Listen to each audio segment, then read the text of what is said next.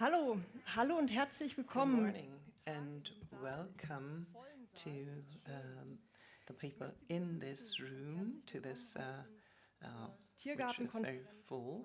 I would like to welcome you to the Tiergarten Conference 2022 on a topic which is very important to all of us and which affects all of us, the Zeitenwende, into a new era. The term Zeitenwende 3 Tage nach dem russischen Angriff auf die Ukraine has been coined and been widely used. It's been coined by Olaf Scholz 3 days after the start of the war of aggression, and we want to talk about what do we connect with it. My name is Jana Tompert, and I will guide you through this conference today. After an official welcome by Sabine Fandrich, we will hear a keynote by Lars Klingbeil, and in the course of this conference we will have 3 keynote speeches from Christine Lambrecht, Franz Timmermans and Svenja Schulze. And in the course of the day we will have 5 panel discussions in order to debate them. The program of today's conference is also available outside. Today we have 2 short breaks, one at 10:15 for 15 minutes and one at 12:30. 45 minutes to take lunch, and I would like to ask you to be disciplined and to stick to this timeline so that the speakers can start in time. For the audience here in the room, there's also the possibility to participate in the panel discussions via Twitter and the respective hashtag. So we would like to ask you now to use our hashtags, which is Zeitenwende and TGK22, and we will try to include your questions in the panel discussions. That much about it for the framework, and I'm looking forward to today's conference. And now I would like to pass the floor to Christine Fandrich. Ja, meine sehr verehrten ladies and gentlemen, Abgeordnete des Deutschen dear members of the German Bundestag and the European Parliament, dear members of the German government, excellencies, dear friends of the Friedrich Ebert Foundation. I would like to welcome you very cordially on behalf of the Friedrich Ebert Foundation to this year's Tiergarten Conference 2022. This is an international conference of the Friedrich Ebert Foundation, and of course such a conference needs to focus on the topic Zeitenwende. The brutal war of aggression of Russia against Ukraine marks a turning point, a caesura in Europe and for Europe, but at the same time it also marks a turn of an era. The rule-based global order, which was laid out after the Second World War, has been damaged severely. The West is united as never before. However, the global reactions to this war of aggression, which violates international law, are less clear. In the global South, there is some skepticism. People shy away from a clear positioning, be it out of concern of the global impact of the war in the form of increasing or raising food prices, supply chains at risk, or an unsecure energy supply, or be it out of distrust against the West. For example, due to a lack of solidarity during the pandemic, or double standards when it comes to military interventions of the West in the past. We, as the Friedrich Ebert Foundation, clearly see this in our global network in many ways, and we also discuss this with our global partners. For German politics, it's quite clear since February the 24th, we cannot proceed as usual as we did before. So at the Zeitenwende, we are at the beginning of a new era. This is why we chose the title of our conference. This means we have to ask questions that are not only immediately connected to the war, but go beyond that. How can Germany assume a greater responsibility for the order on the European continent and also its neighborhoods, and thus also comply to the expectations of our neighbors? What are the instruments that are needed for this shaping role? How can we strengthen multilateralism and reform our institutions in a way so that they are more efficient and more resilient? What security architecture is needed to do so, and how can we transform our economy and our society in a way so that we become more independent of autocratic systems, and at the same time we maintain our social balance? A critical assessment, a critical review is needed, not only in terms of politics and civil society, but also for the Friedrich Ebert Foundation and our approaches in our work. German politics has reacted quite quickly to the Russian invasion with a special fund for the German armed forces. And this was one of the very important reactions and responses. But a Zeitenwende can not only be dealt with new equipment and a modernization of the armed forces.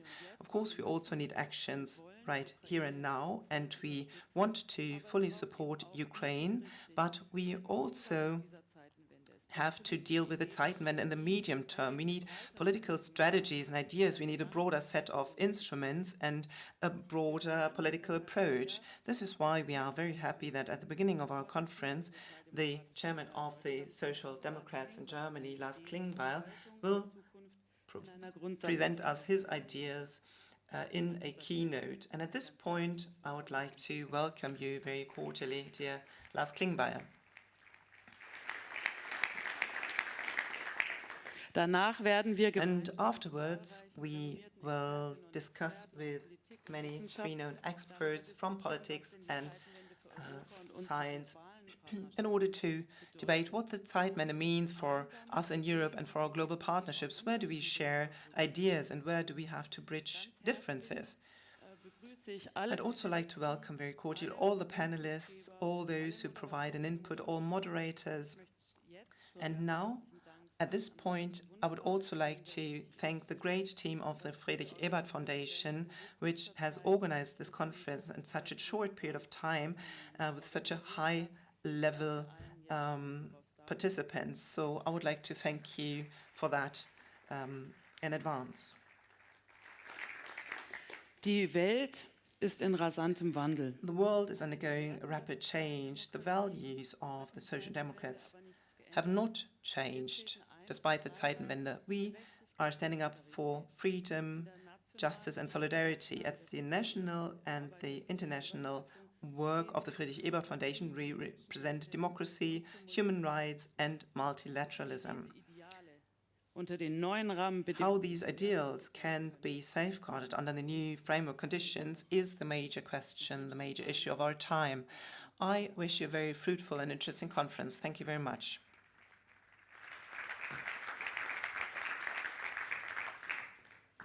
Thank you very much to Sabine Fandrich. And now I would like to ask Lars Klingbeil to come to the podium for his keynote, and I'm looking forward to it.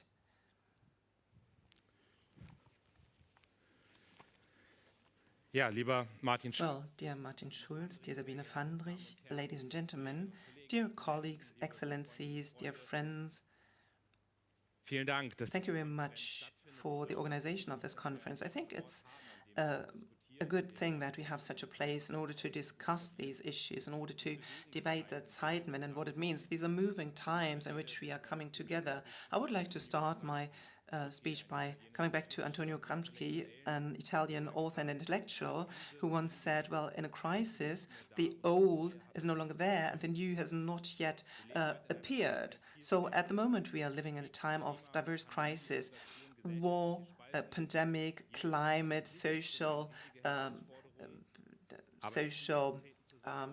difficulties. So the crises are increasing and they are reinforcing each other, and they present us with basic questions that we have to answer as societies.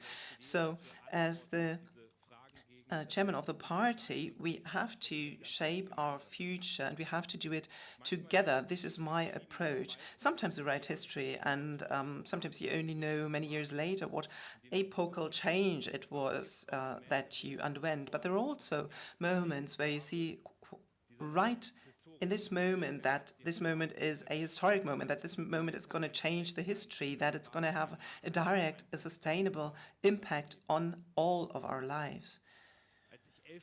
When I was 11 years old, the wall came down here in Berlin and the Cold War ended. This was such a historic moment.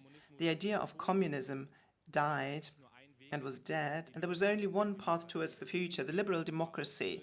The opposition of the systems was dissolved.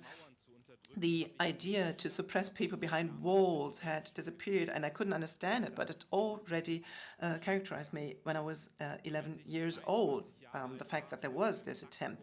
When I was 23 years old, I did an apprenticeship in New York, and I saw 9/11 as an eyewitness, and I experienced it as an eyewitness. And these attacks changed my view on the world. They have changed me. They have also changed my view of the Federal Armed Forces and my approach to security policy. And now, February the 24th, 2022, the start of the war of aggression against Ukraine, this was actually a turning point. This was a Zeitenwende which took place right at the heart of Europe. And this Zeitenwende shows us that we are faced with a huge task. The old thing has disappeared and the new has not yet appeared, not yet started. I'm no longer 11 years or 23 years old. I'm 44 by now, and I'm the chairman of the party SPD, and I am bearing responsibility for this country. And at the morning of the 24th of February, I did not have the answers to this Zeitenwende. I'm sure that we all were shocked. We did not have answers at the time, but I knew immediately that this moment would change everything, that this moment would shape the political agenda of the upcoming years. This is going to be the major task of my generation, to find answers and to draw the right consequences from this change. It will demand a lot of us. It marks a turning point, and it will have an impact on all our lives, on the politics of the next 10, 15 or 20 years. The Russian President Vladimir Putin started this war. He is responsible for this war, for the suffering, for the killing of the Ukrainians. It's an attack on the sovereignty of a European country. We are not responsible for Putin's war. But we, of course, also have to be self-critical. We have to ask ourselves, what should we have done differently before February the 24th? But we also have to ask ourselves, what are the consequences concerning the future? And we will have to implement it. So it's our responsibility to fill the Zeitenwende with life, and this is also the idea of this conference. I am grateful to the Friedrich Ebert Foundation and Mr. Scholz that you have created this space for a debate, that at a time of upheaval you have organized this space for a debate in which we can reflect and discuss, but it's also a Tiergarten conference where we can try to give answers to this new era that is about to start. We are in an interim phase between the old and the new, and it's very important that we come together in order to discuss that. I myself was traveling a lot over the past days and months, and I had many discussions. I went to Stockholm, to Lisbon, to Madrid, and to other cities. I had intensive talks on the Zeitenwende, on this turning point. And over the past weeks, I met many representatives of other parties in Berlin over the past weeks and months, from think tanks and also journalists, and we discussed the challenges that are lying ahead of us. And over the past days, I tried to summarize my ideas and to come up with some theses and put it into this speech. Of course, this is not meant to be comprehensive and covering all, but I would like to invite you to continue the discussion and to think further. I think this is very important. It's very important for society, for the Social Democratic Party, that we conduct this discussion, that we have this discussion. So where are we coming from? After the mass murder of European Jews, which was conducted by the German Reich and the two world wars, we as Germany were reintegrated into the international community of states. It was actually a miracle that the Federal Republic of Germany, first and later on the unified Germany, could become a partner again of the international community that quickly. But still, history has shown us that we need to be, and taught us that we need to be cautious. The European policy has become part of our understanding after that we saw a bipolar world emerge. We saw the blocks, either East or West, capitalism or communism. This system emerged, and this world order was the world order that accompanied us for many decades. But this world order abruptly ended in 1989, reunification, the dissolution of the Soviet Union. So the Western model self-asserted, and the West basically won. And for many, it was just a matter of time until the democracies, liberal democracies, would be everywhere. Simon Huntington wrote about a wave of democratization, and Fukuyama wrote about the end of history. But we know that history never ended. I'm firmly convinced that our social model, the model of a democratic, of a free society, is the best model. But simply because I think this is the best model, or because we think this is the best model, does not mean that the rest of the world sees it likewise. The West was quite sure that the future would only know one end, and a war between European states seemed incomprehensible. And for decades, we believed in the inviolability of borders, and everything was put into international treaties and international law. And we have to now see that we were actually not awake enough, so to speak. When there were some obstacles, we still believed in our model. We still believed that the rule-based order would self-assert, but we neglected that things were developing in a different direction. The signals from Russia should have been interpreted in a different way. At least since 2014 and the annexation of Crimea, Russia is a dictatorship now, and also China has a completely different vision of society than we have. But it's also part of the truth that many states in the global south were disappointed and are disappointed of the promises of liberal democracies.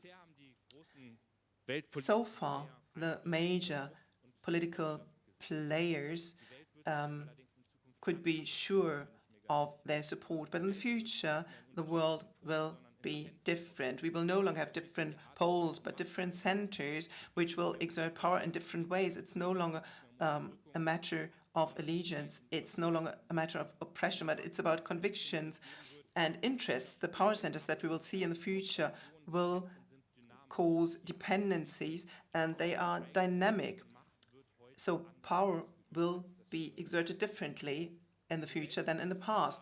This new global order is for those states who are not yet a strong center and who have a political potential, is of an advantage, because you do not swear cohesions to or allegiance to a certain bloc. So the world order will become more flexible. It will be based on negotiations between states, which will become more and more important, but also reliable and trustful relationships. And we see the strategic action of China. It enhances its influence, connects states to it. It uses its political and economic power. For example, the new Silk Road, the Belt and Road Initiative. And we also see it in Russia. Russia has managed to build up relationships to emerging states and to intensify these relationships. So there are alternatives to the Western development model. These alternatives have grown. Russia and China have over many years. Just a second.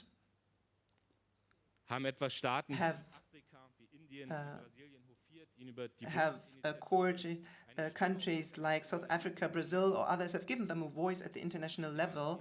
They have seen the interests of these countries. They were respectful towards them, and then created a trustful relationship. And we see the impact of it right now. We see how these states react when we want to impose sanctions on Russia, how they vote. For example, the vote in the UN shows that half of the world population is not standing behind our politics. This needs to make us think, not in terms of our decisions as such, but we have to think about our activities in those countries and how we act at the global political level. The new world order is organized via centers, and from this we can deduce what we have to do. We have to create new alliances, partnerships. We have to offer open structures, just as Olaf Scholz is trying to do so with the International Climate Club. We need to be inclusive or not exclusive and create new structures at the global level, create structures that create added value for everybody. And this is why we have to extend our strategic partnerships. And in the next months, we have to work closely with Latin America, with Asia, with Africa, and establish these partnerships, reinforce them when it's about the question of food. We are facing a food crisis, and we have actively do something against this. It's a consequence of Putin's war, but it is our responsibility to do something together. So we have to be more active in approaching the countries of the Global South, offer them cooperation. Their problems are also relevant for us. These are the global questions that aren't solved yet in the areas of technology, hydrogen, health, climate, and so on. And this is where we have to be active. It is our aspiration in Europe to become the first continent that is climate neutral in the world. We have to create innovation, we have to create standards, we have to create a just transition. We want to show that prosperity and climate protection can go together. And if we achieve this, then other regions and countries in the world will take this as a point of reference. They will want to embark on the same path, and it means we can be a good role model. But it's also clear on this path we will be dealing with countries that do not share our values or our idea of an open society. Nevertheless, we will have to cooperate with those countries. Every time we have to contemplate to what extent do we develop a cooperation? How will we compromise our values through such a cooperation?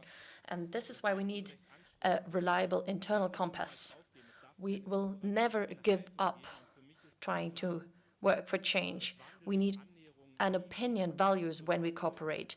Change through rapprochement should never again become change through trade. That's clear to me. Never again should we create such profound dependencies as we have done on the energy policy level with Russia. We have to extend our strategic autonomy. We have to produce these goods here in Europe and be independent from Russia. And also when it comes to China, we also have to become more independent with regard to technology and devices. That doesn't mean we shouldn't engage in trade with China or other countries such as China, but we have to be resilient and intelligent in choosing our cooperation. So we've had some years of insecurity. We will have some more years of insecurity when it comes to the new global world order. It is about competition. It is about relationship, dependencies, linkages, cooperation, and what we can mean with others. And we have to get ready for this competition. No state by itself will be able to deal with the challenges of a globalized world. As I've already said, we need centers that work together, alliances, and the European Union has to be such a center of power. Altogether, it's very important to me that we remain closely together as the West, being closely allied with the US, with Japan, with the United Kingdom, with Canada and others. There should be no doubt that we stand together as Europe. We need to fulfill our responsibility and we want to be the most attractive center of power in the world. What I've realized in the conversations of the past weeks, and it's become evident to me again, that a lot relies on Germany. Germany has to fulfill and also have this aspiration of becoming a leading power. After 80 years of being reluctant, we will have to assume a new role in the global world order. We have worked to get a high degree of trust in the past decades, and this means there are also now some expectations that we're facing. It became very clear to me in the past weeks, Germany is at the center of things, and I believe we need to fulfill these expectations. Being a leading power doesn't mean we have to be brutal in doing so. I do hope that, similar to the culture of leadership we have in business or politics, that at the international level, it also becomes clear we need intelligent leadership. And that also includes the demand for a feminist foreign policy. Leadership means you have to be aware of your role. It means you have to approach others, convince others.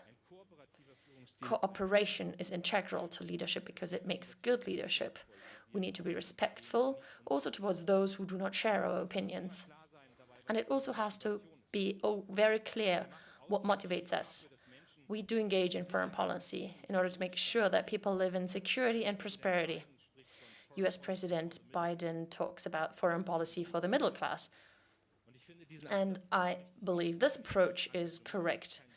Foreign policy is not a purpose in itself. It always has an effect on cohesion in our societies. And right now, we can see what costs, tremendous costs, are caused by shaking the international world order, supply chains that are interrupted. It all has an effect. And that means all international conflicts can be a force of implosion for our democratic cohesion. It's about our societies, and this is why engaging in foreign policy is so important. Domestic policy and foreign policy goes together. If we do accept this role of leadership, then we will have to face very tough decisions, financially, politically. We have to change structures. We have to rediscuss our budgeting. And I believe we also need a very different debate on security policy in Germany. We need spaces like this one here where we talk about security policy, but we need more of these debates and more spaces where we can get together and exchange. The Chancellor Olaf Scholz and the federal government have already reconsidered and reworked some fundamental principles of German foreign policy. We are in solidarity with Ukraine. We engage in tough sanctions. We deliver weaponry. We have established sanctions that Russia will feel for decades, and we engage in quite a lot of diplomatic pressure with our allies. It is right for us to do so, to take these steps, but that's all related to a new role as Germany. But altogether, if we look at the security policy debate, we also have to be critical. All of us in the past years, we did follow the security policy mainstream, and we neglected the defense of our own country and of our allies. I was visited by some colleagues, social democrats from Lithuania, and they talked about their fear that they will be next who will be aggressed by Putin. And I realized that I had this impulse to say immediately, no, don't worry, he's not going to do that. And then I realized this impulse, this has been the mistake and is our mistake. Mid of February, 2,000 experts on security came together at the Munich Security Conference, and only very few of them assumed that Putin will actually aggress Ukraine. And 4 days later, it happened. And until today, I wonder why we didn't see this coming. I believe we have to rethink scenarios. We have to be better prepared for scenarios that aren't even that likely to happen. When we hear from Poland, the Baltic states, that they're afraid that they might be Russia's next target, then we have to take it seriously. The Chancellor Olaf Scholz has made it clear. We will defend every centimeter of the NATO territory. So this is why I warmly welcome his decision to reinforce the German troops at the eastern flank, that we station and deploy more troops, that we intensify the protection of our eastern partners. And this also needs a better equipment of the German armed forces.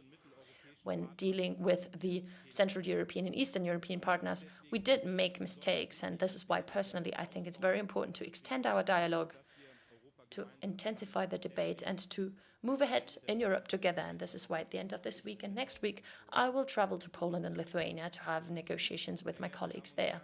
Ladies and gentlemen, it's very good that we have deployed the special fund of 100 billion euros for the German armed forces. That means we can close gaps. We can put the defense of our country and of our allies at the center of things.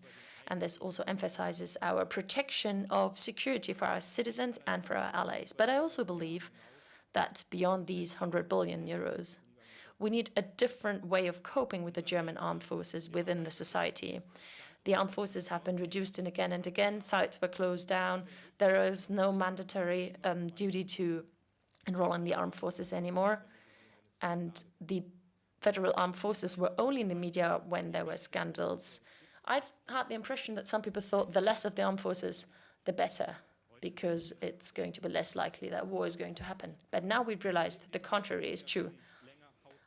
And I've been dealing with this contradiction for a long while. I grew up as a son of parents who were soldiers. I grew up at the site of the armed forces. And I know what it's like when someone from my acquaintances dies in Afghanistan. I've been in the Defense Committee of the Parliament for 12 years, and often I was met with criticism when I was in favor of a strong army here in the society. But I want us to develop a new form of normality regarding the armed forces.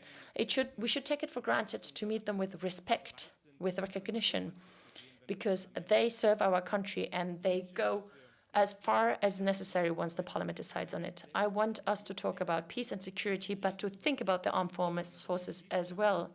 We should not look away from the reality of war. This is what we see in Ukraine. Peace politics, for me, also means using military force as a legitimate means of policy making if necessary. And this is also in conformity with the Charter of United Nations. It is always a last means, but it is a means that we can use in the international order. I assume that some of you might be alarmed by my words. The president of the Social Democrats is talking about military force, about leadership role, and so on. I think this might trigger some debates within the next days.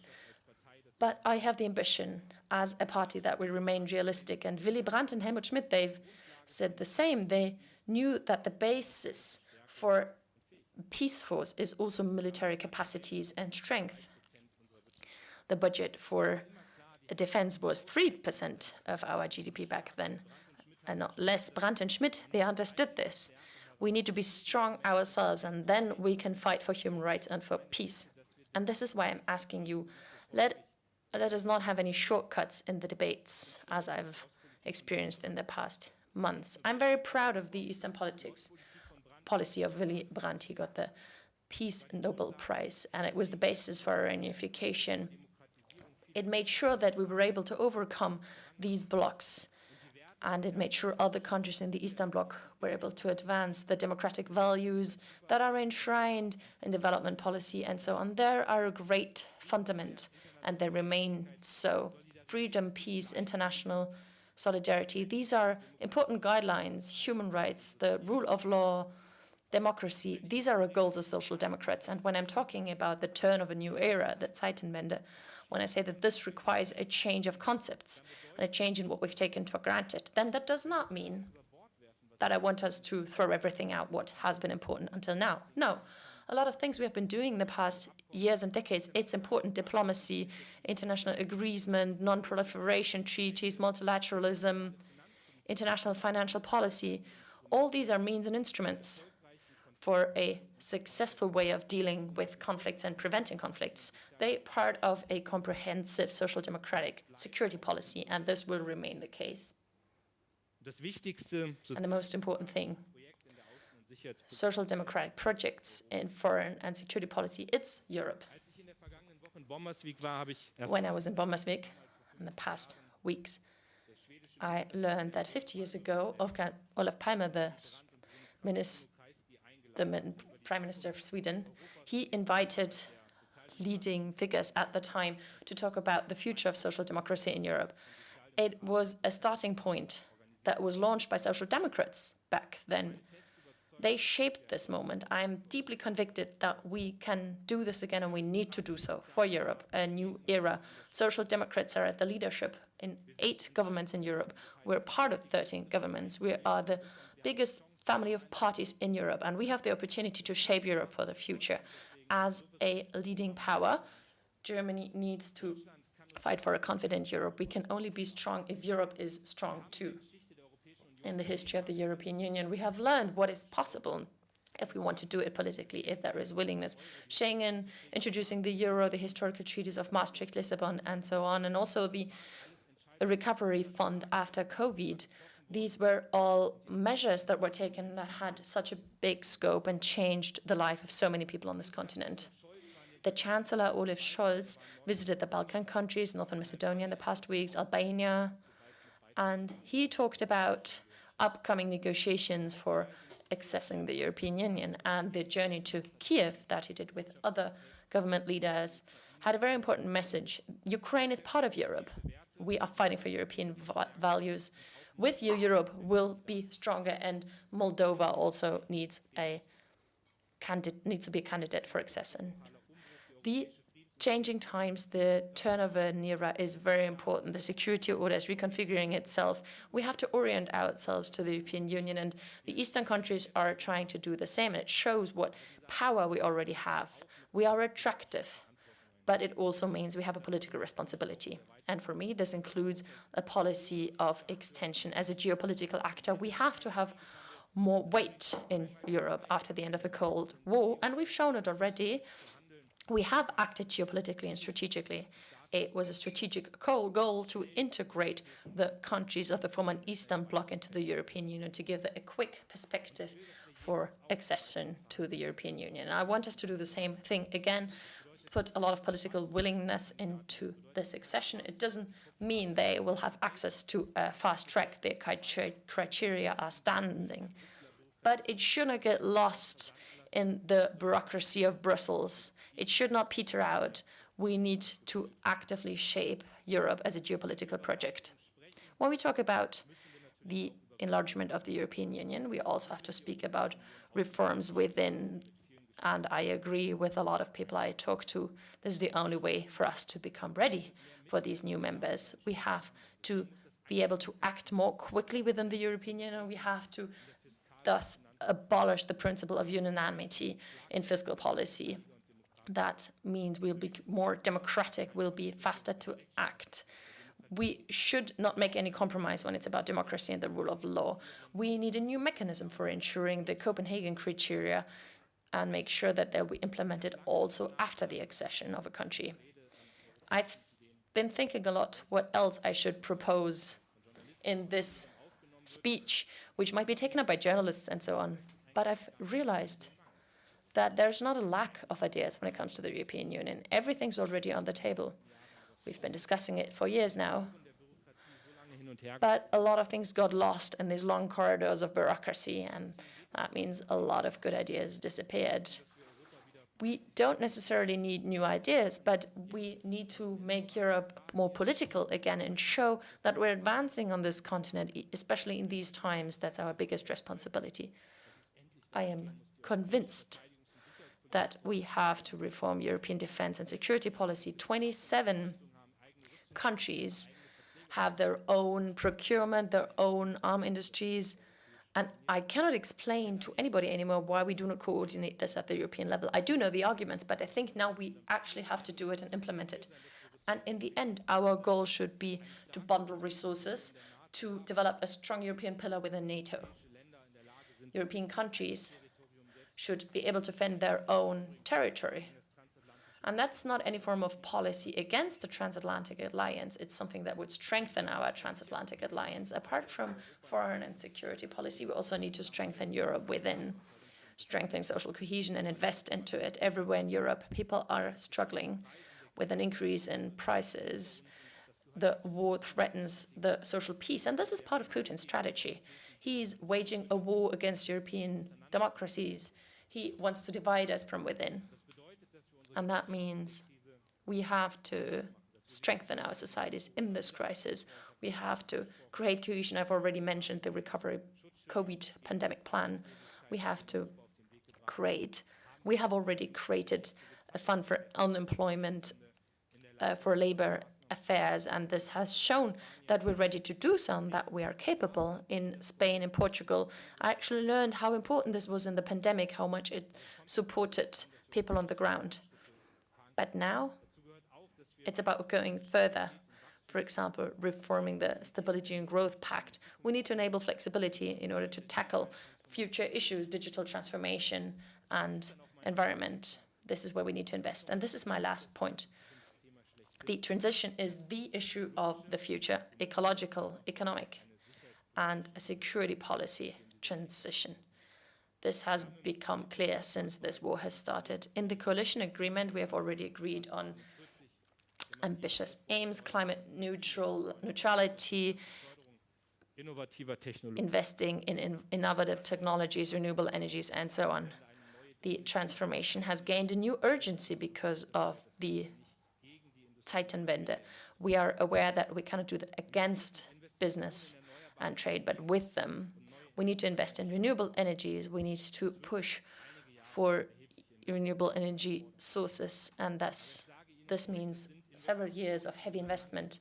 But what I can tell you, it's an investment into our long-term prosperity. We create the basis for good wages, for good jobs in Europe. And if I see that in Germany alone, there's a potential of 400,000 new jobs in Germany, then it becomes clear what opportunity this means for Germany, but also for Europe. We want to promote climate-friendly investment in Europe and thus create global standards. Renewable energies are the best source and the cheapest source for our future. And because it's also a security policy event, this is why I want to emphasize, this is an investment also in our independence, in our autonomy, in our security. Ladies and gentlemen, friends, the old has disappeared and the new hasn't yet arrived. Before I reach the end of my speech, I'd like to remind you of Willy Brandt, his speech on the International Socialist Congress in 1992. Willy was rather sick at that moment. He wasn't able to speak himself. Hans-Joachim Vogel read out the speech. What Willy Brandt wanted to share with future generations. I know that these words are very well known, but they're very up to date. What Hans-Joachim Vogel read out back then was nothing will come by itself, and very few things will be permanent. And this is why you have to think back about your forces, your capacity every time needs its answers. And thus, Willy Brandt formulated what social democracy has been about throughout history: cope with crisis, new situations, and draw conclusions that will improve the future. I believe in the unique shaping power of Europe. I believe in the power of social democracy and its convictions for a life in solidarity, prosperity, and freedom. I believe in the power of our democracy to shape our future. I believe that we can grow with the crisis, that we will be able to cope with them and create and shape a better future. In this speech, I've tried to sketch out some first idea how a new social democratic perspective on foreign and security policy can look like, policy that can lead us to a better future. I'm looking forward to the debate. I'm looking forward to contradictions. I'm looking forward to discussions today. Thank you so much.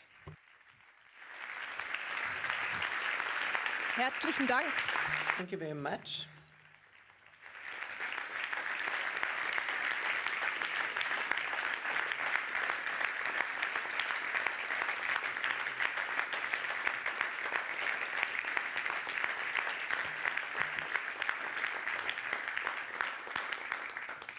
Herzlichen Dank, sehr bewegende und Thank you very much. Very moving and inspiring words, and I personally feel moved and inspired and touched by your speech. So thank you very much to Lars Klingbeil once again. I would like to ask you to come to this panel together with Nana Brink, who will moderate the first panel, and as long as we are standing here, the main stage will be prepared, and then we will start with our discussion. Dear Nana Brink, you have closely listened to what Lars Klingbeil just said, and what is or moved you most, and what is the point that you're looking forward to in the discussion? Well, you just said it. Everyone is affected by what has happened. Also, we as journalists, we are affected by it. And I was very impressed by your realism, that you so clearly describe what many people were longing for. I mean, this is what everyone is longing for. This is clarity. And you said, well, Germany is a leading power. This has been a no-go for quite a long time. And you also emphasized the federal armed forces, that they play, once again, a major role, and that security is also a guarantee for our well-being, for our wealth. So there was someone who said that German interests would also be defended by the utilization of weapons. This is not so long ago. So I'm looking forward to the debate. Well, I'm taking a look around, so the stage is prepared, and I would like to invite you to the first panel together with Nathalie Tocci and Carlo Marsala. And we have to wait just another second, but you can get into the right mood for the discussion, and then you can take a seat on the stage. Das Wasser ist ganz wichtig, damit die Stimme gut bleibt. Wir haben den ganzen Tag. So we have all day for our debates. So now the stage is prepared. I guess we can go over there. Ich glaube, Sie setzen sich in die Mitte. Ja, genau. Ich würde mich hier hinsetzen und Sie vielleicht in die Mitte. Frau Tocci, da oder hier hin? Ja, wir freuen uns jetzt auf die Diskussion über die we are now looking forward to the discussion on the keynote of Lars Klingbeil, which still needs to reverberate a little bit, because I think he brought up several fundamental aspects and issues. And I'm looking forward to the debate with you, of course, also together with you, Lars Klingbeil. So first of all, welcome Nathalie Tocci, the director of the Istituto Affari Internazionali. So welcome to you. It's great having you here. And Carlo Marsala, professor of international politics at the University of the Federal Armed Forces in Munich. So welcome to you as well. Und wir wollen jetzt ein bisschen vertiefen. And now we would like to go into more detail to what we already heard in the speech of Lars Klingbeil. So first of all, the question to you, what was most impressive to you? Well, firstly, let me start off by saying that as a non-German social democrat, as an Italian European, but a social democrat, let me just start off by saying, wow. You know, I wasn't quite sure what to expect, and I must say that listening to you, it really kind of ticked all my personal boxes. So really what I'm going to be saying is simply going to be highlighting many of the points that you already made. So thinking about the Zeitenwende and what it means, what does this turning point actually mean? What are we turning away from? What are we turning to? Now, I'd say that at the very least, we're turning away from the post-Cold War era, but I think more realistically, we're turning away from the post-Second World War era. So it's something that is far more dramatic, and I think this is something that was highlighted in your speech. And so what does this all mean for foreign policy? What does it mean for a social democratic foreign policy? And let me perhaps start off by saying what it does. What are not, in my view, the implications. And I think this is, again, something that came out quite strongly in your speech, Lars. So I would say that what is not an implication is the belief that once this war is over, somehow we will go back to where we were before. That, in my view, is simply not an option. It is simply not an option to assume that openness and interdependence and trade can simply be the automatic way to achieve all good things. It was a wonderful world when we thought that that worked. It just simply doesn't. And the weaponization of interdependence, whether this is trade with China, whether this is energy with Russia, is simply going to be a fact that we will have to deal with. And it's not comfortable as social democrats to kind of you know, really absorb that implication, given that indeed the idea of, as you put it, it was, you know, trade through interdependence was often couched and dressed as peace through interdependence, and coming to terms with the fact that it doesn't quite work that way, it is not such an automatic journey, is not an easy, in a sense, implication to swallow. I think what is also not an implication, and again, this is something that was implied by your speech, is sort of falling into the temptation that peace can be achieved without justice. And again, here, as we are in the midst of the war in Ukraine, there is a certain push that basically says, well, you know, surely this should be about compromise. This should be about diplomacy, because this is the route to peace. But you look at the snapshot and the dynamic of where we are today, and it is very clear that that kind of peace is not a sustainable peace. And again, it's not an easy implication, especially for social democrats, to accept. It's far easier to go down the route of diplomacy than to go down the route of military support. It's not something that we are particularly comfortable with. And yet, I think that is an important implication that one has to, again, to swallow. So having said what I think are not the implications of the Zeitenwende, perhaps just 5 very quick points about what I do think the implications are. And again, these are many of the points that you, Lars, already highlighted. I think point number one is, and you highlighted it, enlargement, the enlargement of the European Union. We no longer live in the world in which we could comfortably assume that stability and democracy and security could be achieved through surrogates of enlargement. It was a great world when we thought it worked. It simply isn't the case. This is true, obviously, in the case of Ukraine, but as you said, it doesn't stop with Ukraine. This is about not only Eastern European countries, but first and foremost, obviously, also with those countries that are already in the enlargement process, meaning the Western Balkans, with a big question mark as to where does this leave Turkey in the mix. Secondly, and this is perhaps a point that you highlighted less, where does all this leave the EU's asylum and migration policy? Fantastic that we've moved forward on the temporary protection of refugees for Ukraine. How do we use this in order to make this something that is far more structural and systematic, and therefore use and leverage this to essentially really move towards a common European asylum and as well as migration policy? Thirdly, energy security. And energy security, which is back on the agenda.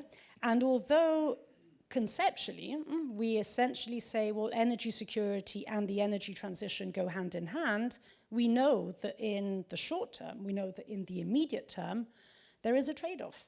I mean, we have seen this as we speak with the prospect of coal power plants being switched back on. And yet we know that the long term starts in the short term. And therefore, we need to find a way of practically reconciling the energy transition with energy security. Fourthly, where does this leave what we have already started building on with the pandemic, with Next Generation EU, with the idea that economic prosperity can only be achieved within a broader European setting? How do we build on Next Generation EU to make the next step, also as far as European economic governance is concerned, precisely in order to embed, Lars, what you were referring to, you know, what is the German and the European equivalent of a foreign policy for the middle class? How do we ensure that because, of course, left unchecked, the implications of the pandemic, the implications of the war, the implications of the energy transition are going to increase socio-economic inequalities, and they're not going to reduce them. So we really need to sort of, swim against the tide in terms of ensuring that that doesn't happen. And then very finally, where does this leave the more, if you like, traditional foreign policy, including security and defense? Yes. There is one part of the answer which is, in a sense, more comfortable, again, for Social Democrats. Well, we need to reach out to the Global South. You were making this point, I think, in a very powerful way. We need to build those partnerships in order to avoid a West versus West dynamic. And yet we do, how exactly do we do it? Some means through which we do it are, again, slightly more comfortable. Reaching out in economic terms, reaching out through diplomacy. Other forms are slightly less comfortable, because I think in many respects this also entails assuming risk, including risk as far as security and defense is concerned. And very final sort of footnote to this last point that I wanted to make is, where does this leave European defense? If NATO is essentially in the business of the defense of Europe, where does this leave European defense? Where does this leave European defense as far as the South is concerned, but also as far as other areas in Europe, in fact, areas very close to the war in Europe? As we speak about a food security crisis, we speak about the Black Sea and we speak about the port of Odessa. Isn't this something that European defense should be thinking about, in fact, should be doing? Something clearly that NATO is not in the position to do. And by doing it together with, perhaps, countries in Africa, and therefore giving it a broader global dimension too. But all this entails not only assuming responsibility, but also assuming risk, which again is something that we as Europeans are, in a sense, less prone to doing. But in the world that you described, Lars, I think that this is both a story about responsibility as well as a story about risk-taking. And I'll stop there. Thank you very much for emphasizing so comprehensively all the European aspects. So Vielen Dank, dass Sie das so... Thank you very much that you described all the challenges from a European point of view. And Carlo Marsala, what are the focus points from a German perspective, or what are the points that impressed you most in the keynote from Lars Klingbeil? Thank you very much. Mr. Klingbeil asked for our opposition or for other arguments. But first of all, I would like to come to my agreement. So it's the first time for 18 years, I guess, that the Friedrich-Ebert Foundation has invited me to an event. And this is also part of the Zeitenwende, this turning point, obviously.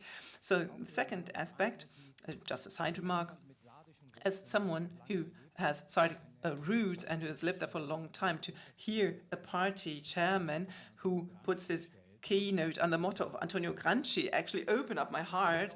And I think it's also very important, and now I would like to be a little more serious. It's very important what Lars Klingbeil said in his speech. It's, I mean, the topics as well as the way he described it. And Natalie Tocci has talked about the Global South and also Europe and NATO.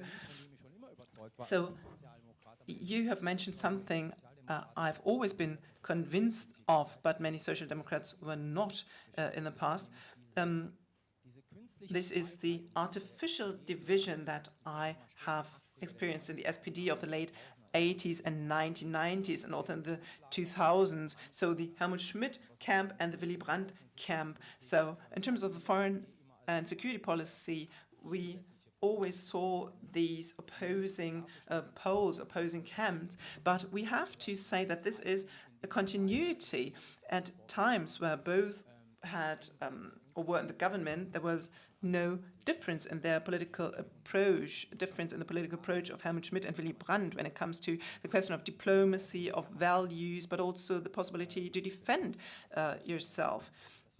And this was quite good. The way you described it was quite good. In terms of the speech as such, I would like to start with a question. I'm not quite sure whether the initial assessment is correct. I would like to quote you that the world will no longer be organized in poles but in centers, and to join these centers will be based on your own interest. I'm not sure whether this will be the next global order. I do not see how China or Russia would attempt to become a pole or a center. This is just a semantic question, and whether they would like to become attractive for others in terms of their political or economic system. These states also want to exert pressure, economic, political, military pressure. They want to coerce others in order to have some leverage at the international level. So I'm not sure whether the future world order will be one which is based on centers that exert hegemony in terms of leadership through allegiance and not through imperial leadership, in order to quote Heinrich Triepel. So leadership through coercion. I'm not sure whether this is going to be the international order. I think we have to be a little bit cautious here, because this might create a wrong image in terms of the future development of the Russian Federation. I'm not sure that we do not have a wrong image, but especially in terms of China, this might lead to a wrong image in terms of China and its global power. A second aspect which is very important to me, and this is not only something to do with the fact that I'm a teacher, a professor at the Federal Armed Forces University, but what you said in terms of defense policy, I can fully second that. I can fully support what you said in this regard. But I think Zeitenwende also means that defense needs to be rethought, not only in military categories. As glad as I am about the special fund that is being provided to the Federal Armed Forces, and it's also necessary that the Federal Armed Forces get this special fund in order to become a fully equipped armed forces which is capable of fulfilling its task. But the discussion at the moment is narrowing on the special fund for the Federal Armed Forces.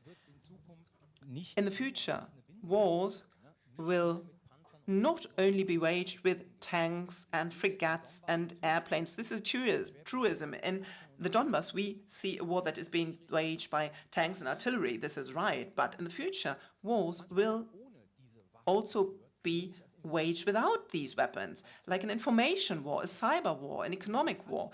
And all this is connected because hybrid warfare in the 21st century means that both strands, and Strategies once said it quite rightly, so you have the military strand and the non-military strand, which can be moved independently of each other or also together. So we have to think defense in a broader term. And this does not have anything to do with militarization. Defense has different facets, social facets, ecological facets, economic facets, and it also affects the cyber security. So we should not only narrow it down to a special fund for the Federal Armed Forces and equipping the Federal Armed Forces fully. And this is an aspect that I was missing a little bit in your keynote. And the third aspect I would also like to point out is, and I do not have a solution for it, this was not mentioned in the keynote, and I think for a good reason. So what are we doing with the United Nations in the future?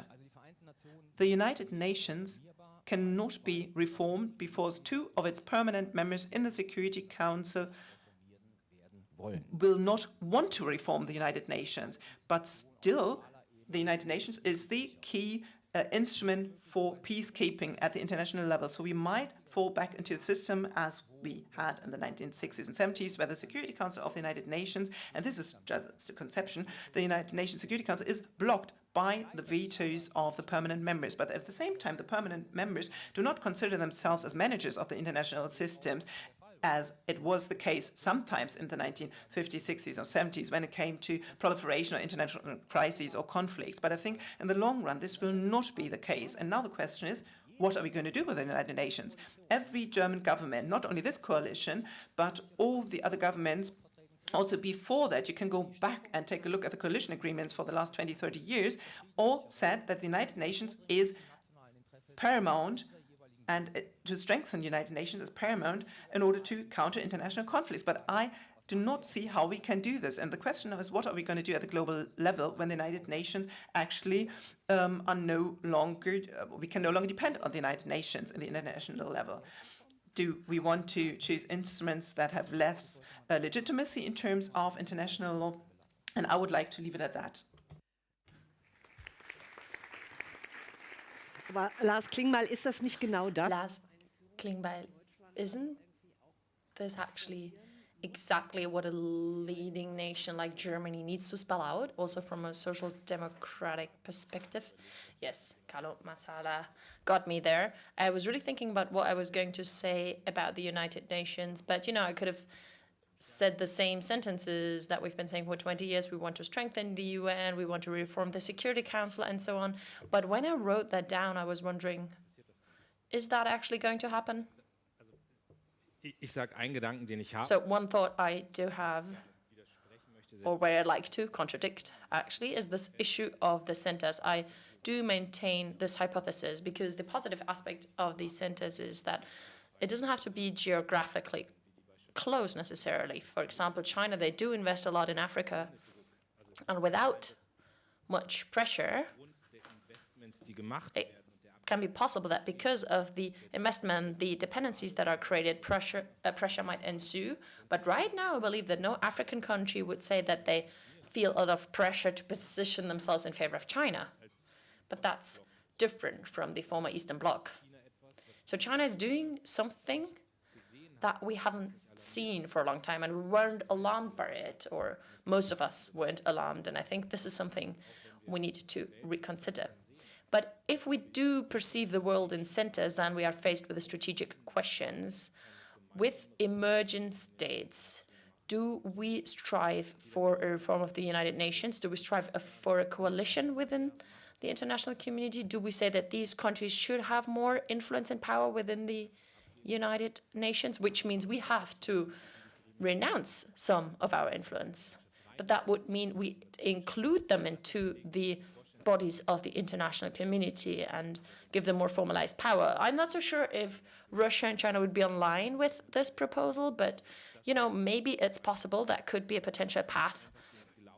But I do not want to abandon my beliefs into the United Nations. As a society here in Germany, we always have to think how can we strengthen the United Nations. But I think it means we have to renounce some power within the international system in favor of an emerging South. And we'd have to create an alliance for reform of the United Nations. This is a possibility I see. One other point where I think maybe there was a misunderstanding. I really do not have a narrow understanding of security and defense, just these 100 billion. But in my role as a party chairman, it's also looking at and challenging my own party. And when I prepared this speech, I was reading a lot about categories of military, non-military defense policy. And I do not quite agree with this. Security policy always has a lot of different dimensions, and this notion that has been created, that the non-military security policy is good and the military security policy is bad, that's not right. And this is what I tried to change. I try to show what good instruments we have, all the measures that are always part of our portfolio. But I think it has to be normalized, to see the militarized aspect of security and defense policy as a necessary ingredient. Natalie Tocci, this is the case. Do we really have to rethink it? What challenges are we faced with as a social democratic new security policy? Maybe you can sketch it out again.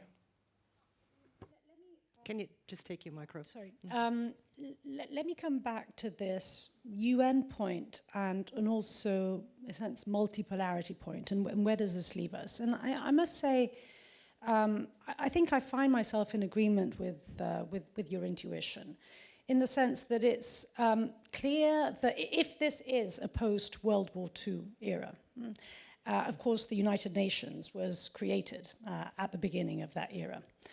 The point is that we don't quite know how the international system is going to crystallize next. And so beyond saying, obviously it needs to be reformed, it's very difficult before the system actually crystallizes. Is it a new bipolarity? Is it a multipolarity? Who knows? We don't know. So it's very difficult, given that the UN system as we know it was established when there was a certain consolidation of the system after the Second World War. I'm afraid we're not there yet. And so it's very difficult to imagine how to reform beyond the general sense as we have, and this is not new, greater representation from the Global South. Yes, okay, we know all that, but really moving that step beyond where we were already 1, 2, 3, 10, 15 years ago, I find it very difficult at this point to imagine. So what is it that can be done, especially as far as multilateralism is concerned? Well, I think actually thinking about working on, let's say, not necessarily geographical cause, but policy cause. How do we create policy coalitions on the major global challenges of our age? Some of these may be geographic in nature. Some of these, in fact, most of these will not. But thinking in a sense of establishing the basis, in a sense, of what eventually will be the system which will eventually consolidate what a future, in a sense, UN may look like. Start from the concrete, start from the policy cooperation multilaterally, and then build on from there. Carlo Massala, ich meine, die Rede von Lars Klingbeil ist ja... Carlo Massala, the keynote we heard from Lars Klingbeil, it's also very relevant for the upcoming summits, crisis summit with the NATO and so on. So it's really crucial to figure out where social democracy is going. Are we faced with a new generation? A new generation that's more clear in its formulations? Well, yes. If I look at the discourse on security and foreign policy, the discourse that I've heard since the 24th of February, I do feel a new generation is at the helm. There's also an older generation that has been learning, yes, exactly, when it comes to the relationship to Russia. Not only the relationship to Russia, but also when it comes to certain illusions that German foreign policy has succumbed to in the past 20, 30 years. That's not just the SPD, the Social Democrats, also the Green Party, the Conservative parties. I'm not so sure about the Liberal Party because I do not know that much of the historical foreign policy for the FDP. But yes, we do have a new generation that's clearer. It speaks differently. It doesn't necessarily mean that they already have convincing proposals for solutions. You know, when we get back to what Natalie Tocci has said, we don't know where we're going. We're very slow. We're slowly making our way. We're trying to grapple with the new framework and parameters that shape policy making. But we do see a willingness to change, especially with the younger generation, because the sense of urgency, it's different. These people realize that if we do not change certain things now, it doesn't mean redo everything. Not everything is bad, but we're lacking certain aspects. So if we do not change certain things, then in the end, we will jeopardize not only European security, but also European prosperity and the basic values of European democracies. And I think that a lot of, especially younger people, do not just want to stand back and do nothing. So this is why I welcome, and I didn't want to criticize your speech when I was talking about security, you know. It was about the general discourse that often security policies narrowed down to 100 billion.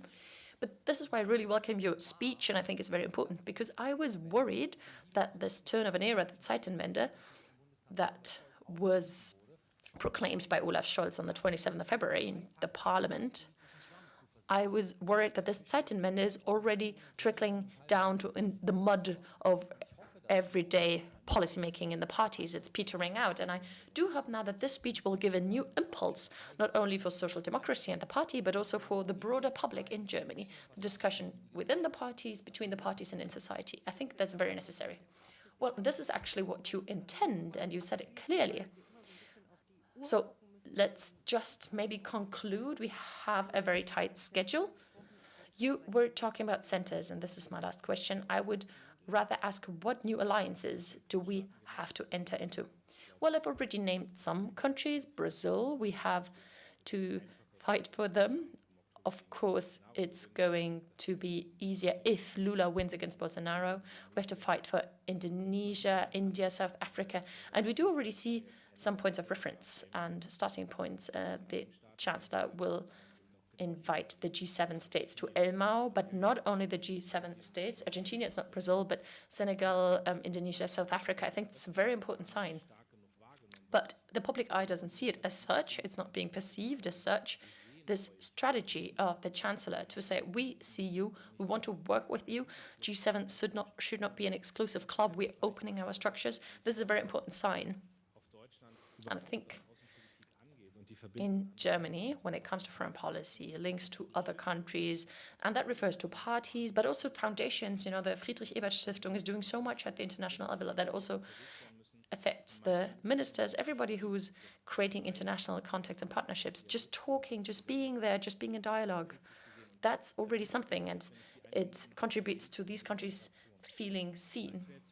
Just one last thing, the link to the new generation. I've been in the Parliament for 12 years, and I remembered when I was there in the beginning, you traveled somewhere 3 days to the US, 2 days somewhere else, and people looked at me suspiciously. They were wondering, well, is this guy just going on vacation?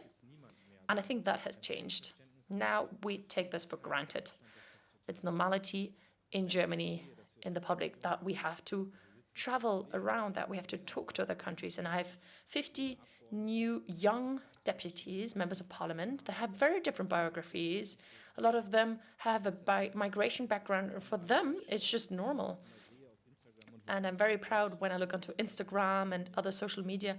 For them, it's just normal that they will network at the international level, that they travel to the US, to the Balkans, to Latin America. It's just a normality for them in Asia. And I think something is growing within social democracy that really gives rise to hope. This international history we have, these international partnerships, it shouldn't be about a rupture with the past, but it should be about redefining them. We have a new era. We are faced with a Zeitenwende. It's going to be very challenging, but we do have the contacts and the power, especially with these new people, to redefine this new era. And I think foreign policy is part of this, and this is what I want for the public discourse if politicians travel. It's not about them going on vacation. It's important for our country. And I think this is an important mentality we need to anchor. Thank you. Ja. All right. I think we've set the tune for today. We've sketched at the discussion. Thanks so much through the three of you, and we'll continue our debate after the break. Thank you. Herzlichen Dank für diese erste spannende. Thanks so much for this first very interesting panel discussion with a lot of very colorful perspectives. So I'd like to invite you to have a short break now, 15 minutes. It's not a lot of time. You will not be able to discuss everything that's turning in your head right now. You will not be able to exchange with everybody, but still I'm asking you to be disciplined and come back at 10:30. You will hear a sound, so please do get back for Christina Lambrecht so that we can start on time with the keynote. There's coffee and 2 tents in the garden. Enjoy.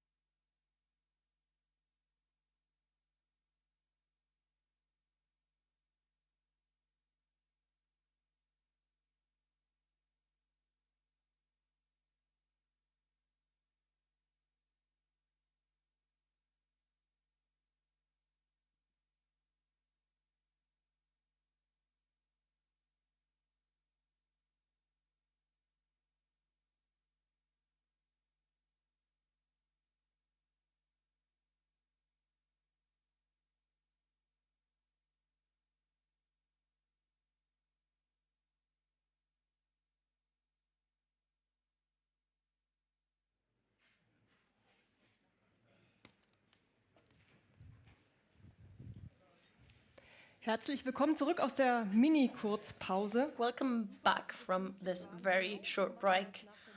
I'm very grateful you're so much on time. We'll do that again after lunch break, I hope. Now I'd like to warmly welcome Christine Lamprecht for her keynote speech. Und zwar geht's los mit der Keynote Jetzt oder nie, souveränes Europa. The keynote is titled Now or Never, a Confident Europe. That's it. First of all, thanks a lot. Lars Klingbeil, Martin Schulz, ladies and gentlemen. So I'm very happy I was invited as Minister of the Defense to this Congress on the Zeitenwende. I'm very happy to speak here today. And let me say the Ministry of Defense is a heart chamber of the Zeitenwende. I think that's appropriate to say. But of course, the Zeitenwende that we're talking about is much more than only the military. And that's why it's important to think larger in this very special situation, discuss it in a broader sense. But nevertheless, potentially, the question of the Zeitenwende will possibly be decided around the issue of the military. Because in this area, we have to do the biggest jump ahead, the biggest change in mentalities. Because until now, you know, things were working out well. There was a certain routine, and this routine assumed that the military is in the end. We don't really need it. We can neglect it. We live in this peaceful situation, and the consequence was that it was severely neglected. But on the 24th of February, with Putin's war, it was shown that it's crucial to be able to defend oneself if things come to the worst. This is a fact that for a long time maybe we have ignored. And now in this particular situation, it's gotten back to our awareness, because in the world of states, there is no monopoly on the use of force. And this is why we actually have to delve into this issue, because those who are powerless with regards to the military, and this is what we experience, that voluntarily strengthen those that are warmongers and that despise human rights. We cannot let this happen, and this is why it's important that we also think along military terms when we talk about the Zeitenwende, that we have drawn necessary conclusions here in Germany with a special fund with 100 billion euros for the German armed forces. It sounds like a tremendous amount of money, and it is. But it is what we need, rightly so, in order to make the armed forces what it needs to be, to enable them to guarantee the defense of our country and of our allies. This is the core task that we need to fulfill when we use the armed forces to help other authorities and agencies in Germany, like now in Brandenburg with the burning forests. But the core task of the armed forces is defending our territory and our allies, and it's very important to take this step to ensure that we're able to comply with this task. So one thing, money, this is very important, but change in structures, this is also crucial. We have done the first steps in Germany. There's still a procedure of negotiation within the government in order to strengthen the procurement procedure, because obviously it depends on how we can use the special fund procurement. But I don't want to talk too much only about the special fund, the 100 billion euros and the procurement. We need to think beyond that in the European context, because this is consequential. In Europe, we can only think security jointly. No country can do it by itself. We can only do it together, and this is why it doesn't make any. It makes a lot of sense to move ahead when we stick together in Europe, and this has been shown in the past weeks. Then we are at our strongest. And of course, the NATO represents the common security in Europe, and of course in future it also has a pivotal role. There's no doubt about that. This is why I am very glad to see two potential new EU members for NATO with Finland and Sweden, who would really reinforce this alliance. They are well equipped. They have very well equipped armed forces, but also we have been working together for a while, done joint trainings, and so I think there are ideal prerequisites for these countries joining the NATO. But we also have to think beyond the NATO. This is not enough in itself. Because we have experienced during the Trump era that this alliance is fragile and it's dangerous to just rely on this alliance, you know, with this huge protective power of the US. They cannot always be there for us. Right now, we do have a very reliable partner in the US, for sure. But it becomes clear that this is essential. We need to be able to work well together in solidarity within this alliance, and this is what we're doing currently. But again, we should be aware that this could potentially change. We all hope that this won't be the case, but we will have to take it into our considerations. And of course, we also have to take it into our considerations that the US is interested in entering the Indo-Pacific space and to be committed there. And this can also result in the US having less of a commitment here for Europe or reduce its commitment on this continent. And we have to be prepared for this scenario. So this is why we have to take these two aspects into consideration. And this is why Europe has to provide its own answers to security issues. We have to be able to deter by ourselves efficiently. And I think everyone would agree on that. Even the US, this is now the case. They used to be quite skeptical about this, whether this is needed, whether this can go hand in hand with what's happening in NATO. But this skepticism has been overcome, and the US does recognize the value of an independent Europe on military terms. On paper, the European Union never had a problem with recognizing this truth. They had land goals, battle groups, Article 42.7, and now currently the strategic compass. For around 30 years, the EU has created concepts, strategies, and treaty texts. And of course, some first steps were taken. We have a common security and defense policy within the EU. We have created some institutions for that, for example, the EU military staff and the European Defense Agency. They created programs, PESCO, CARD, now is the European Defense Fund, very importantly, and the European Peace Facility. And these are only a couple of examples. But despite these concepts, all these documents, these institutions, and also despite some EU military missions, we haven't managed to do one thing: becoming such a strong actor at the military level to cause adversaries to change their strategic considerations. We do not have this effect yet on our adversaries as European Union, because we do not have the complementary hard power to ensure that a potential aggressor has to take our hard power into account. And so we need to be honest. Nobody in Moscow, Tehran, or Peking is looking at the EU and therefore changes their strategic planning for the armed forces. When it comes to market power, economic power, power of setting framework conditions, it's different. Europe is strong, it's a superpower geopolitically, but this does not hold true for the military level. And this needs to change. And now again, everybody agrees we want to change this now. We want to cooperate closely in this area, but it's going to be a stony path. It will not happen by itself. The obstacles are high because the opinions diverge. And of course, the means are also limited in the respective states.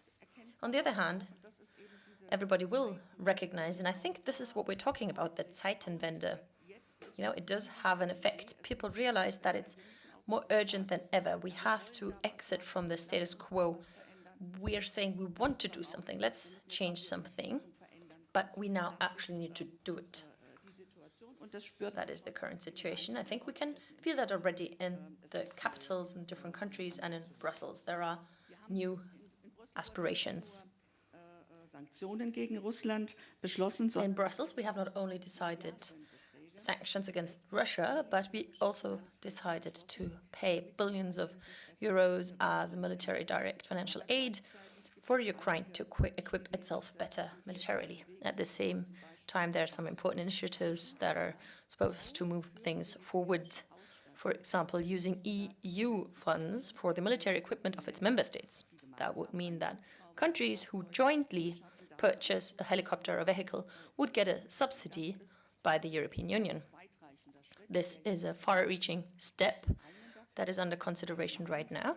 So, developing something jointly, purchasing something jointly, that's an important stepping stone in the European Union, that we do not think about procurement at the national level, but to make sure that we purchase systems that are compatible. Sometimes I'm really desperate when I realize what different systems we have when it comes to all the tanks, to all the heavy weaponry, and that usually isn't coordinated in advance. Everybody is just doing their own thing. So it's an important step, harmonizing, aligning ourselves, because once we know we'll do it together and jointly, then we will get an advantage from this. There will be financial incentives. Yes? Yeah. I think that's a very crucial step. Not to just think within the own needs and necessities. And we do have institutions that could support this, that could organize this, because they're geared to that. There are already possibilities to manage larger procurement systems and ensure that it's not every single member state who has to do it by itself. We can do it together, and if you know something about procurement, then you know how hard it is for an individual member state to tackle this task. But if it happens under a roof, then there's much more incentives. On the one hand, I have access to the know-how. I don't have to do it by myself. But on the other hand, when I do it jointly, then I will have access to these financial subsidies from the EU. So win-win situation for everybody. And right now, this is very important. There's a competition among different states because states want to invest themselves.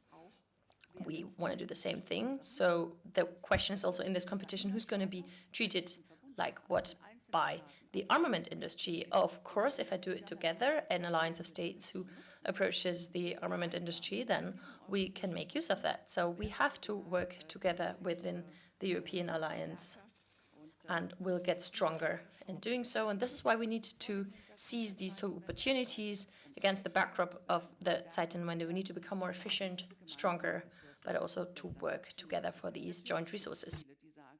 Of course, there are many who would say, no, please don't do it, not more, transferring more key sovereignty to Brussels. Well, I think now is the time. It is not about transferring sovereignty. It is about possibilities that make sense to tackle these challenges together. Well, apart from that, we will also look more closely into joint procurement and armament cooperation, because when we buy Eurodrone, for example, it makes sense, of course, to do this together with other European states and to have compatible systems.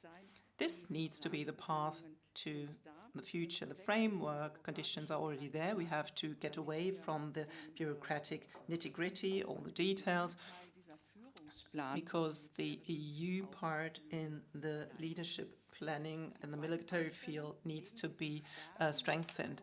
Next to the strengthening of the European military capacities, we will also have to make sure that we have a more close connection between EU and NATO. No continent has so deeply integrated institutions that are capable to act like Europe. And of course, the most important ones are NATO and the EU itself. And exactly these two are supposed to not cooperate together very closely. And of course, this is why we need this close cooperation. I just gave you an example. And procurement will also be very important. So we need a harmonized capacity planning, not only within the EU, but also between NATO and the EU. This needs to be different in the future, because at the moment, the fine-tuning, the fine planning is not devised in a way so that the capacity lists and the needs are not made available to the other side. Not even in this situation where this is exactly the most burning issue, but we are not yet in a situation where our cooperation allows us to do it, because the states hold the view that they do not want to have a closer cooperation between EU and NATO. Some states actually want to prevent that, but under the headline Zeitenwende, we can no longer afford that. If we have institutions like that, established institutions that think into the right direction, represent the same values, then we also have to make sure that we have a greater harmonization. And this is the third aspect. Nicht abgeben, wenn die Sorge davor ist, wir geben da Führungssouveränität. And when you're concerned that we reduce our leadership capacity, no, this is not what is happening. We have to think together. We need strong institutions and strong member states. We need more integration, but also a strengthened national capacity in order to provide this strength to EU. We need a strong NATO and a strong EU and an intensified partnership with the United States, and a Europe that shows unity and that can do more and wants to do more. This is what we can or should express now. Sometimes these things seem to be contradictory, but the beautiful thing about Europe actually is that contradictions lead to strength, and this is what we see in different processes. And of course, the European nations know by now that they can only remain sovereign when they pass on sovereignty, and we know that integration does not lead to a decline in capacity to act, but to more capacity to act.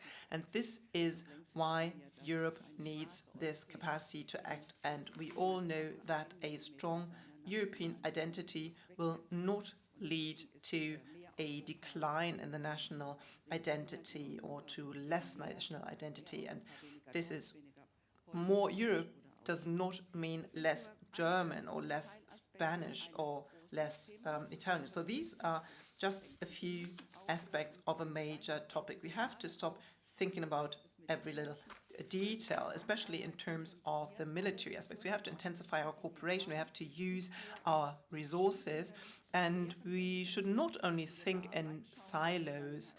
We should not say, okay, if you look into this, then we lose out some competitive advantage, but we should focus on what it means for our mutual relations within Europe, but also between EU and NATO. This is what we have to do at the moment. And if we keep this in mind, and in all the developments that we see at the moment, this should not only be expressed on paper, but be transferred into reality, then the Zeitenwende can lead to this deterrence that we need. And if we can provide this deterrence, then we make a large step towards peace. Thank you very much.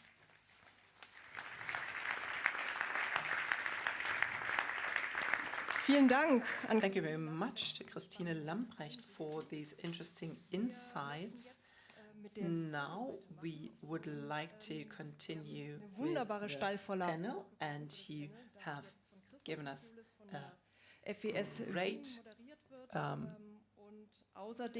great food for thought, which will the panel will be moderated by Christos Katsioulis, and there are also Jana Pulierin, Katharina Barley and Claudia Mayer, who are on the panel and will be discussing with you. Enjoy the panel. Thank you very much. Minister. Thank you very much, Lars Klingbeil. So we now have 40 minutes to talk about the sovereignty of Europe, and we were given two main topics. Now, I don't know how you felt, but I actually felt that we just left the comfort zone of the Social Democrats. The federal minister is talking about deterrence, and the party chairman is talking about a German leadership role. And he also asked for some criticism or countering arguments, and we will start right away. One play in advance, we would like to incorporate your online comments, so please use the two hashtags TJK22 and Zeitenwende, and I would like to briefly incorporate your statements before the end of the panel. Jana Pulierin, I would like to start with you. So what was striking from your point of view with regard to the speech, or what was missing when it comes to strengthening Europe and to come together and to take away bureaucracy? So where could you start?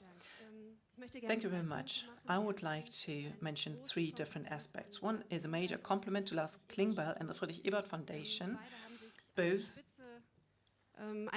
have become the spear tip, so to speak, of a further debate on the Zeitenwende and a discussion on what Zeitenwende means. And so they filled a gap that think tanks like my own have seen over the past months. There was too little input from the political side, too little further thinking and further ideas, but this was really a great start today. And this is great. I really enjoy that. And the second aspect, I will start with commending you as well, but then I will go further. I think your self-criticism was great as well, and I have heard it from time to time over the past months from the Social Democrats, but I personally found it very impressive, especially with regard to Russia, that you said we were wrong, we didn't see certain developments, and you also asked why was this the case, and you also said that after 2014 we should have reacted differently and should have developed a different attitude here. So this is great, and there's no way back to the status quo ante. Now I'm coming to some criticism, or maybe this means that I'm just going beyond to what we should do in the future. What I was missing is what then? What next? In particular with regard to Russia. I know it's very difficult when it comes to Russia, where we do not know where we will end up, also in terms of the war. But the question now is, should we organize European security against Russia? This would actually be the consequence when you say that we take the Baltic states seriously, for example.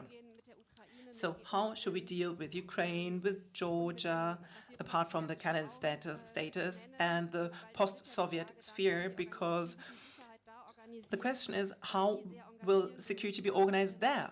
How will be our commitment there? So this is what I was missing. I was missing more fighter for a new social democratic Eastern policy, in particular to the countries of Eastern Europe. And I mean, you mentioned we need closer cooperation, and you also said that we have neglected these countries in the past, but I would have liked to hear more about the future. What are we going to do now? And the third aspect is, I really appreciated your insight that Germany needs to be a leading power. I think that other countries have been long expecting it, especially after the Brexit and the election of Donald Trump. Germany was expected to become a leading power in the West, or at least within Europe. I think one difficulty here is that many people in Europe, in particular in Central and Eastern Europe, but also in the northern part of Europe, have the impression that this leadership role that is attributed to us is not being fulfilled by Germany, especially in this war, as many would like to see. And of course, we didn't have to do what Poland or the Baltic states want us to do, but I think it's we have to make sure that we do not see a division between Central and Northern Europe and the East and Western part of Europe. So if we want to assume a leadership role, then we have to make sure that Europe is not divided, is not falling apart. We have to communicate our own intentions better. Where do we stand? What do we want? We have to incorporate our partners into our decision-making processes. We have to accept the problem analyses of others, and we should also make sure that we do not have a hidden agenda. Thank you very much. Jana? Und damit wir so ein bisschen Wechselspiel bekommen. And in order to have an interchange between criticism and also approval, I would like to go over to Katharina Barley. As the Vice President of the European Parliament, you have seen this personally. So, in how far has time come? Natalie Tocci talked about the institutions that emerged after the Second World War and that they now undergo a certain change. And the EU initially was meant to incorporate Germany so that Germany would never, ever again go it alone. So how can we turn this leadership demand into practice despite these institutions? Well, this is not a contradiction. I think one is dependent on the other. And I think it's quite good that Germany so far has made sure that it is not assuming this leadership. This was wise in the past, and most initiatives that we've seen, also most recently, the COVID support package, I mean, this was actually a seizure, caesura. So we could make more debts in order to get over or solve the impact of this crisis. And the role of Germany is actually changing because Germany is changing, the reunified Germany, of course. And more time passes. We are now discussing our relationship with Russia in a completely different way than several decades ago. But Europe and the world is changing as well. We have an important membership that we lost due to the Brexit, and the United Kingdom also had a leadership role in some areas, for example, when it comes to security and defense policy. So they were usually leading in this sphere. And France, due to the elections, we are faced with a very difficult situation at the moment, which weakens Emmanuel Macron. He no longer has an absolute majority and has to form a government with difficult partners, coalition partners. And yes, Germany sees it and feels this. And the Zeitenwende speech from Olaf Scholz had a huge impact. We could feel that. This, I mean, the term is already coined, but this actually, I mean, had a real impact on the European Parliament, and people were relieved. I would like to put it like that, relieved. And they also recognize it, that we have embarked on this very difficult path. They also acknowledge how difficult it is for Germany, and they acknowledge the kind of importance, this Zeitenwende, which is also a turning point, has how much effort we have to put into it, and how much effort within the party, but also within society, we have to put into it. This was really appreciated in the European Parliament. And I have to add, when it comes to the practical sides, of course, there are wave-like situations, wave-like developments. I don't want to go into individual positions, but sometimes one or the other asks, why isn't he doing more, or why aren't you communicating it better?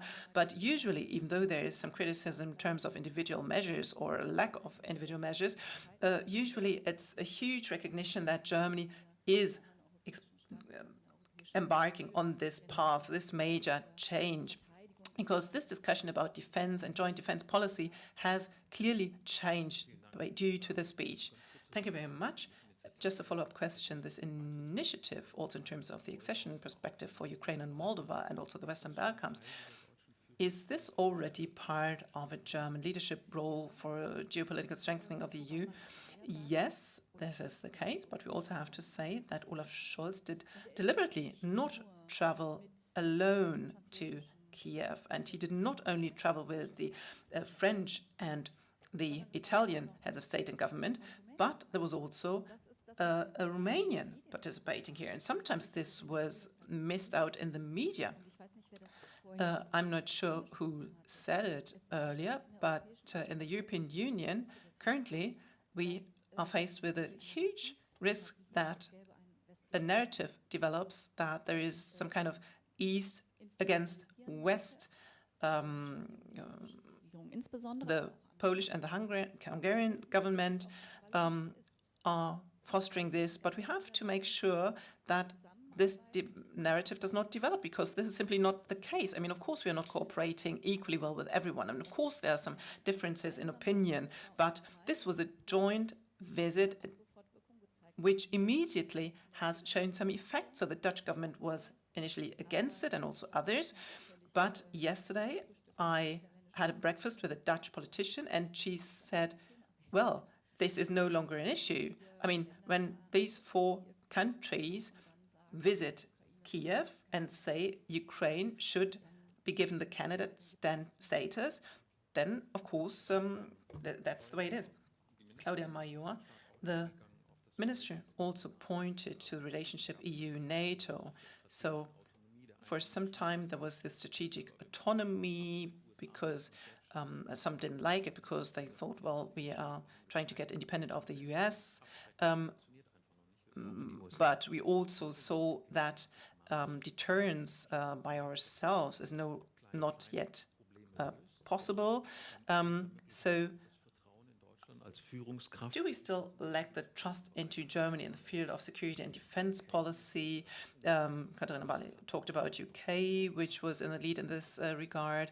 Does this apply to Germany? And if so, how can we change it? Thank you very much. I would like to go one step back, because when we talk about the EU-NATO cooperation, I think it's very important to try to think about the framework in which we organize security and defense policy. Natalie Tocci has talked about it. She said the old order has disappeared and we do not know what is coming up next. And this is right. Lars Klingbeil said we are in some interim stage between the old and the new order. I do not know what will come next. This is actually the $1 million question, but I think that we already have some ideas. I mean, one certainly is, and we already heard about that this morning, is that the old idea, which was quite popular in Germany, is that we will have a cooperative peace order together with Russia. This is over. Jan has already touched upon it. I mean, there will be a security order against Russia, not because we want it, but because Russia has left this joint order deliberately. But this does not mean, and this is equally important, that we now start with some kind of war mantra. I think the biggest challenge for us will be that the new order, which is yet to emerge, will be an order based on conflicts, however, below the threshold of a war. I mean, Ukraine was not in a state of peace since 2014. It was in a permanent state of a conflict, or put the other way around, Russia imposed a conflict on Ukraine since 2014 with permanent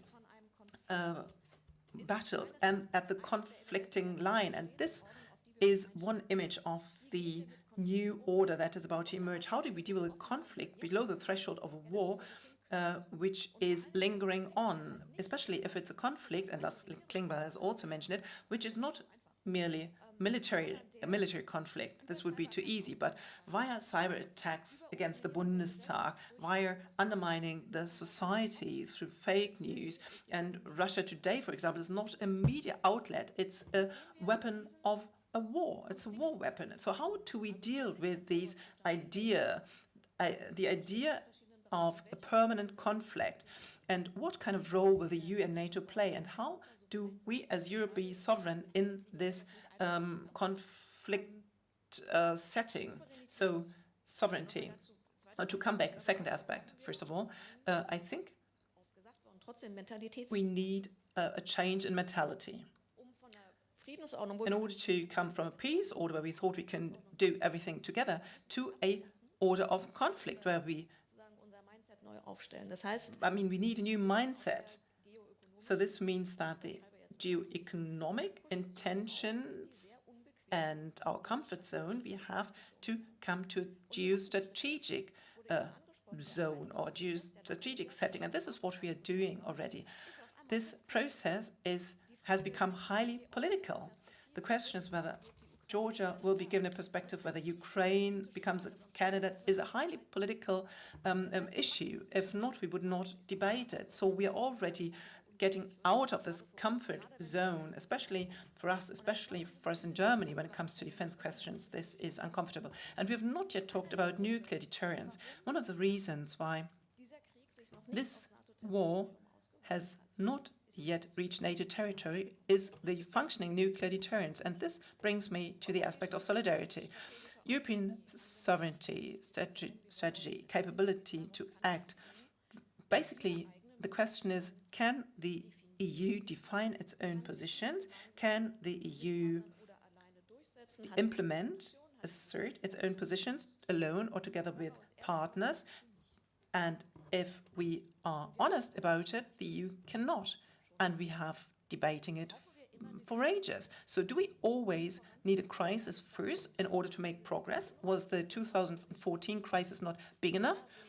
Of course, our Eastern European neighbors would say, we have told you at least since 2008, but you wouldn't listen. So my question now is, do we get enough energy out of this crisis in order to achieve a Zeitenwende?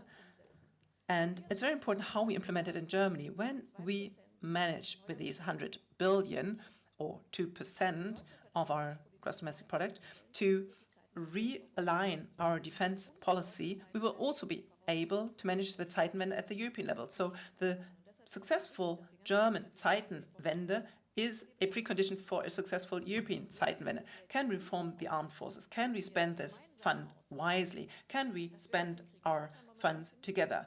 I put huge question marks behind it, maybe because I have been in the business for such a long time, but I'm pleased to be convinced from the opposite. Thanks a lot. I also have a lot of question marks, but I'd like to ask the Minister. You were talking about the hot chamber here next door, the Ministry of Defense. So what is the exact link between the 100 billion of the special fund and the European Union? So this hot chamber here in Germany, how we push for the Zeitenwende to make sure we can defend ourselves in the alliance, deterrence. How can we give an impulse to our European partners? So right now, our allies in Eastern Europe, they empty their shelves. All the old equipment goes away. So isn't that a moment where we can seize the opportunity and advance with this 100 billion? Yes, this speech of the Zeitenwende, and Katharina Barley has mentioned it, it was really a moment of relief, and I felt it when I was sitting with my colleagues, the other defense ministers in Europe, because we all felt, yes, in Germany, although it's a very tricky discussion here, also up to the speech, how do we deal with this war? But yes, here in Germany also we're moving ahead. We're reaching far-reaching decisions. Let's be honest, until the 24th of February, 70% of the population supported the idea of not delivering weapons to zones of crisis, regions of war. And 70% of the population supported that decision. It wasn't taken by this government, but previous governments had taken that decision until the 24th of February. And then we were faced with this brutal war of aggression. And then quickly we felt in politics, but also in society, that through this shift, we're not going to stay at that. It's a principle that is fundamentally right, yes, but in this concrete case, where we have a war here in Europe at the borders of the NATO territory, we have to change something. And then quickly, we felt that within society, but also in policymaking, these attitudes changed. When the government said, yes, we will now deploy and deliver weapons to Ukraine, 70% of the population again agreed with that position. And I think that is quite significant, how fast public opinion changed and supported our political decisions. So now we have this huge opportunity as Germany to advance. I'm not so sure we necessarily need this leadership role.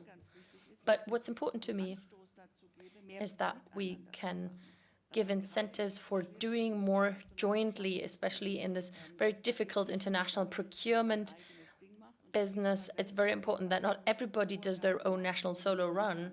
We need some joint criteria, where we want to go, what system could be the best. And I don't want leadership to mean we define things, but we just create the incentives and develop something jointly with our EU partners and NATO partners. I think this is a very tricky and emotional affair when it's about armament projects, because it's very much about economic interests of individual companies and thus national governments.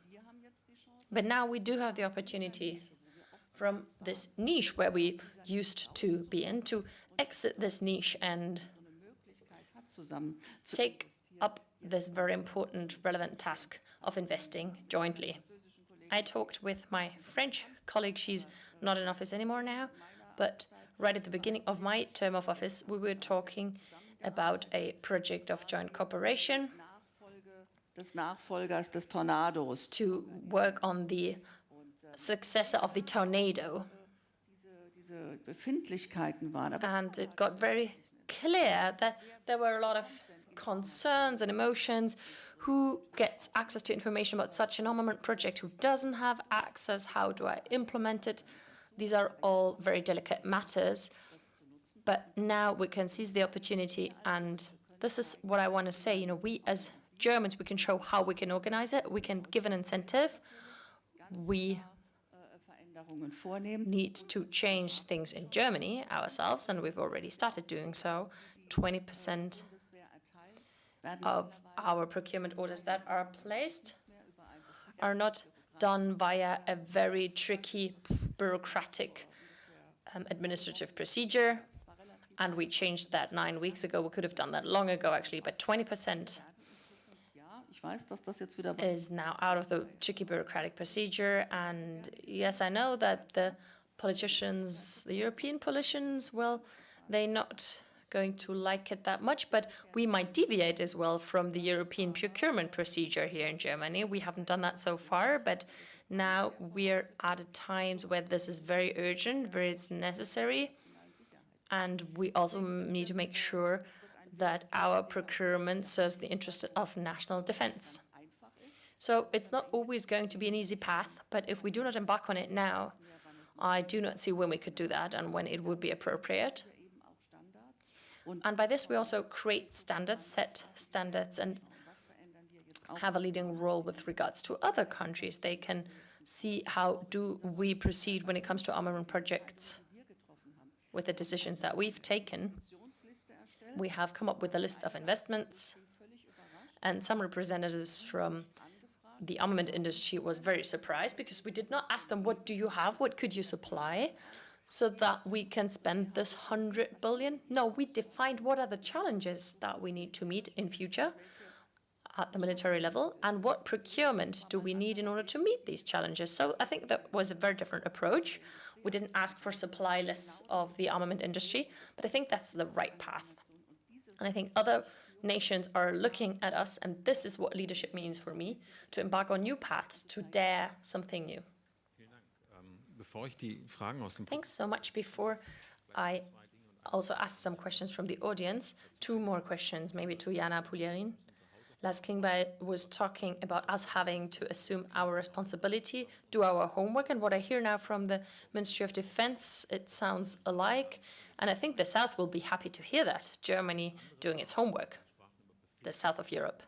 But the other thing is, you were talking about particular economic interests, national interests, emotional, delicate issues, and this is what's retained us in the back. Claudia Major spoke about the moment of the crisis, the moment of the Zeitenwende, where we need to step ahead to move forward, define our own positions, create capacities, and go beyond national or economic particular interests. Can that work out, and what are the opportunities? You have 3 minutes.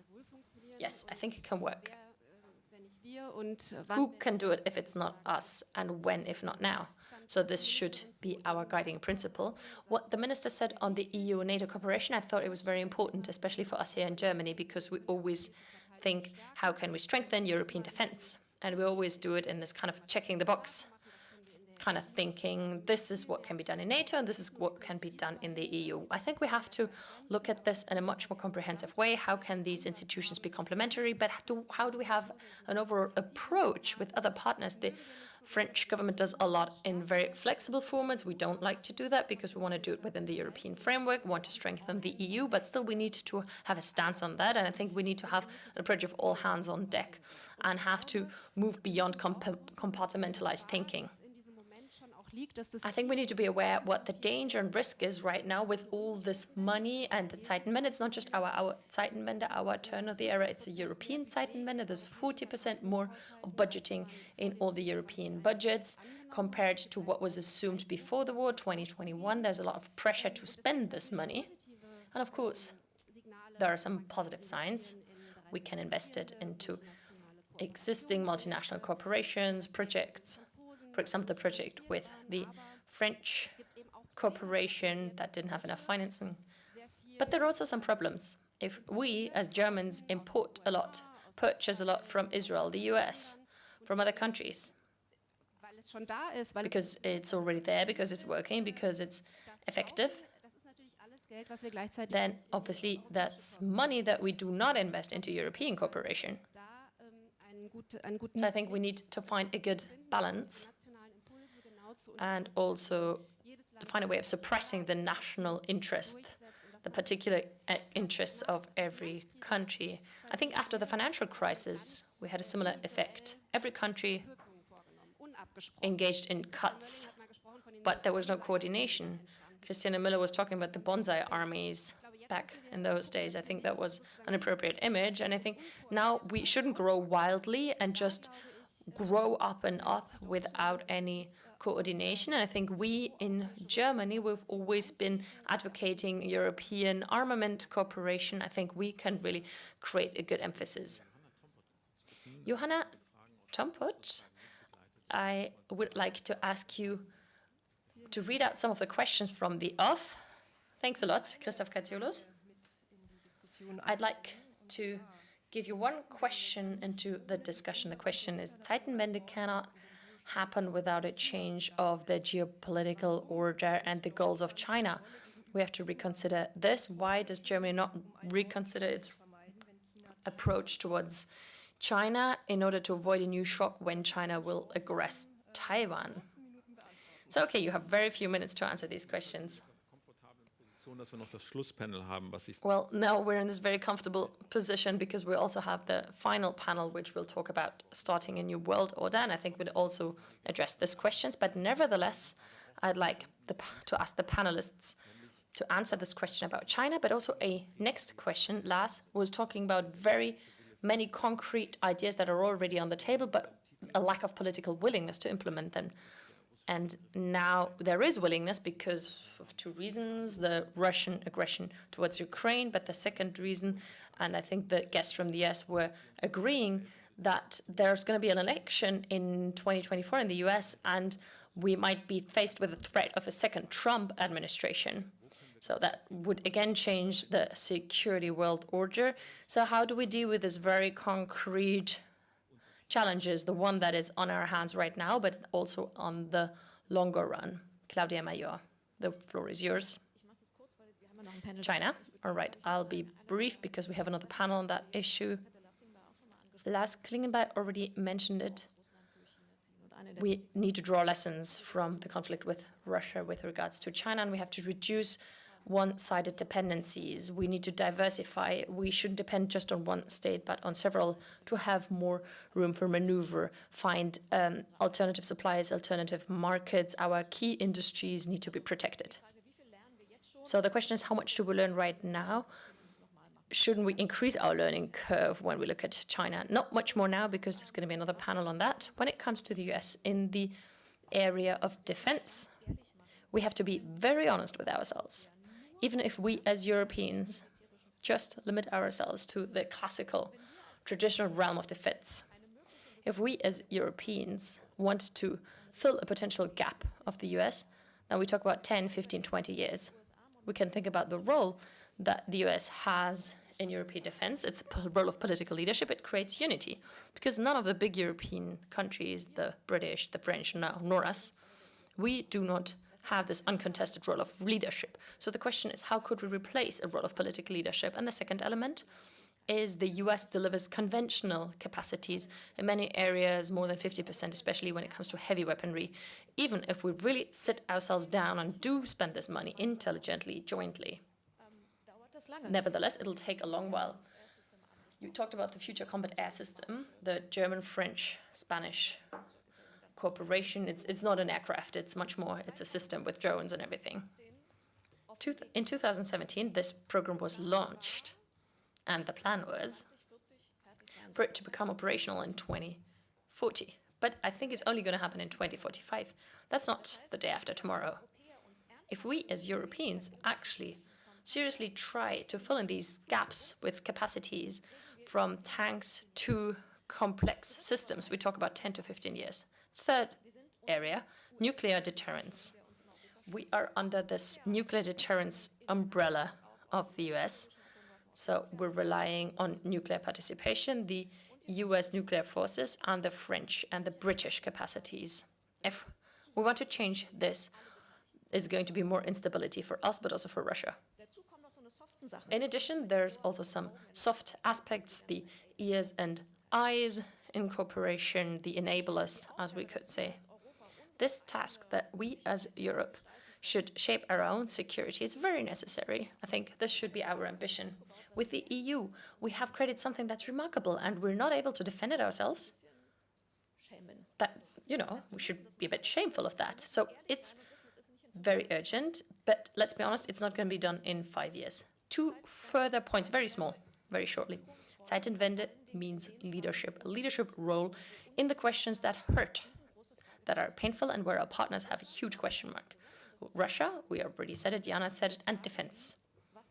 And these are really crucial matters like arms delivery, armament, weaponry delivery. We're doing things that was inconceivable in Germany until shortly, but when we compare it to our economic and political weight, it's not enough. We're just in a medium range, but we aren't at the top level in other areas. So I think there is a huge gap. Credibility in an existential crisis, and for our partners in Middle, Central and Eastern Europe, it is an existential crisis. It is about credibility. What we do now is not only our credibility in this concrete area of defense, it's credibility in all European matters. And this is why it's so essential. And, to use this Zeitenwende, and I do like the term leadership role, in this very uncomfortable area of defense and weaponry and delivery, we need to shape this area. Thanks a lot, Claudia Major. Katharina, what can we do next, the next steps? Not only 10, 15 years, but also the capacity to take decisions in the EU. Yes, I wanted to approach that from another way, not outside in, but inside out. Because I'm a bit disturbed, and not only since the war started, that we only start asking ourselves fundamental questions when we're in a severe crisis. We already mentioned the financial crisis, but it was also about regulation of financial sectors, then the pandemic. Then we were thinking about, well, let's exchange more information and joint procurement, but now we're in another crisis. I don't even want to mention the migration crisis, climate. We all agree that we have to tackle this jointly. It's not possible otherwise. But this constant mode of we have an acute problem and then we panic, what do? That doesn't mean we're going to find the best solution when I look back to the financial crisis, for example. No, I think finally we have to change this system round. We have to ask ourselves, what is Europe supposed to be doing? What are we supposed to achieve? And what are the member states supposed to achieve? These questions that we're talking about, and Claudia Moore mentioned us, we haven't been talking about them since yesterday. No, joint procurement, how many party programs have listed that already? That's a very old idea, and it's normal. I don't think we need to set any incentives, financial incentives, because obviously it's already going to be much less expensive to purchase jointly. But we wouldn't have had to deliver all these weapons to Ukraine if we already had compatible weapon systems among all the member states. So what we need is a serious effort to rethink the linkage between member states and the European Union. What's their relationship? We had an attempt with this conference about the future of Europe, but what was the approach? The Parliament thought it was great.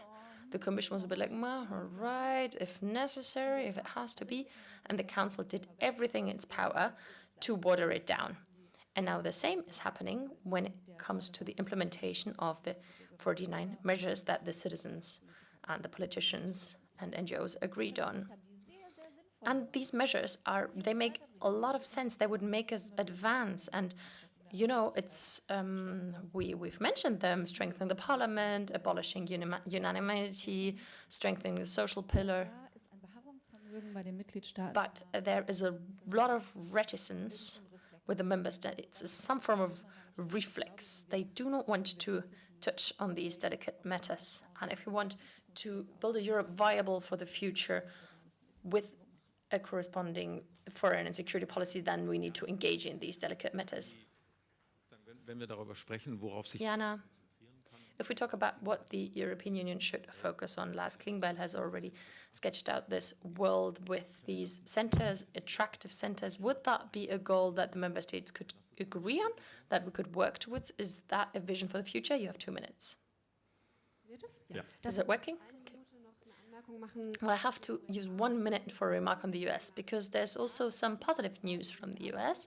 Yes, we need them, we're dependent on them, but the Biden administration has been very constructive in working together with us Europeans, and I think that's a history of success. We do not know what's going to happen in 2024, but this crisis has shown that the US needs Europe, because security is not only defense.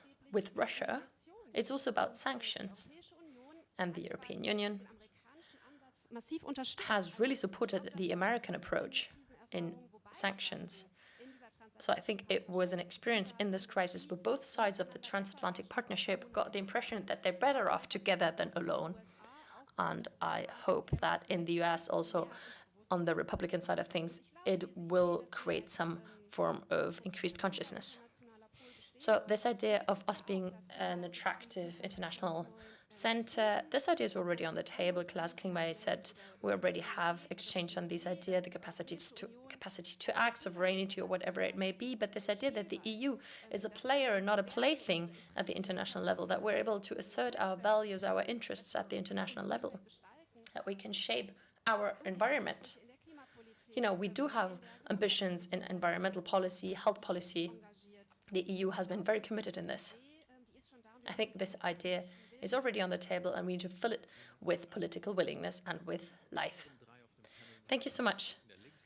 So all the others here on the panel are part of the legislative, but you, Minister, you're part of the executive. What is going to happen in this cooperation with neighboring countries? What will change now? So we will change our procurement system. We will talk to our partners and make sure they're interoperational. This is very important to me. And, you know, maybe I was joking a bit when I described it before.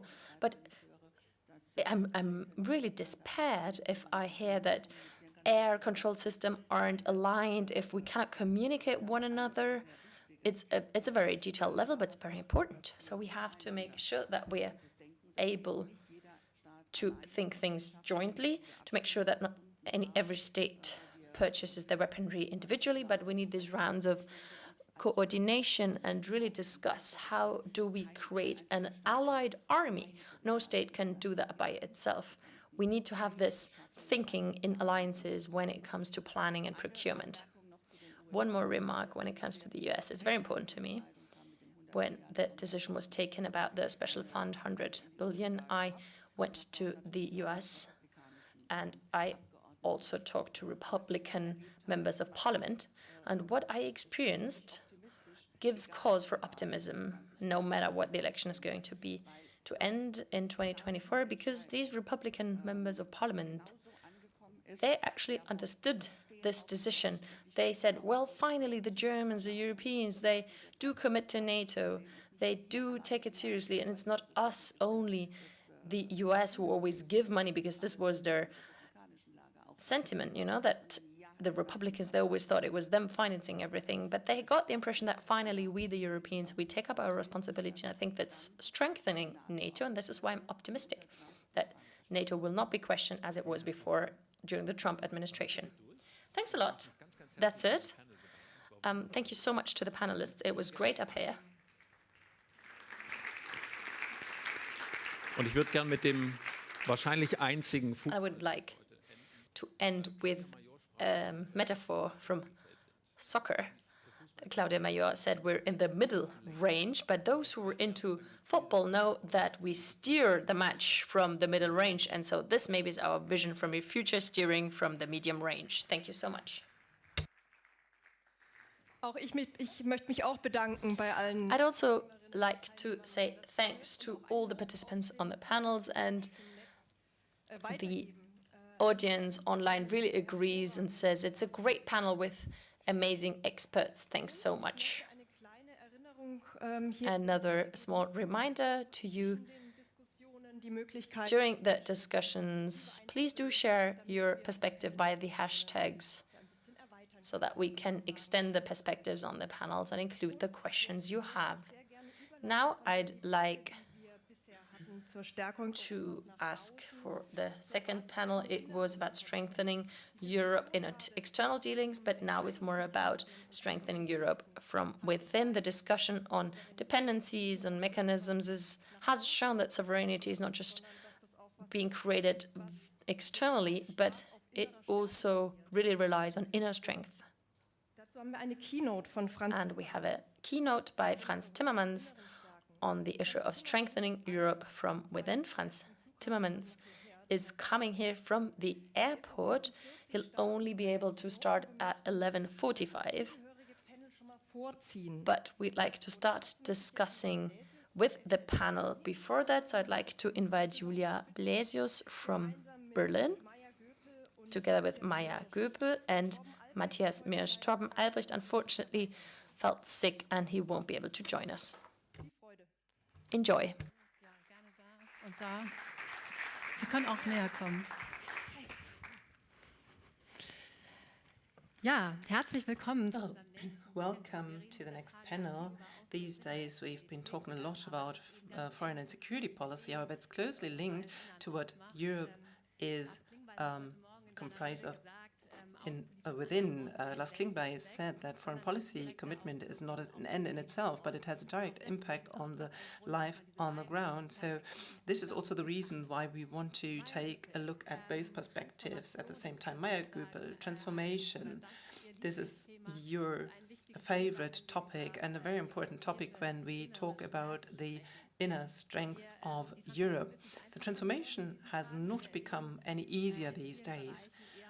We have more or less seen attempts to go backwards than forwards. But when you look at Germany and also at Europe, what can we win, so to speak, when we focus on the ecological dimension or put the ecological dimension at the heart of our actions? Well, thank you very much. I was actually waiting for Mr. Timmermans' speech, who is a staunch supporter of the Green Deal. But I would like to take 2 steps back before I refer to this concrete question, because Lars, in your speech, you mentioned a few words that are very important, in particular when we look at the ecological dimension. Lars, you mentioned see it coming. This is a very important aspect. Geopolitics is closely linked to resources and their availability. And this is why I think we are all well advised to enhance the security discussion to also comprise availability. And also Kofi Annan, for example, talked about the security of people who are free from fear and freedom from want. So I think it's very important to think about that. I mean, we have only passed our last compass in 2015 with the sustainability goals. So first, we have to point at the biggest risks for our peaceful living together, because we know that not everyone has access to sufficient food or shelter or drinking water or education in order to participate in the labor market. But we also know how we have to rethink our industries and our infrastructures and how we should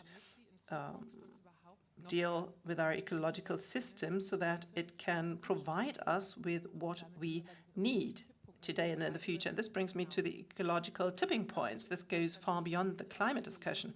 This is why we have to think about this circular economy. We have to incorporate the idea about the circular economy. This is also part of the Green Deal.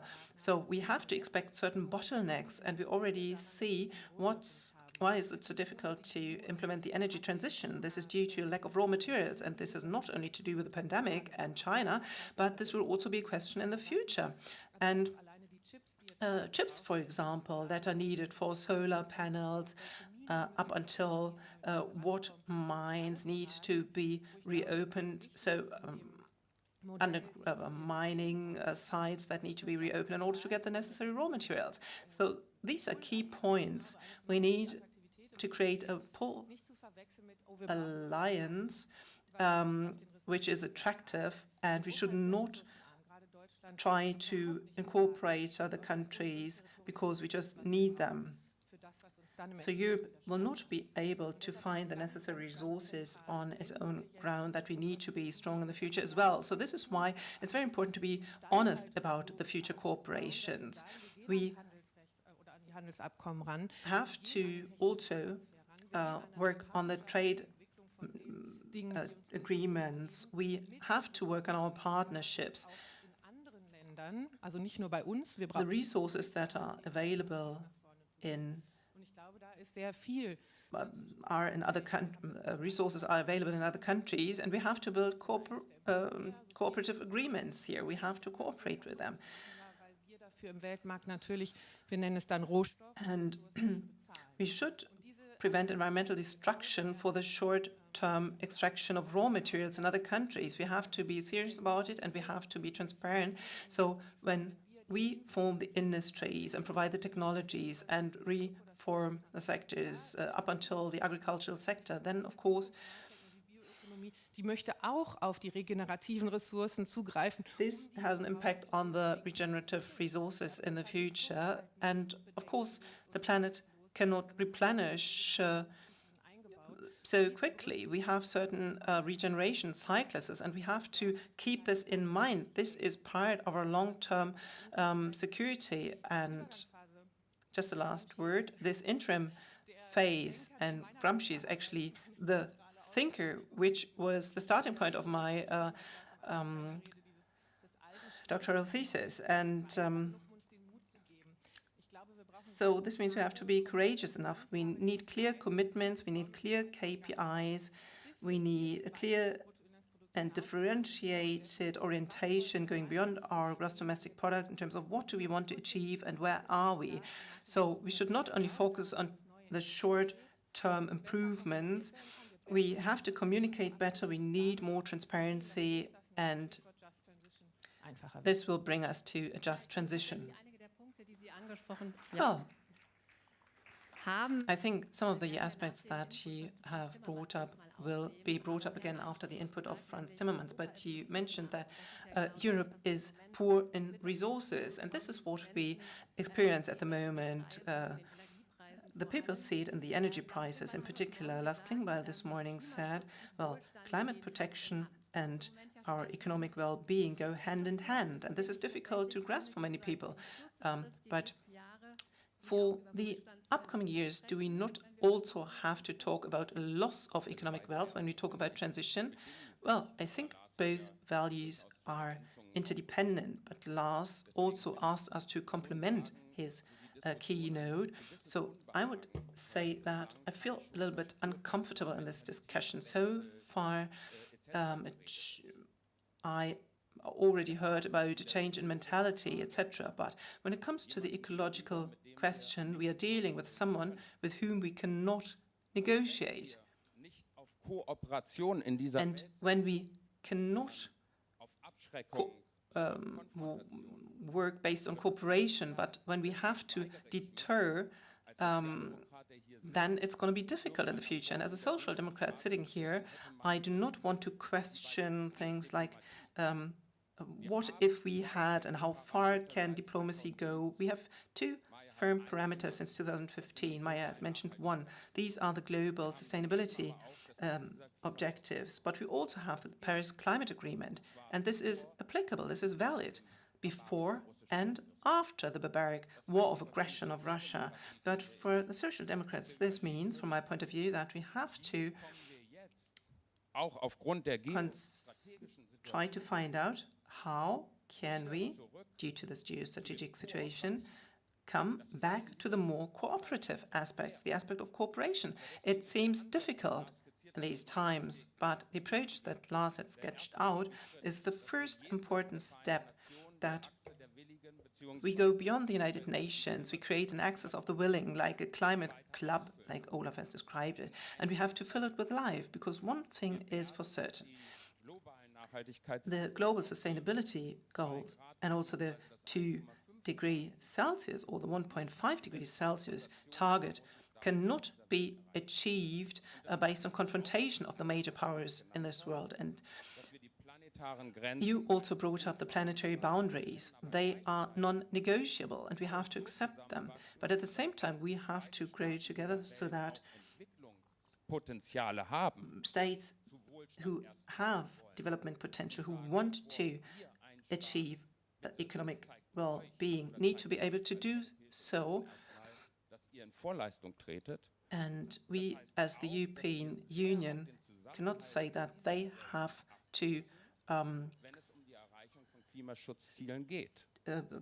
be well advanced in terms of the other steps. So this is an approach that was not really en vogue over the past years, because sometimes the debates in our country were around the energy prices, which could not be too high. But when I look at the national level and also the European level, I'm looking forward to what France is going to say, to only focus on the emissions trading and on the emissions trading market without social mitigation tools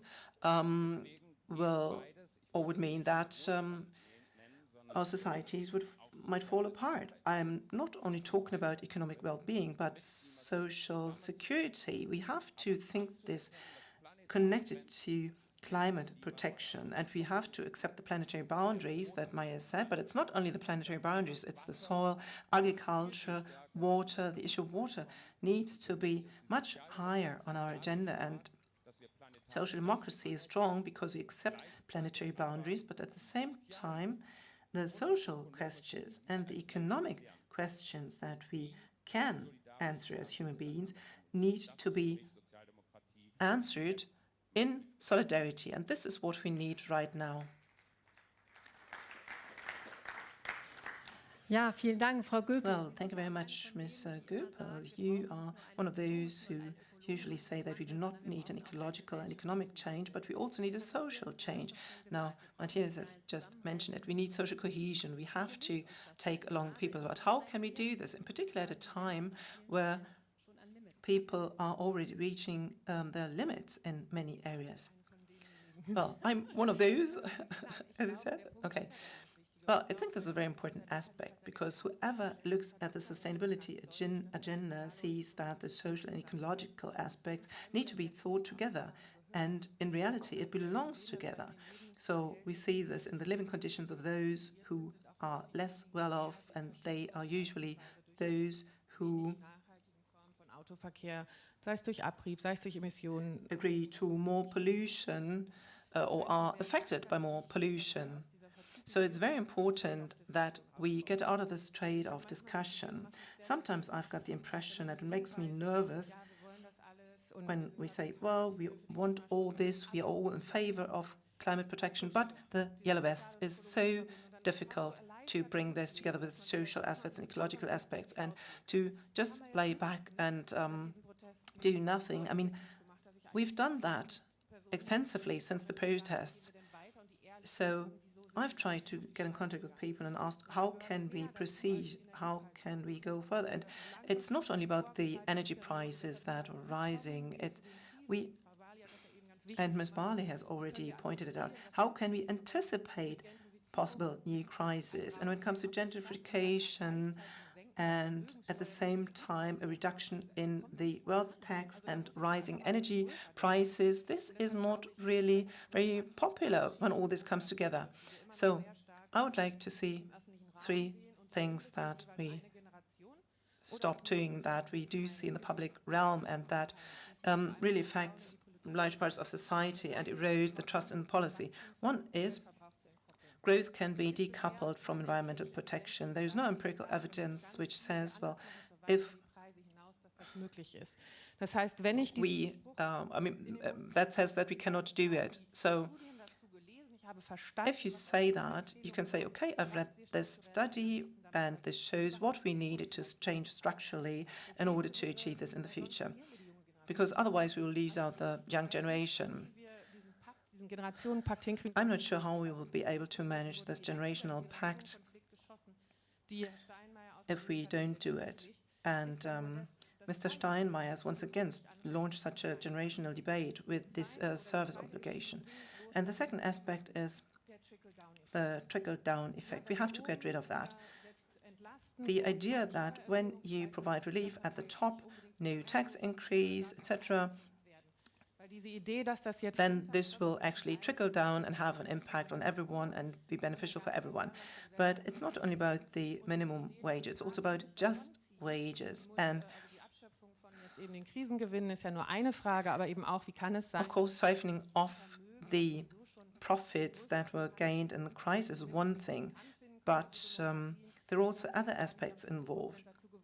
If the richer parts of society have gained 40% during the crisis and the others are now dependent on social security, I mean, we have to counter that.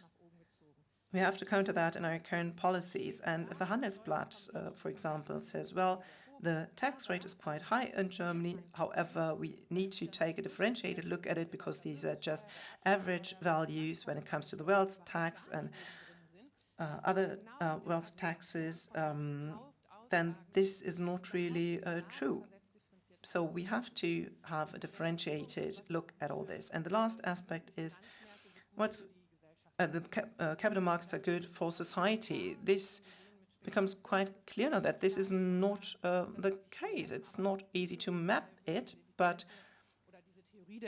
the theory of efficient financial markets needs to be reviewed. We need to take a look at what is happening there, and through taxonomy and other aspects, the financial capital can help us more strongly in the future. We should no longer follow this extractive financial market model and which only serves itself but no longer the real economy. So these are the 3 aspects where, with transparency and targeted political measures, we can increase the trust and confidence in society once again. Ja, vielen Dank. Ich glaube, mit vielen Punkten tragen. Thanks so much. I think you really contribute very important points, but a lot of us here are already convinced of that.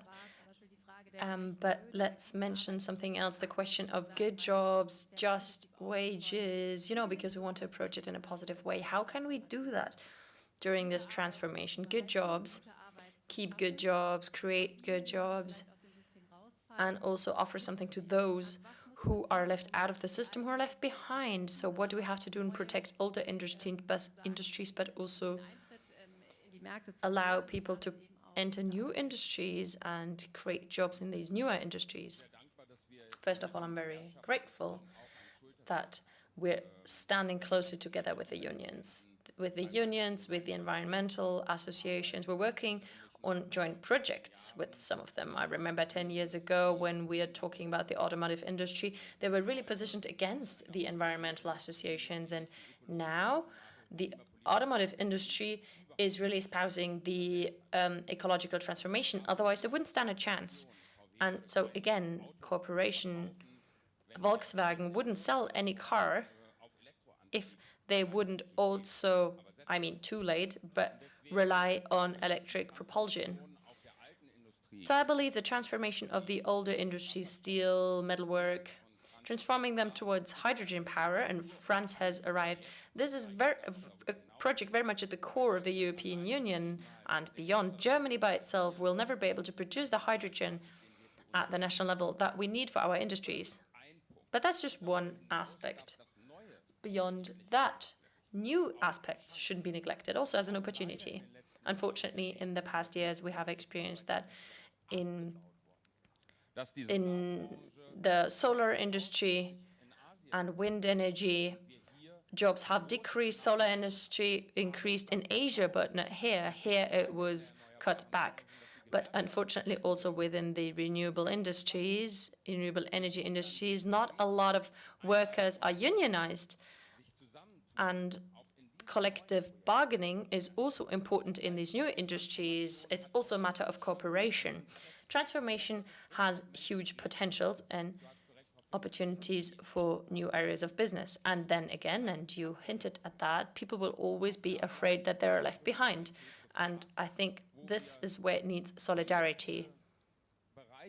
There are many areas,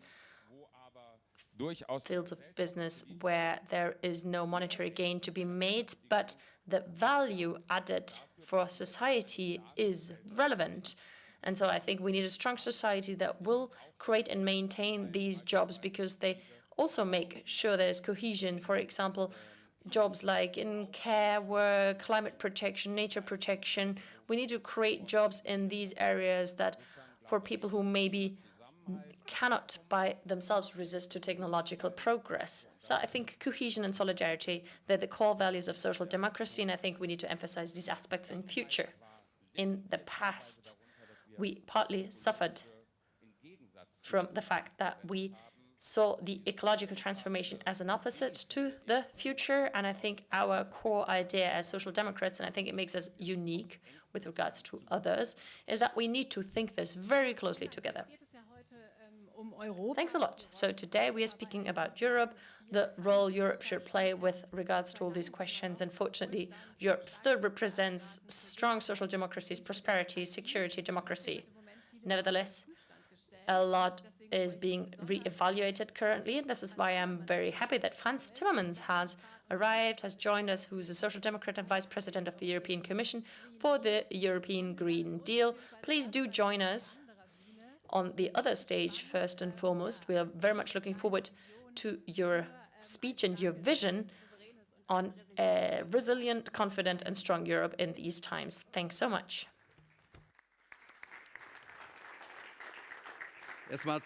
Herzlichen Dank für die Einladung. Thanks so much for the invitation, Martin. I'm very happy to be here. Thanks to your invitation. And I think we have a lot to discuss. A lot is happening in Germany, in Europe. The Zeitenwende, yes, I agree. But we should assume that this Zeitenwende will be a major challenge. Too much is confronting us at the same time. We had a lot of crises in the past, let's say, 15 years, but now we're in the midst of an industrial revolution, in the midst of a war, in the midst of a climate crisis, and in the midst of a biodiversity crisis that is often forgotten. All this together is a huge challenge. And I wonder if humanity has, in its past, already been faced with such a challenge. What is good is that we do have the capacity to exit from this safely, but the bad thing is that we really cannot lose any time, and we're losing too much time right now.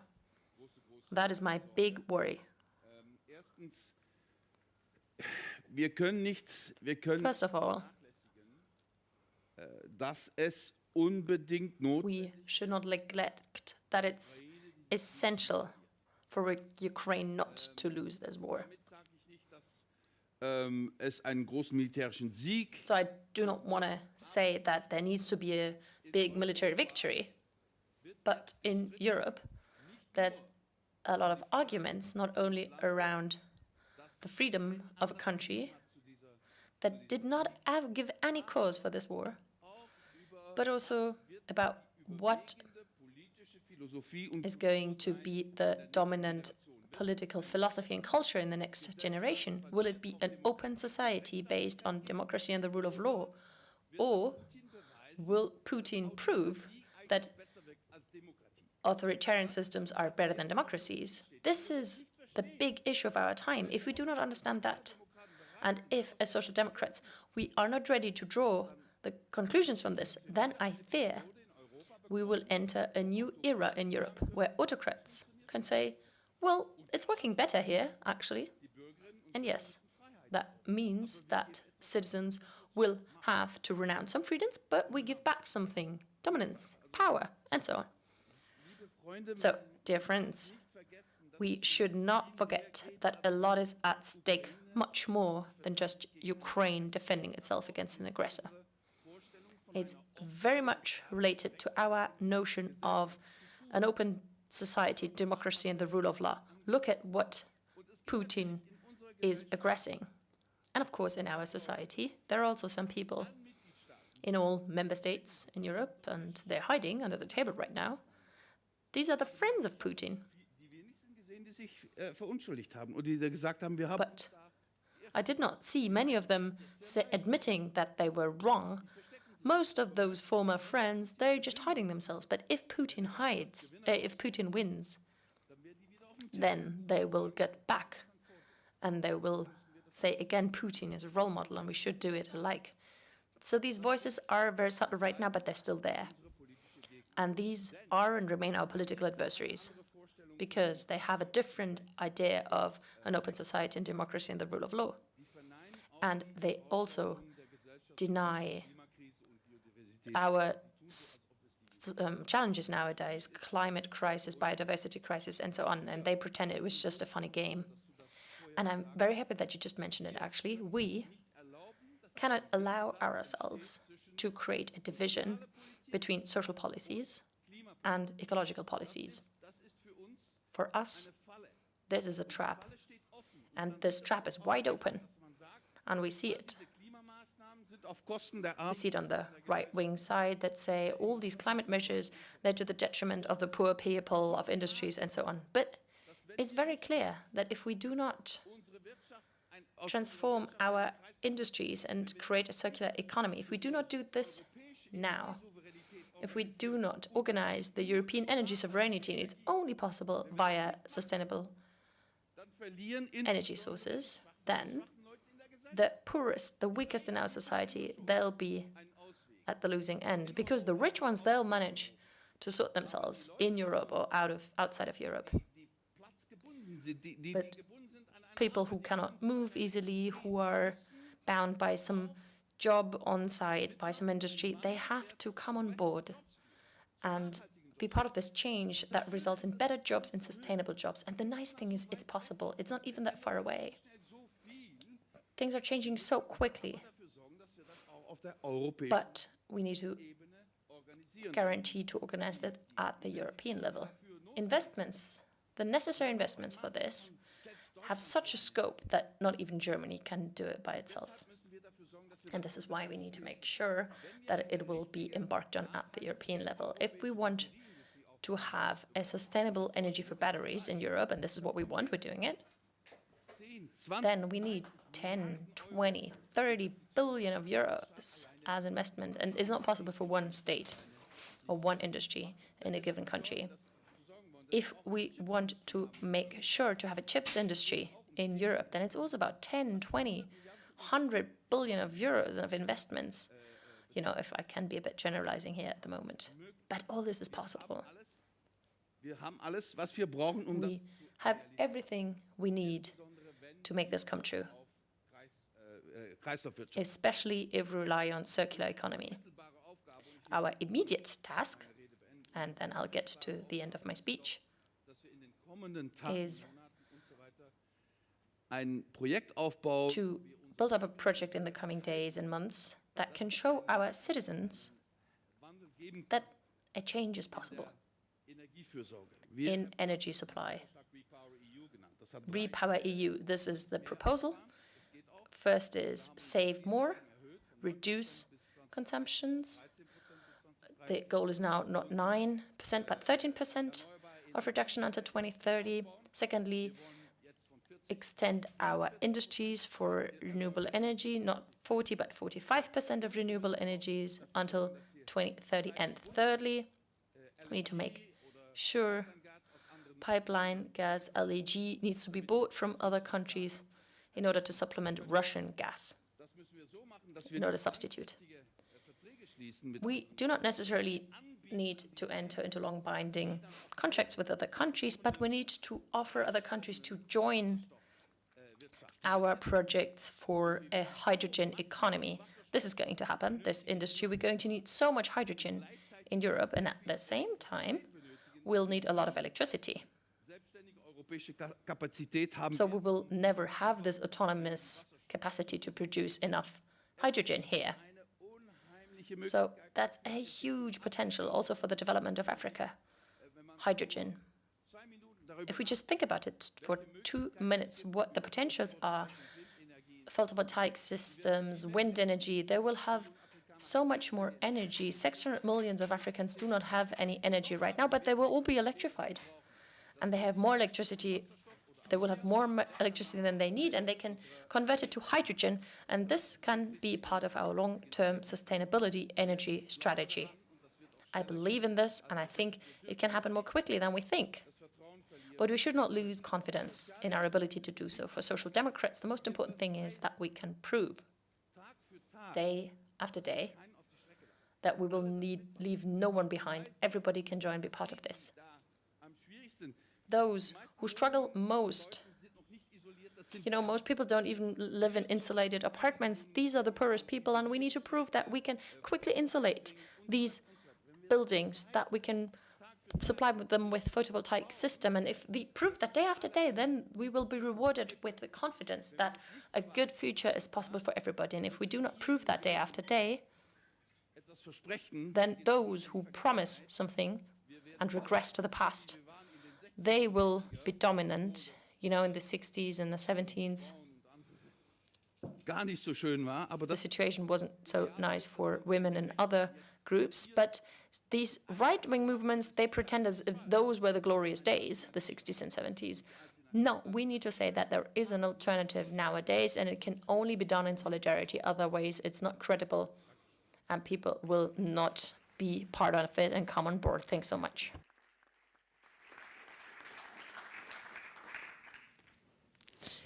Ja, vielen Dank. Das ist, glaube ich, wirklich ein ganz wichtiger Punkt. Thanks so much. I think that's a crucial aspect.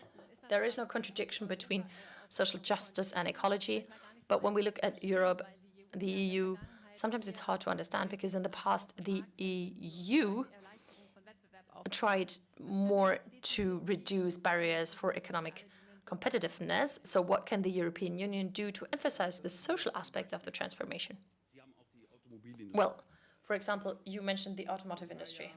3 years ago, I was so much having arguments with them. That's only 3 years ago. They told us, no, 2025 is not possible, it's too fast, it's impossible. But now, actually, I'd say they're all on board. They have understood that for the industries, it's the best path forward. And that means also for the employees, it's going to be the best path forwards. So many jobs are going to be created in this area. So many more cheaper electric vehicles will be sold with cheaper batteries. I think this is going to create jobs. And I can expect that the German Metalworker Union will understand that too, right? So this is what we need to talk about. What we're doing is creating a European industry.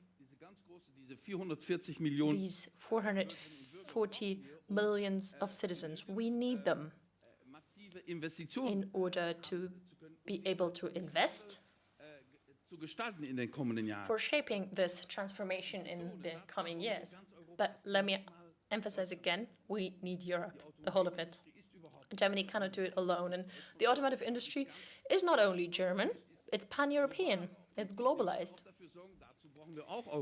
And we need to make sure, and we need Europe for that, to have some form of understanding, perspective of China that is based on reality, but where we do not close doors too quickly, and we can only do so as Europeans. A single state can never achieve that.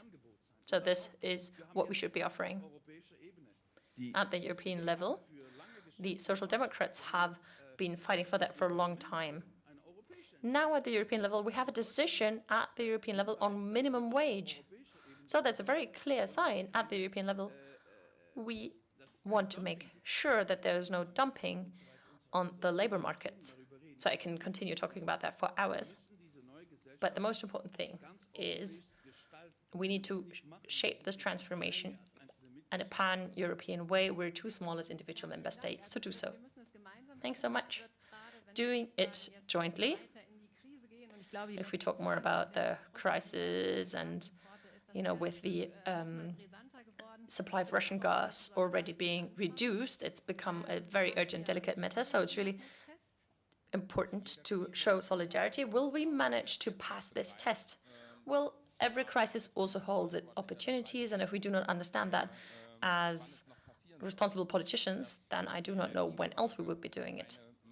The energy question is a tremendously important question for our cohesion. As a social democrat, I would say it's an integral ingredient for welfare and security state and system. Franz, let us be concrete. How, for example, do we shape tomorrow's mobility, tomorrow's housing? These are issues that affect everybody immediately, directly. And if we ask too much, people will be angry with us. But let me give you an example. In the past month, the Higher Administrative Court in Lüneburg forbid the construction of 3 windmills because the view of an old historical windmill was impaired. Then it shows what challenges we are still facing. I hope that the Zeitenwende will be taken seriously in the traffic light coalition. It wasn't possible in the big coalition we had before, but I think now we will really put maximum focus on renewable energies, and sometimes it's not even easy to negotiate these conflicts between the industries and the environmental associations. Otherwise, we will not manage this transition. And France, you're here. Sustainable energy policies, we have to talk about this in future. For me, gas and nuclear energy, it's not sustainable. So all priority needs to be on renewable energies, and we shouldn't take any interim measures. That's an interesting question. Of course, we do not give any European funding to nuclear energy. Let me just be clear on that. But there was a political compromise between France and Germany. France, nuclear energy; Germany, gas. Russian gas filled our supplies, but it made us also lazy. And now we have to get used that we will not take a step back. Everybody who believes that after the war we will be able to import gas from Russia again, no, this is wrong thinking. We cannot afford this dependency anymore. So we have to be much quicker in our transitioning. All investments need to be geared towards renewable energies. This is what we need to do at the European level.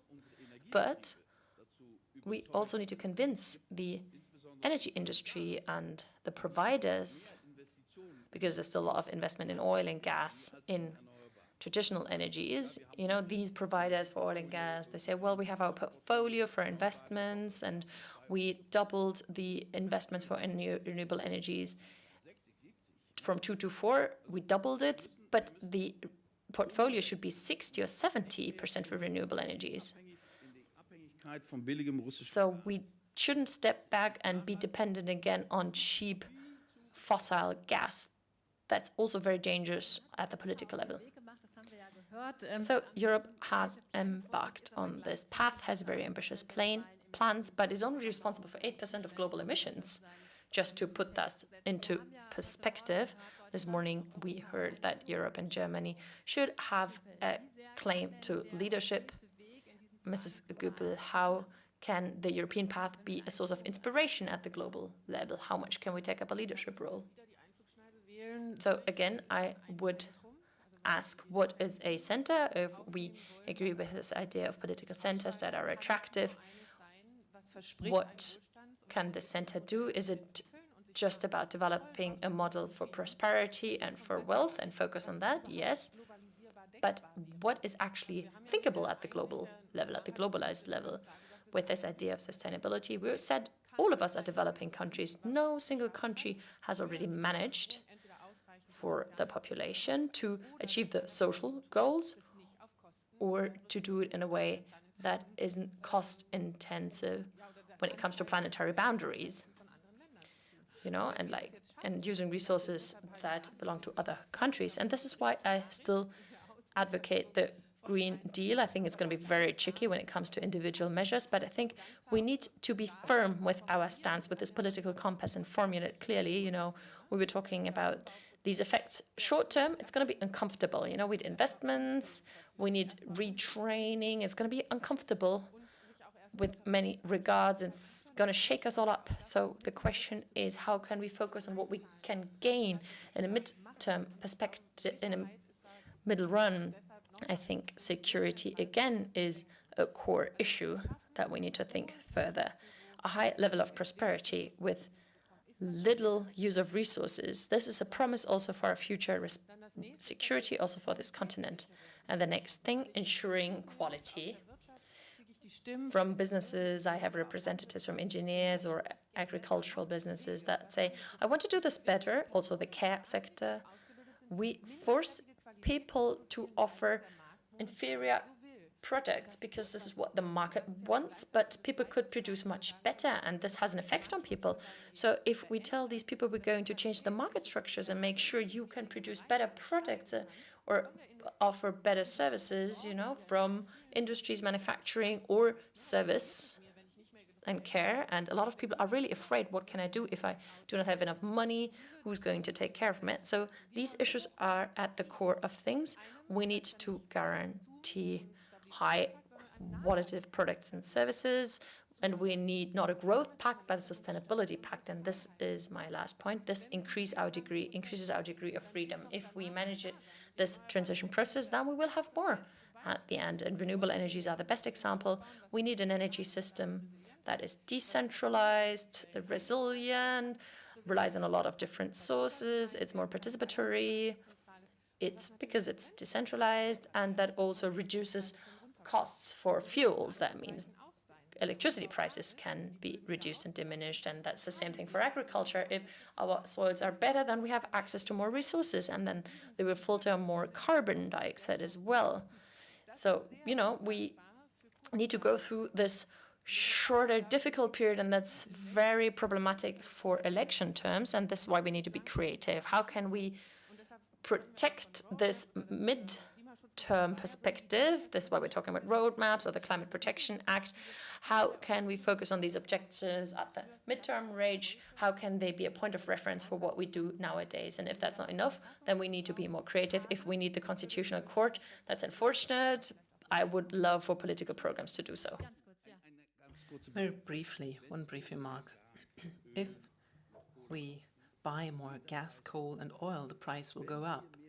When we buy more sustainable or renewable energy, the price will go down. It's quite interesting for investors. They know that the investments in sustainable energy will repay much more quickly, and they lead to more calm in society because they lead to lower prices for their citizens.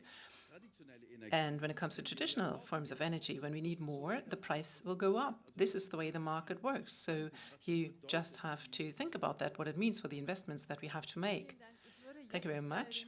Now I would like to seize the opportunity to include Johanna and ask her what questions have we received online. Thank you very much, Julia.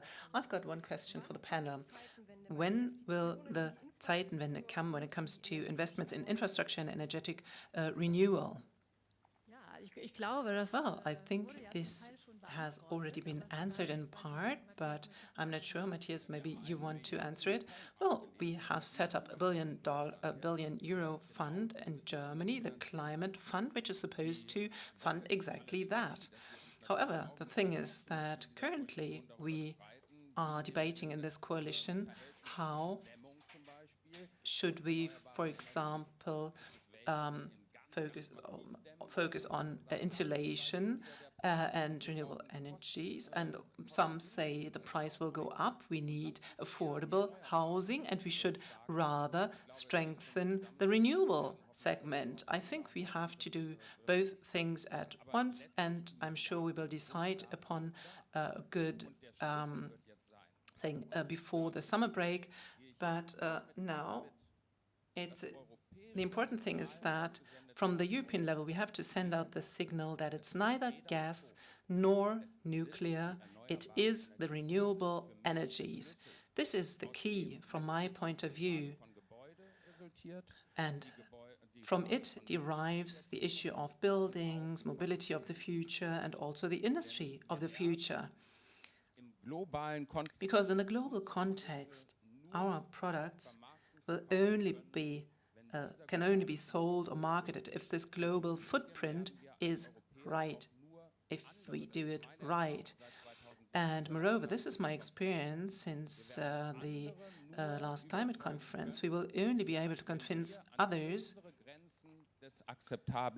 when we go to our own limits, the limits that are acceptable to us. I will never forget how someone from Botswana told me, when you come around with your solar panels, it's like new imperialism from our point of view, because you want to have a lot of money for it. So our coal is much cheaper than that. If we do not overcome this thinking and build clear bridges to the other continents, and this brings me back to Lars again, we will need the United Nations, but next to it, we will need to set up alliances with Brazil, South Africa, Indonesia, and others in order to not only set an impulse by the nation state or based on the nation state.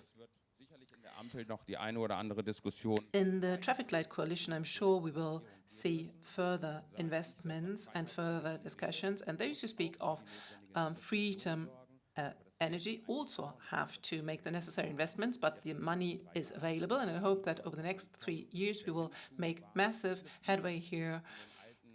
What hampered us was the old thinking, but due to the new situation in Russia, we now know that if we really want to become independent, in order to quote Franz Hals, the sun is not sending a bill. Of course, we have to invest, but it will make us more independent. And this is an idea that we have to implement now. Now, I would like to bring up new aspects into the discussion. I mean, it's not only about the transformation, but also democracy. So not only within the different countries we see more populist movements, but throughout Europe we see more and more countries who are governed by an autocratic or populist government. How do we deal with this challenge? Franz Timmermans, isn't this a time where security is at risk, our livelihood is at risk, or the way of life rather is at risk? So will these populist movements be on the rise even further? Well, I think if we have European regulations, we have to implement them. And the European Parliament is speaking clearly about it, and the European Commission likewise, but in the Council, the member states are not really prepared to critically deal with other member states. This is actually the area where we see the problems. And, for example, when it comes to Hungary and Orban, if we want to keep them with us and give them room on their own so that they behave better, no. Well, the CDU, the conservative group in the parliament, the EPP, have been wrong over years, and also Merkel has been wrong. When the member states do not stick to the rules, otherwise they will face consequences. This could be said by the Parliament or the European Commission, but the member states will protect each other. The member states have to say this as well, that everyone has to stick to the rules. And another aspect is that the citizens are still convinced of these politicians. So obviously, what we have to offer is not that convincing. So how can we make sure that these citizens are interested once again in our ideas? We have to show that we really show solidarity. One problem of the autocrats is that they cannot deliver, and because they cannot deliver, they look for scapegoats. These can be domestic or foreign scapegoats, and over years they can act as if in Kiev, for example, there's a Nazi government and there's a genocide against the Russians, which is bullshit, of course, but when you prepare people over a long period of time, for example, over 10 years for it, then they believe it. So autocrats cannot deliver and they need scapegoats, and then they are a danger, a threat to our democracies. We only have one alternative. We cannot do the same thing. This would mean that we violate our own values. We can only show that with concrete measures we can improve the lives of the citizens. This is the task of social democrats. And I can only win over people for a long-term project like the Green Deal when I can show short-term successes and short-term results. If I can show that with your heat pump, for example, or your solar panels, you have a lower energy bill than someone who does not have these technologies. And this will help us, and we will help the citizens to organize it. So the rent might be a little bit higher, but the energy bill might be lower. And if we can show this on a daily basis, step by step, then we will win back the minds of the people. But this is a very complicated and complex work, but it's the only path that we can go along. Nun haben wir ja schon jetzt, und das haben Sie jetzt ja gerade angesprochen, you already mentioned it, that already today we reach the limits of our capacity to act. When it comes to the principle of unanimity, for example, in Europe, when it comes to foreign policy, we have seen this, but still Europe remains attractive. And Lars Klingbeil has said this morning that attractiveness goes hand in hand with responsibility. And now the enlargement question is once again on the table. The Commission has given the candidacy status for proposed the candidacy status for Ukraine and Moldova. So the question once again goes to you: what does this mean for the capacity to act for Europe? How can we strike a balance here to remain capable of acting and enlarge at the same time? Well, just imagine in 2004 we would have had this debate and said, no, we first have to deepen the integration in Europe, and only then will Poland and other countries be able to accede, to become a member. Then Putin would do to Poland what he's now doing to Ukraine. So sometimes history dictates us what to do. And also our strategic position. So sometimes we have to take a step which is a little bit risky. This is what we did in 2004, and now we have to do it again. This does not mean that the Ukraine will become a member of the EU tomorrow, but it does mean that we will tell the citizens in Ukraine, you are fighting for our values, you are defending our Europe, you want to become part of our family. You are already a European country, so this gives you the right to apply for a EU membership. And we say, yes, under certain conditions, it will be possible. This is the only thing that Europe can say at the moment. And this is also morally right. This is what we have to say. We cannot neglect Ukraine at the moment when they want to become a member of the EU. And of course, they do know very well how difficult it will be and that it will take a long time, and they are ready to take the necessary steps. Then it is also contribution to the stability of Europe and also contribution to the change in Europe that we have to undertake, because Ukraine has a lot to offer, be it in the agricultural sector or in the industry, or be it in the components of the new industries. So everything is available in Ukraine. So it's not only a challenge for us, but for the European Union, it's also an opportunity. And if we can make sure that they successfully fight against corruption, have independent media and independent courts, that everyone can develop freely there, then this is a huge contribution to our own stability, but it's also what is morally right.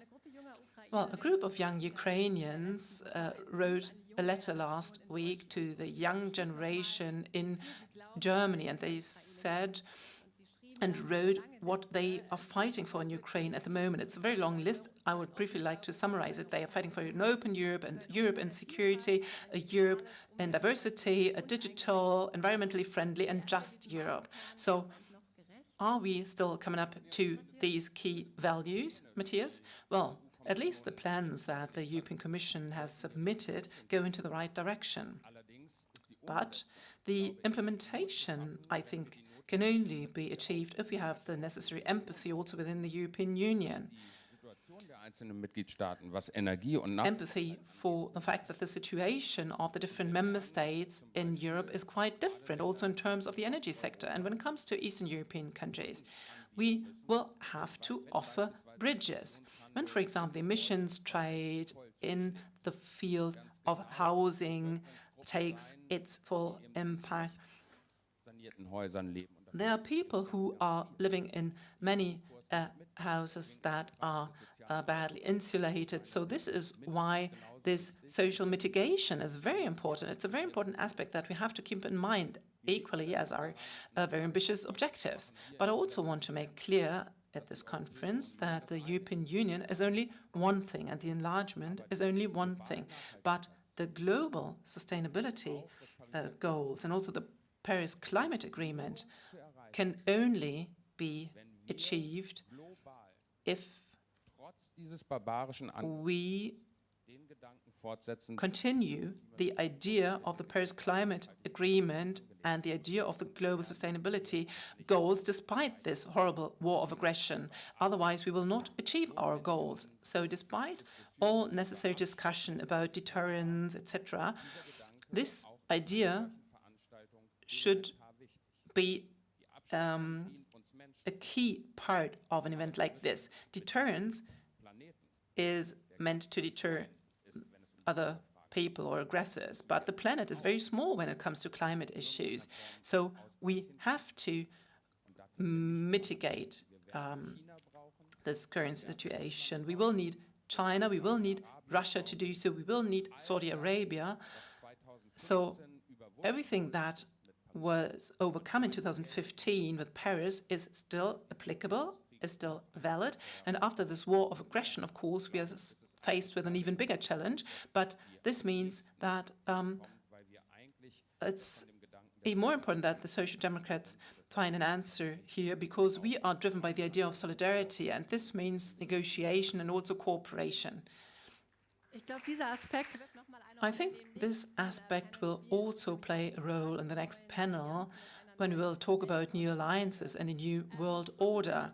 Ms. Goeper, in September, your new book will be published. We can do differently, and the publishing house says that this is a book which is encouraging and inspiring. So what is inspiring or encouraging after this discussion from your point of view? Well, I think the progress compass needs to be the socio-ecological trade-ins, and we have to find political and economic instruments for it.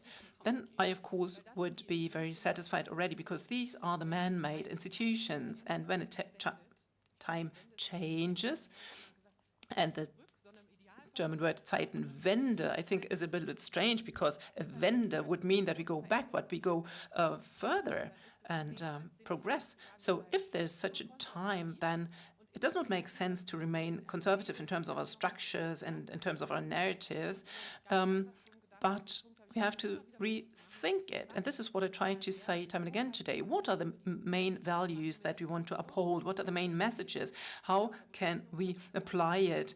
And always keeping in mind the impact. And a sustainability strategy, for example, could also be taken serious by a German government for a change.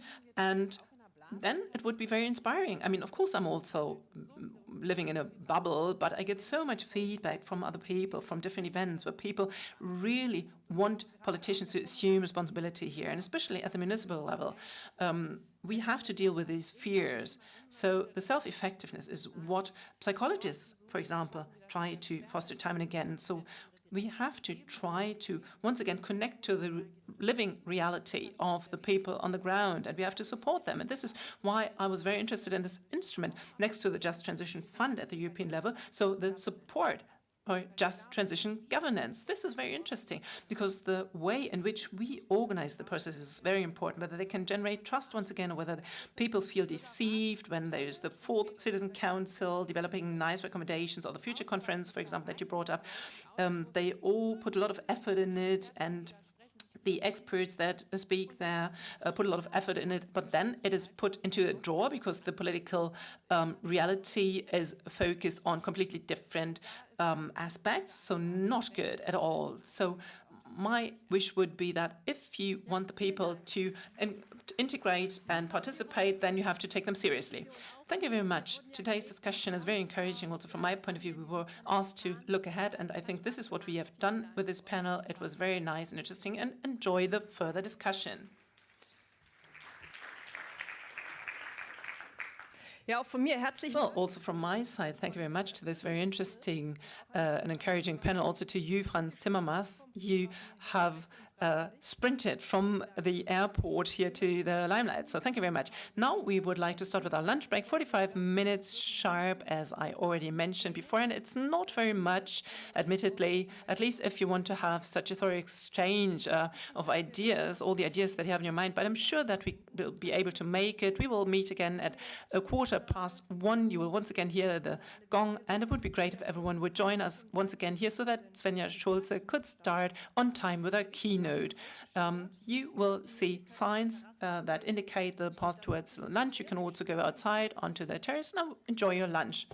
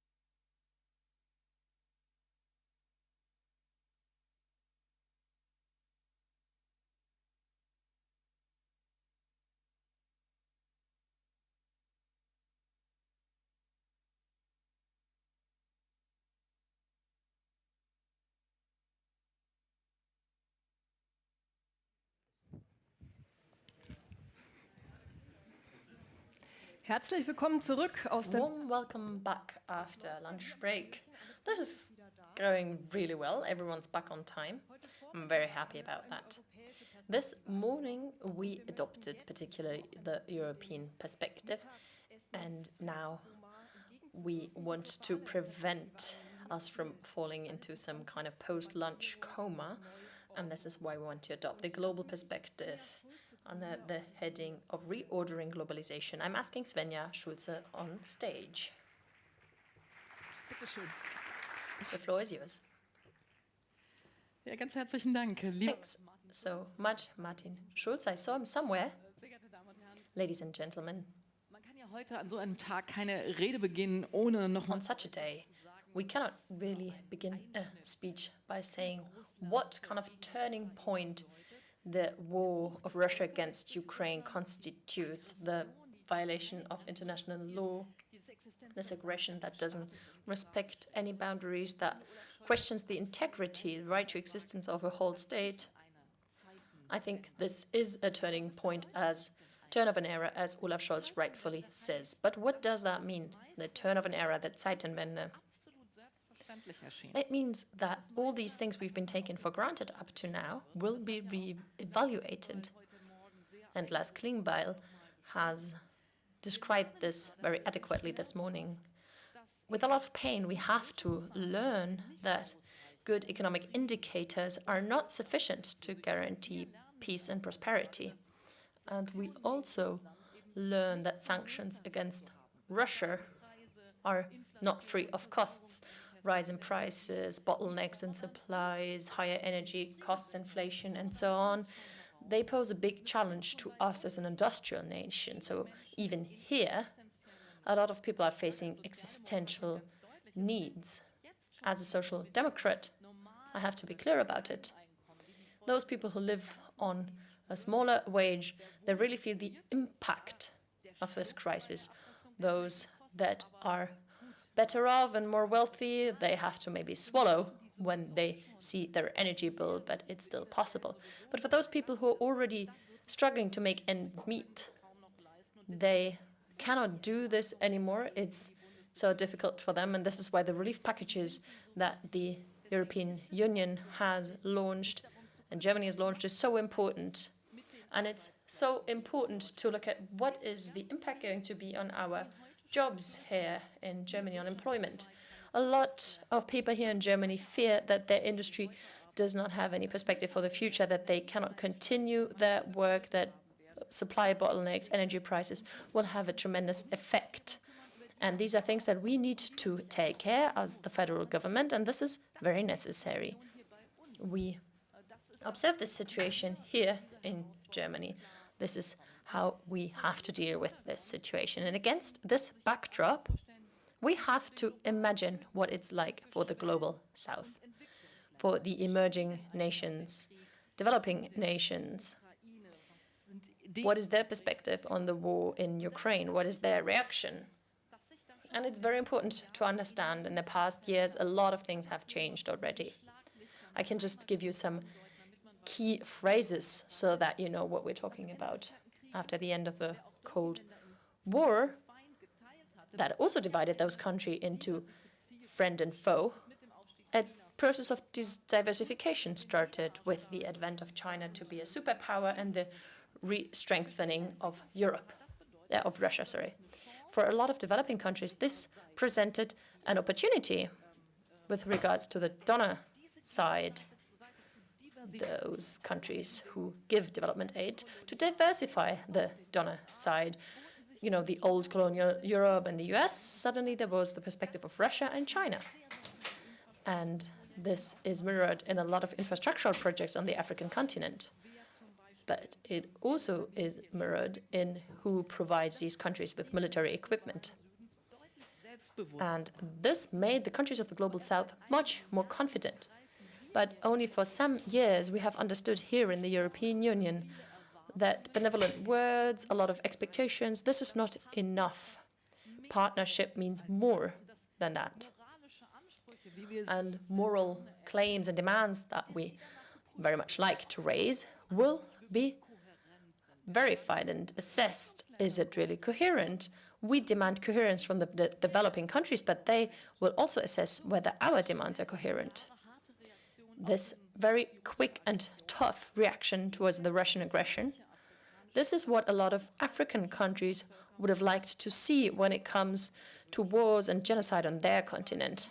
A lot of countries in the global south, in Iraq and Libya and Yugoslavia, they also see this a violation of the international law, and they accuse us of double standards. And with respect to these diversified donors that they have, they do not want to take up a clear position. They do not want to be part of our conflict. And this may also have primarily economic reasons. Already during the COVID pandemic, a lot of African states remember very well how the global north will first and foremost take care of itself.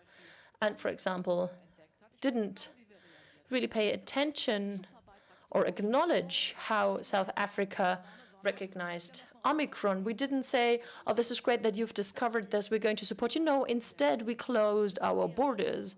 And this is a very strong memory in the global south. I really perceive that to be a tricky matter. And then with COVID, the pandemic, I cannot explain all the consequences in depth, but we are talking about shadow crises that were triggered by the pandemic. And in all core areas of the sustainability goals, we have been pushed back by decades. The global south really thinks that only when the global north is trying to understand that it will only be safe when the global south is also safer, and this is only when the global north started acting and actually taking measures. But the crisis that we see in the developing and emerging countries and nations, these crises are so severe, they're already pushed to the limit of their financial possibilities.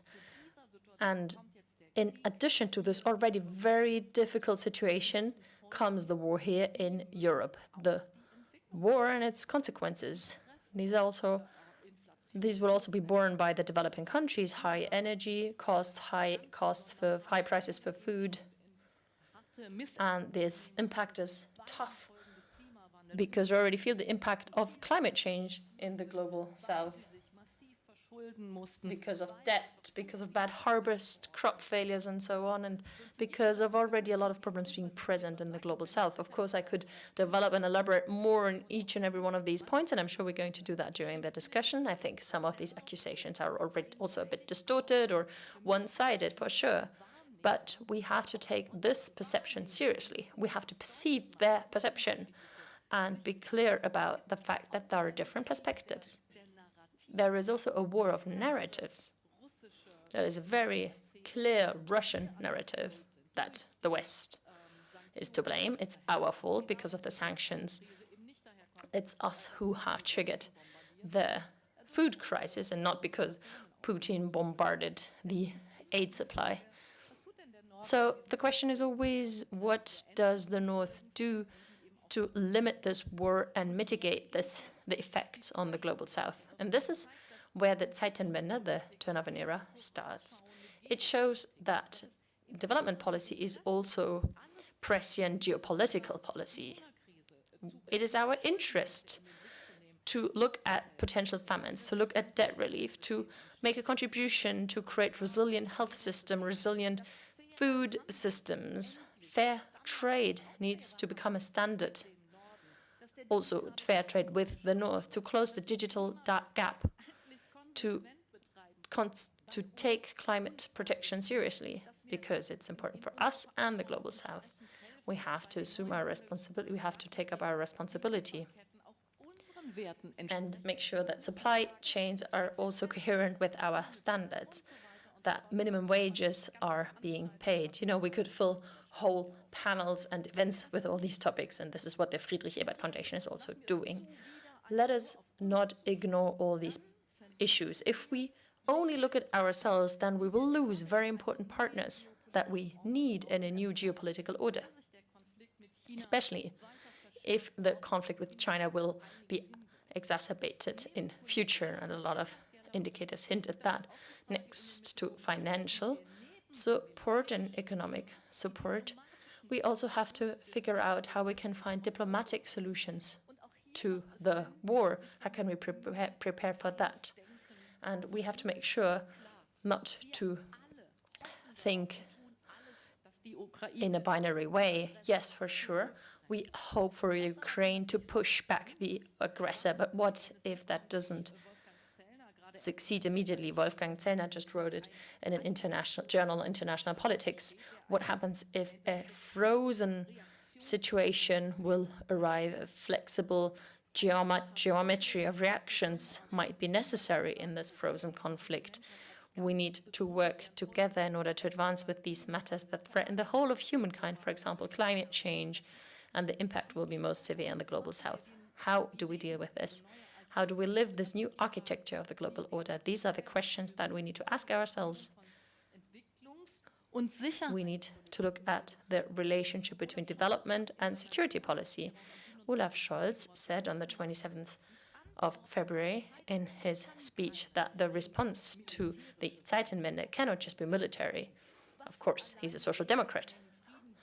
Weapons alone will not bring peace, and they may never be the first and only response. I think it is rather bizarre what is being written in many media, where it's only about weapons delivery, types of tanks. But there is no discussion about hunger, poverty, inequality as structural root causes of conflict. These kind of discussions cannot be found in the media anymore.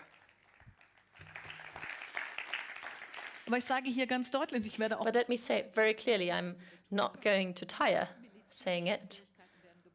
Yes, military capacities are needed in order to be prepared, but the military logic may not dictate our approach. It may not be our point of reference. And this is important to say as a social democrat because I'm proud of our tradition of peace politics. We need a strong development policy in order to face the threats of the future. Education, health, civil society, democratic development. These are the aspects that are needed in a world of tomorrow. More than ever, we need to emphasize solidarity. It can never be one-way direction. If we want to partner up with other countries in future conflicts, then the other way around, we need to take their problems seriously, their challenges, and be in solidarity. And let me get to the end, so we'll have some time left for discussion. The Zeitenwende, the turn of an era. What does it need? A strong development policy so that the international community will be able to react quickly in an appropriate way to conflict and crisis. We need it for resilient societies so that these societies can cope with the challenges of today's, and we need it so that geopolitical shifts do not create new dependencies. A strong development policy is a crucial contribution for international peace consolidation. Thank you so much. Herzlichen Dank an Sie, Frau Schulze. Thank you so much, Mrs. Schulze. You can actually remain here with us and move over to the panel section, to the other stage. We'll start with the panel shortly. I'd like to ask Valeska Hesse to come up on stage from the Friedrich Ebert Foundation in Berlin, who's going to be the host for this panel. Vahini Naidu, Miko Hutari, and Marcel Fratscher, our panelists.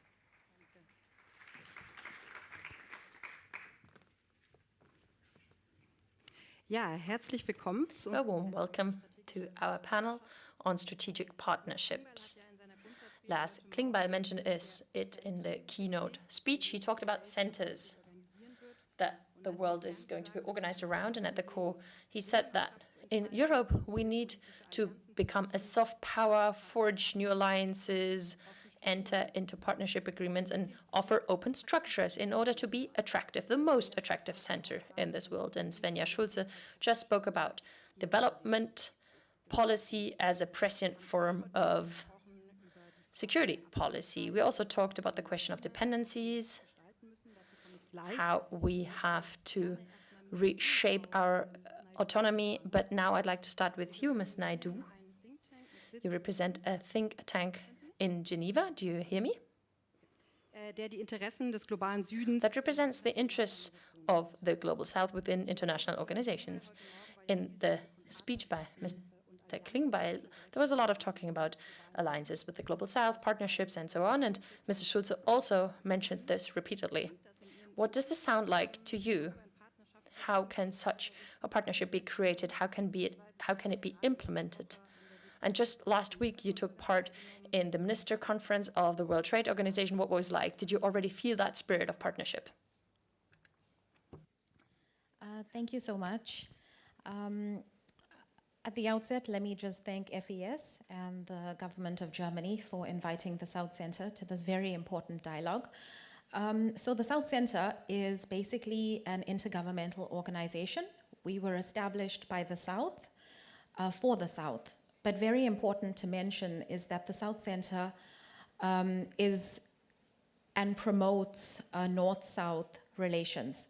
And so, we take particular notice to what's happening geopolitically, but particularly, from a trade for development perspective, which is the issues that I cover. And I think if I had to be very blunt, one of the most fundamental challenges facing the Global South and facing this potential collaboration for honest and true partnerships would be that there is certainly a trust deficit. And this is a trust deficit that, it stems from a very long history, of course. But I think more recently, it's between, this notion of the rhetoric versus the reality. So there's a number of international mandates, for example, in multilateral organizations, but you find that a lot of the power imbalances that exist between the North and the South are extremely prevalent still to this day. So a lot of the issues, for example, that are being championed by developed countries really take priority and center stage at the WTO. But this is not only limited to the WTO, but in other international organizations as well. I mean, there's also the perception that the UN, for example, is seen to be championing more of the global North issues. And so it's been a very long struggle in terms of trying to get a balance or a semblance of a balance into the negotiating agenda. But one of the things that I wanted to point out regarding, this notion of having true partnerships, which is a fundamental acknowledgement, I believe, for this dialogue today, and that would be, that true partnerships are made between equals with common interests. And, I've mentioned before that in some of the trade agreements, for example, we note that the North-South relations, as demonstrated, for example, by the economic partnership agreements, are not necessarily, on a level playing field. So I think, to leave this meeting would be important to point out that I guess we need a fundamental change in the way in which, we negotiate trade deals if true partnerships are indeed sought. And there's just one other thing that I wanted to point out. There's a lot of things that are happening in the name of sustainability. These items are coming up on the international agenda. But one of the challenges is that it's not really addressing sustainability. So if we talk about the WTO MC12 that just finished on Friday morning, an instrument on fishery subsidies was negotiated. But if you look at the way in which the negotiation has been contextualized, it was under SDG 14.6, which talks about prohibiting subsidies that contribute to overcapacity and overfishing. And one of the things is that in the text itself, there's already carve-outs that have been built in that would allow the big subsidizers to get off scot-free. So, it's in the rules themselves where the mandates are not being addressed. And so this is a real problem, I think, for the sustainability agenda in the WTO, which is primarily, unfortunately, pushed by developed countries. And so this is one of the primary reasons, why there's this lack of trust.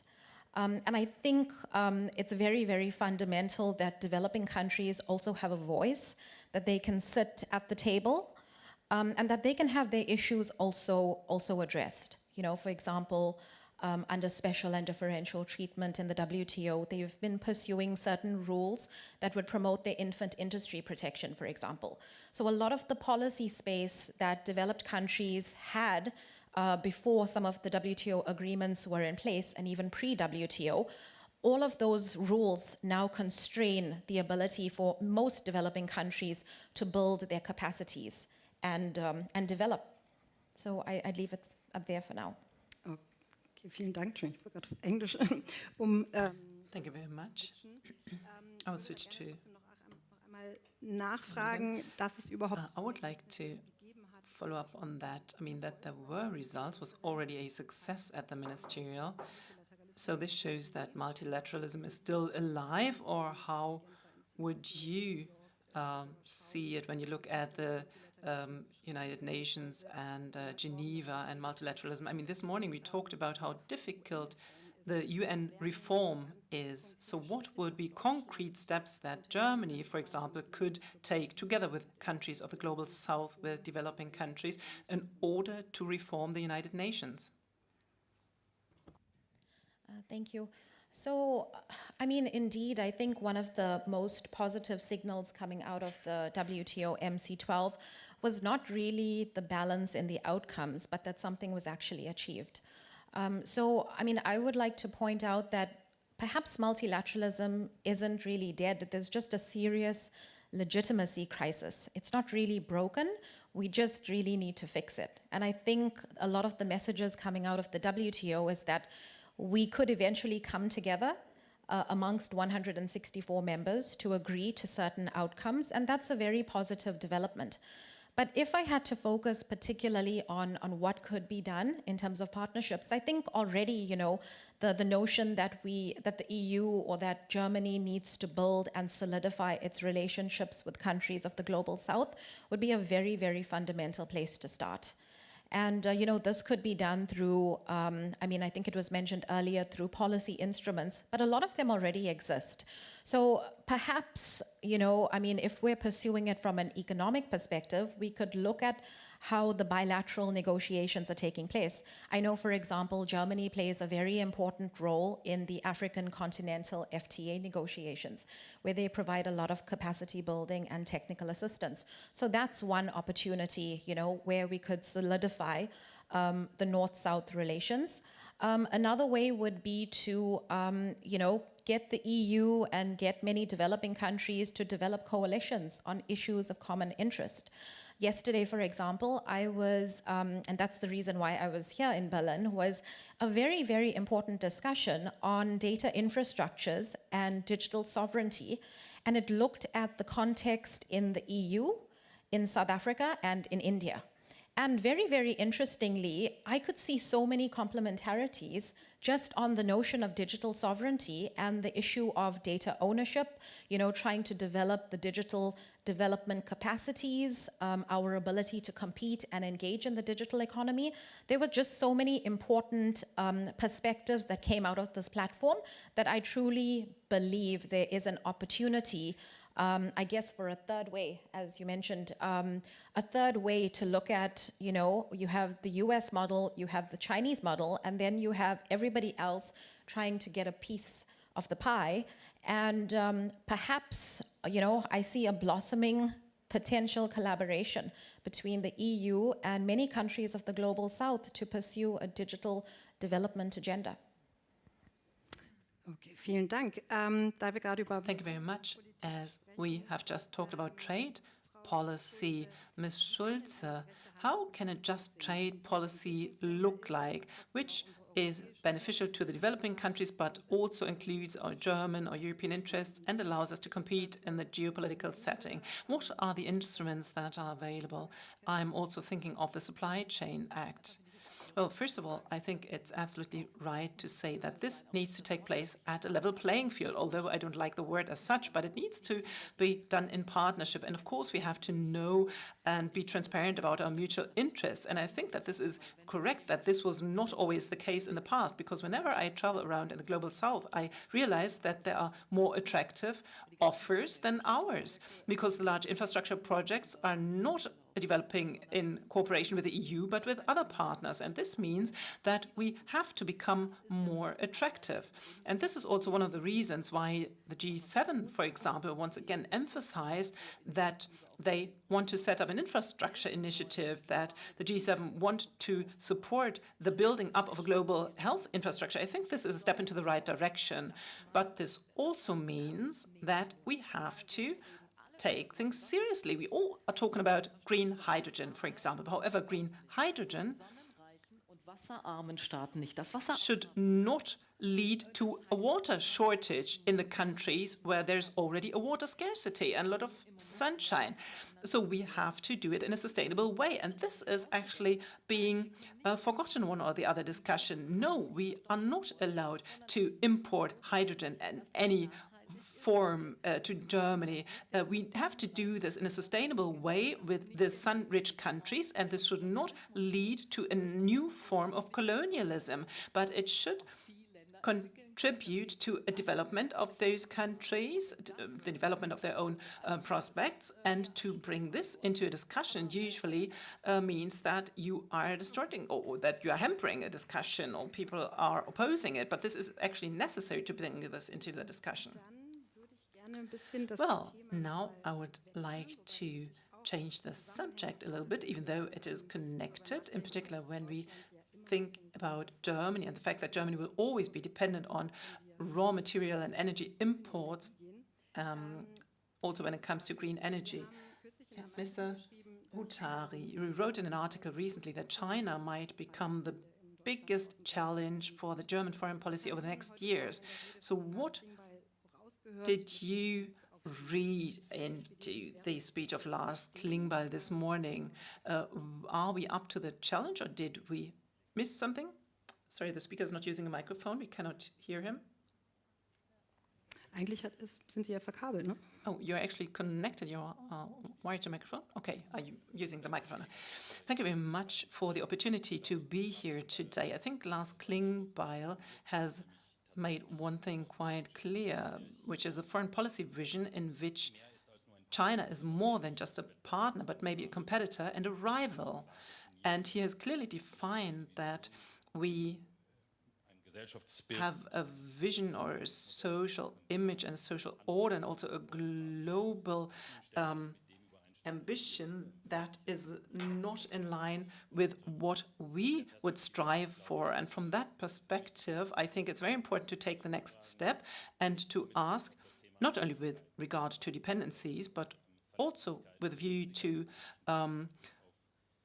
foreign policy problems or shocks that we might be faced with, the slowing down of the economic growth in China. I mean, this will have an impact on all of us. We will see that in the near future. And also the biggest geopolitical crisis scenario, which is the conflict with Taiwan. So in all these questions, China is key. And we need a clear view on China, especially on how China is acting in the current conflict. For example, also the partnership that China is having with Moscow at the moment, and the security and foreign policy interests in Europe should be focused on that. We have to see that China is on a track which is a concern for us, and we, in the case of Russia, we have not taken these developments seriously, and now we have to ask ourselves, how closely can we be connected to China in the future, and how close can it be? So you said that we have to reduce our dependencies on China. Well, we have to have a differentiated look when it comes to the dependencies from China. And I mean, we already brought up the issue of critical raw materials, and of course, we need them for key technologies. And of course, this would bring us from one dependency to another. But when you take a look at the figures, we have a dependency of 90% or more when it comes to critical materials, but it goes far beyond that. It's also the dependency of markets, and we are well advised to diversify at the business level, at the economic level. So we should not place all our eggs into one basket, the Chinese basket. Well, when we want to implement the energy transition quickly and efficiently, we have to deal with China. Well, I do not say that we should have a black and white image. It just means that we have to reduce our dependencies, which cannot be done from one day to the other. And of course, in some areas, we will have to come to an agreement, and we also need to cooperate with China. But still, in those areas where we see a strategic impact, or in case of a crisis, we would be dependent on China, and this would maybe reduce our capacity to act, then of course we have to change that. Mr. Fratscher, when critical goods and infrastructure will be produced and manufactured in Europe in the future, this is also what Lars Klingbeil said in a speech this morning, what's the kind of role that businesses will have in the future, and what should the state do in the future? Where should the state provide support? Well, it's a difficult question. I mean, first of all, a basic thought, we should not draw the wrong consequences from the conflict with Russia. Of course, I fully agree that we should redesign our dependency on China, but I would reword it and say we need a better symmetry. I think we will never be able to become independent, once again, because the global economy is too much interconnected. And especially we Germans have benefited from it more than any other over the past decades. So hundreds of millions of people in the global south were also getting out of poverty. Of course, there's much room for improvement still, but it's an illusion to believe that we could be independent once again. No, but we have to shape this dependency in ways so that we have a symmetric structure, that China is as dependent on us as we are on China. At the moment, I do agree, we have an asymmetric dependency. We are more dependent on China. And of course, there are also critical issues like digital infrastructure or the energy infrastructure, or the basic provision of services where we should provide these things on our own, which we should do on our own. And I think in Germany and Europe over the past 20 years, we have been too naive. So, of course, this symmetry in our relations also brings me to standards.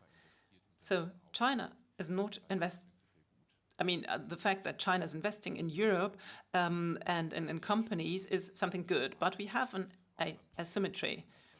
So in the public procurement, or when it comes to public tenders, we have to make sure that we see more symmetry. I mean, we do not see the same situation when German companies or European companies would like to invest in China. So what the Americans say is that there's certain infrastructure where we do not want to allow any foreign investment is right from my perspective.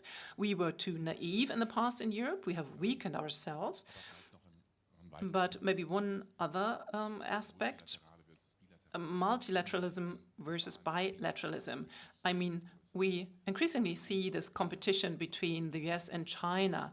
And for us Europeans, the question is, do we want to have a bipolar or a tripolar world? I mean, this is not meant to disrespect the global south, but in particular in the important markets, the economic competition is very much divided into the Chinese system and the American system. And for us in Europe, the question is, do we want to make our European voice heard? So we also have to speak with one voice in Europe in order to make ourselves heard.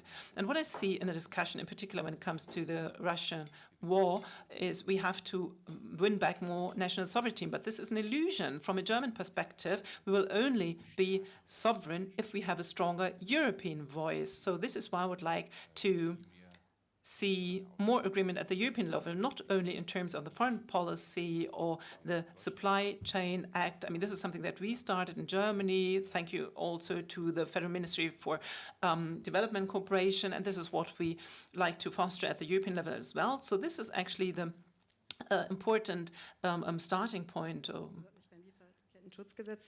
Well, You mentioned the Supply Chain Act, but I would like to come back to the question which was discussed in the morning. For example, we have to have our own chip production, semiconductor production, which belongs to the important infrastructure, and this might not be efficient from an economic point of view, so the states would have to subsidize it. So is this going to be the price for freedom? Well, I would not contradict that, but realistically speaking, for us Europeans, I mean, we have lost out in certain areas, also when it comes to critical technological platforms. And when it comes to biotechnology, the pharmaceutical sector, where we have concrete examples that we've seen throughout the pandemic, we are highly competitive in Europe. So we really have to focus on our competitive strengths in the future. We should not try to do everything on our own. I mean, you talked about the most important infrastructure, and I don't think that platform economies actually, that we can catch up in the field of this platform economy. But I think we need to develop a good balance between basic research, good market conditions, private investments. And very often you hear, well, we have too much state in Europe, but I would contradict that. I mean, if you look at the United States, much of the innovation, and also in Japan, for example, much of the innovation that is created there, also in the field of security, where lots of investment take place and many private companies invest, but also the states. So I think we need a European perspective. We should not think only in terms of Germany or based on the German perspective. We need to think about that from a European perspective. And in the digital field, we have scale, effects of scale. Or the winner takes it all effects. So in order to be competitive as a company, you need a large market. And the problem that we see right now in Europe is that we have 27 individual markets, and we do not have a single market when it comes to services, or we do not have a European banking market, so a banking union or a capital union. This is an area where we need to make more progress. We have to create the preconditions so that we can have European champions and no longer only national champions. So in the past, ministers said we have to create national champions, but I think this is an illusion now. We will either have European champions or we will have no champions at all. Thank you very much. I would like to ask a question to Svenja Schulz, and then I would like to open up the discussion for the audience from the live stream. So in your speech earlier, you also mentioned China as a very important actor, an actor that offers alternatives to the global south. So how should we deal with it? Well, first of all, of course, China is committed, which isn't bad. So there's a certain degree of Western arrogance that we say, well, we are always better, everything we do is better and the others are stupid. So we have to stop that. So what is China doing? They're very strategic. They have created an Asian investment bank, that they also created a new development bank, and they explicitly offer alternatives to what we have built up together with the World Bank and the whole system of the United Nations. And this is something we have to deal with. And I think the best way to do that is to create better alternatives. We should not try to copy the Belt and Road Initiative. We should try to make a better offer than the Belt and Road Initiative. We should be self-confident, like with Global Gateway. We should be self-confident and make a European offer with a different set of values, with the clear statement that we do not want to create a dependency for you for the next 60 years, because the question of resilience and independence is also a question that arises on the African continent. But we offer you our set of values with democracy, with freedoms, with equity, with a feminist policy, in order to advertise our system and also to make clear what our rules are. For example, the Supply Chain Act. This really has an impact because this lets our work follow to where our words are. So we will not buy any products that were created with child labor. So this is a certain kind of coherence from our side. And of course, we can still improve in this regard. And what's been mentioned at the beginning, I can fully second. We have to win back trust. In the developing countries, we do have to win back trust. Trust that what we say is also what we do. What they experience right now is something different. Good. Thank you very much. Johanna Tompert, could you tell us something about the questions from the audience out there? Thank you very much. I would like to bring up one question. And first of all, I'd like to ask the audience here and out there, you can always use our hashtags on Twitter in order to raise questions. Well, now to the first question. Partnership at a level playing field and a socially just transformation. They do need investment. So why is the one-on-one distribution of the defense budget and the topics of development, cooperation, humanitarian aid, and civil crisis prevention, why don't we see this connection here? Well, this is something that we have laid out in coalition agreement. Of course, we want to invest as much into the diplomacy and development policy as in the military segment. We are not yet there. This is still a task that is lying ahead of us, but this is something that the SPD is actually trying to make progress on. It's, as I said, part of our coalition agreement, but we have not yet fulfilled it. This is still some homework we have to do. So no more questions at the moment. So I would like to come back to the question that's been discussed in the morning and that you already touched upon, Svenja. In order to put it into concrete terms, even in a decarbonized world, Germany will also be dependent on energy imports and will have to create different supply relations with countries of the global south. How can this partnership or relationship be put on a level playing field in terms of the energy partnerships? And then back to Svenja, should we preferably focus on democratic states under the rule of law, because this is possible when it comes to new energies? So when it comes to hydrogen, we are not dependent on specific countries, but there are many countries who could produce it. So I think one of the biggest challenges coming out of the so-called sustainability agenda, but also, that Europe is leading on renewables and, in terms of the policy development. One of the challenges we're seeing both afflicting the global south, but also kind of finding its way into the WTO has been the carbon border adjustment measures. And, there's a big question mark about whether this is actually WTO compatible. But we're also at the South Center beginning to assess the impacts that this is going to have on developing countries. And we are particularly concerned, because it brings back this notion of strengthening your domestic supply chains or your regional supply chains. But the challenge is that even in the African continent, as Minister has mentioned, African countries keep saying exactly the same thing, that they are looking to build resilient supply chains and regional supply chains through the AfCFTA agreement.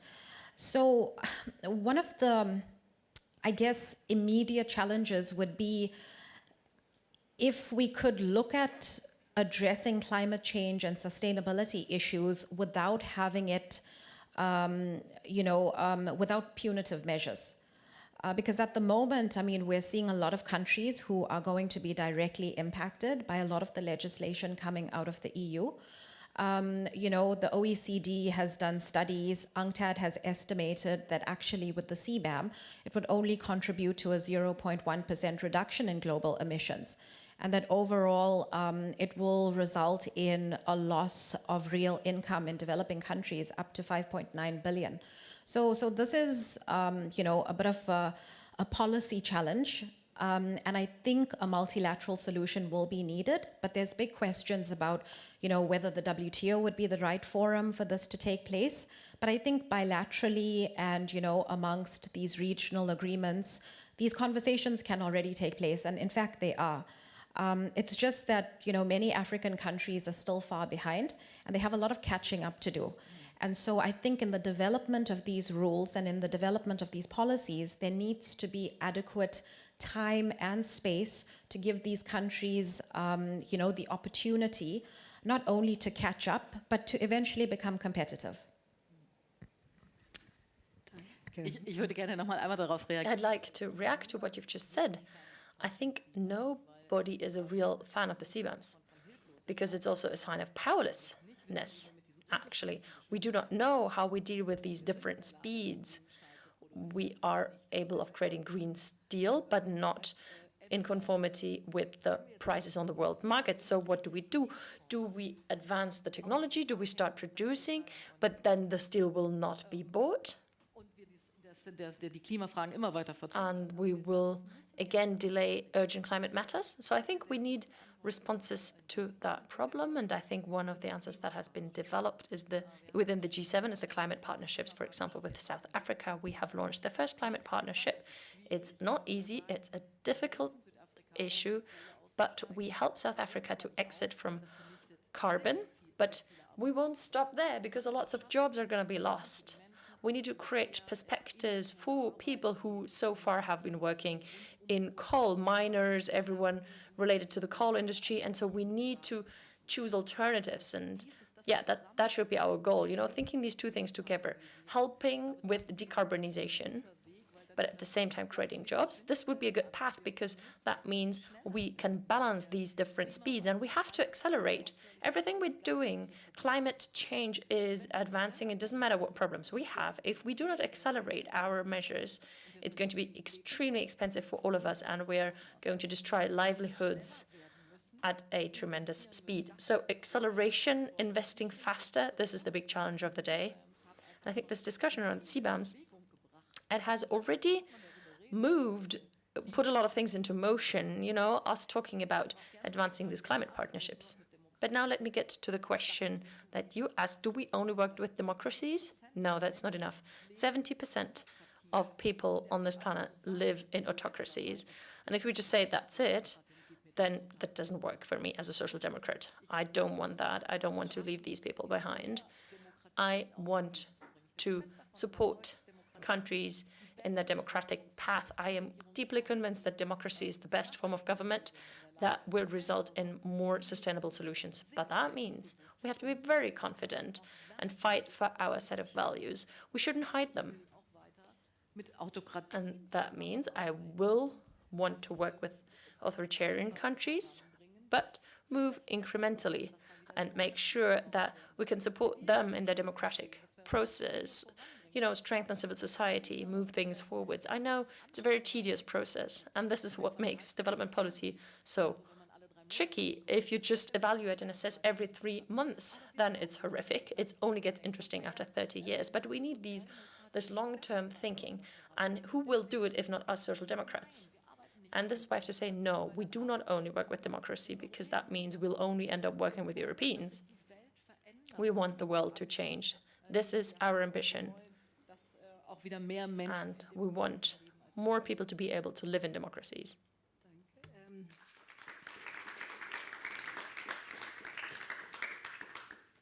Mr. Huetari, Mrs. Naidu and also Mrs. Schulz mentioned a couple of times how important it is to discuss and solve these questions in multilateral institutions. What's the role of China in this multilateral context? How should we deal with China in multilateral institutions? How should we involve it?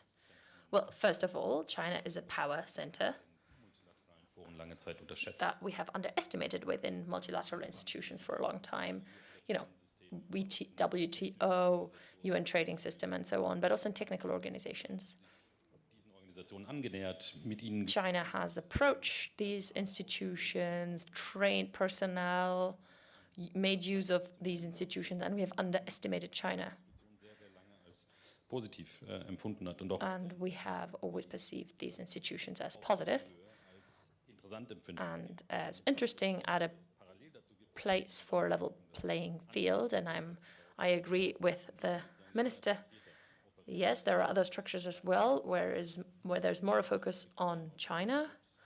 For example, the BRICS Club, G7, and there are also some attempts in development policy at pushing for national interests. So yes, we have recognized China as a global power center. They're very apt at forging alliances and partnerships all around the world. And as the minister says, we have to create better alternatives and make the better offer, where other countries are maybe under pressure to choose between a US-centered world and a China-centered world. We have to make sure that at least this choice is there to be made and that it's not automatic. Thank you. Mr. Fratscher, we have discussed about globalization, how to rethink it. You said it yourself, and The Economist newspaper also had a headline saying reinventing globalization. So it's a very hot issue. What is the impact of the pandemic, of the war on the economy, the structure of supply chains, for example? So if you say rethinking globalization, how can we rethink it in a more social way, not necessarily with regards to Germany? This also has an impact for sure, but at the global level. Well, we have to be more intelligent. I think you've already mentioned it. It's about resilience.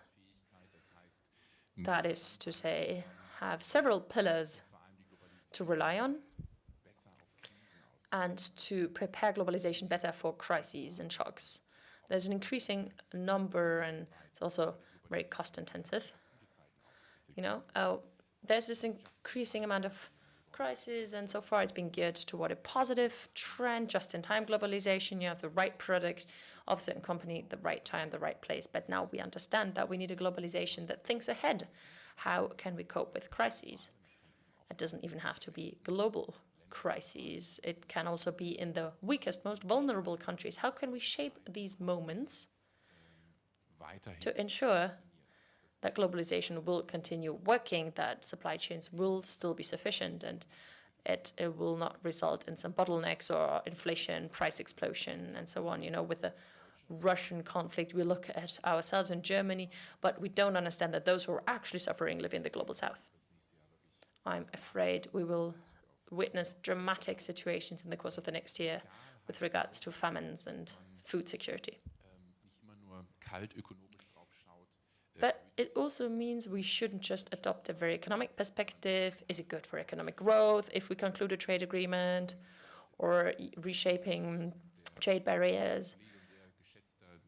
My colleague, Daniel Roderick, talked about hyperglobalization. 25 years, we've had a hyperglobalization where it was all about one thing, economic performance, and maximizing that via trade agreements.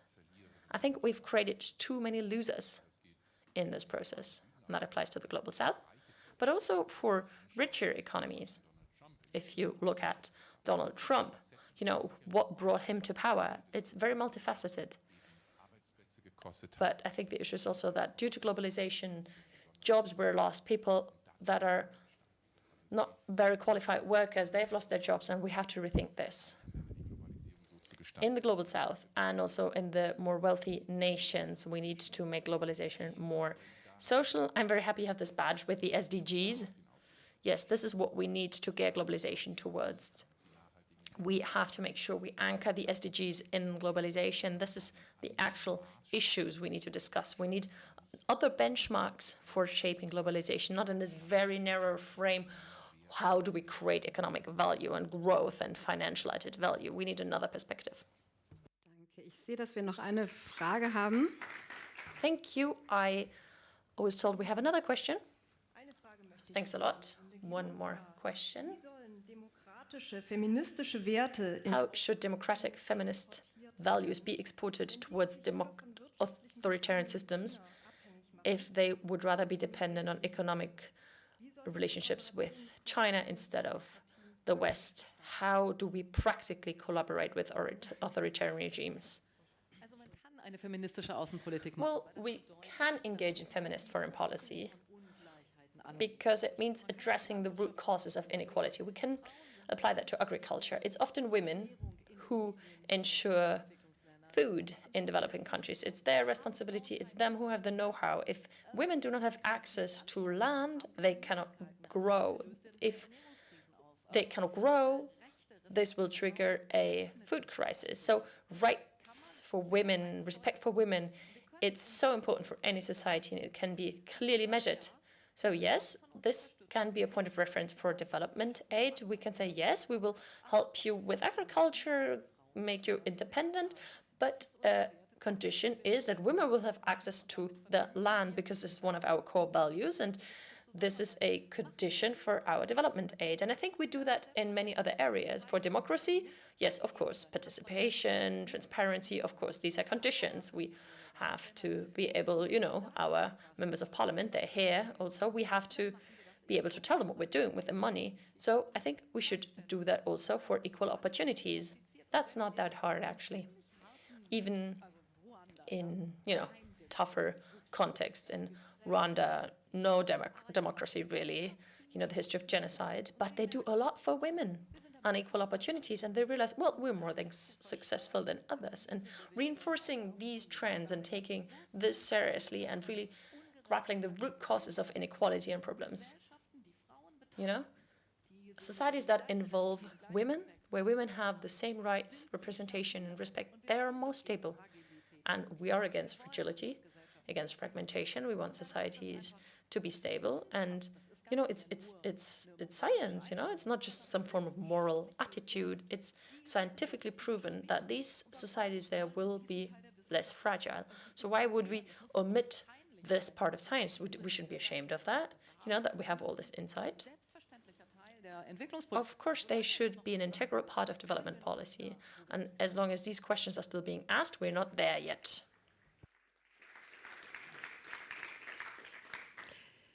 Sehr gut, vielen Dank. Ich glaube, wir haben. Thanks so much again. I think we're left with very little time.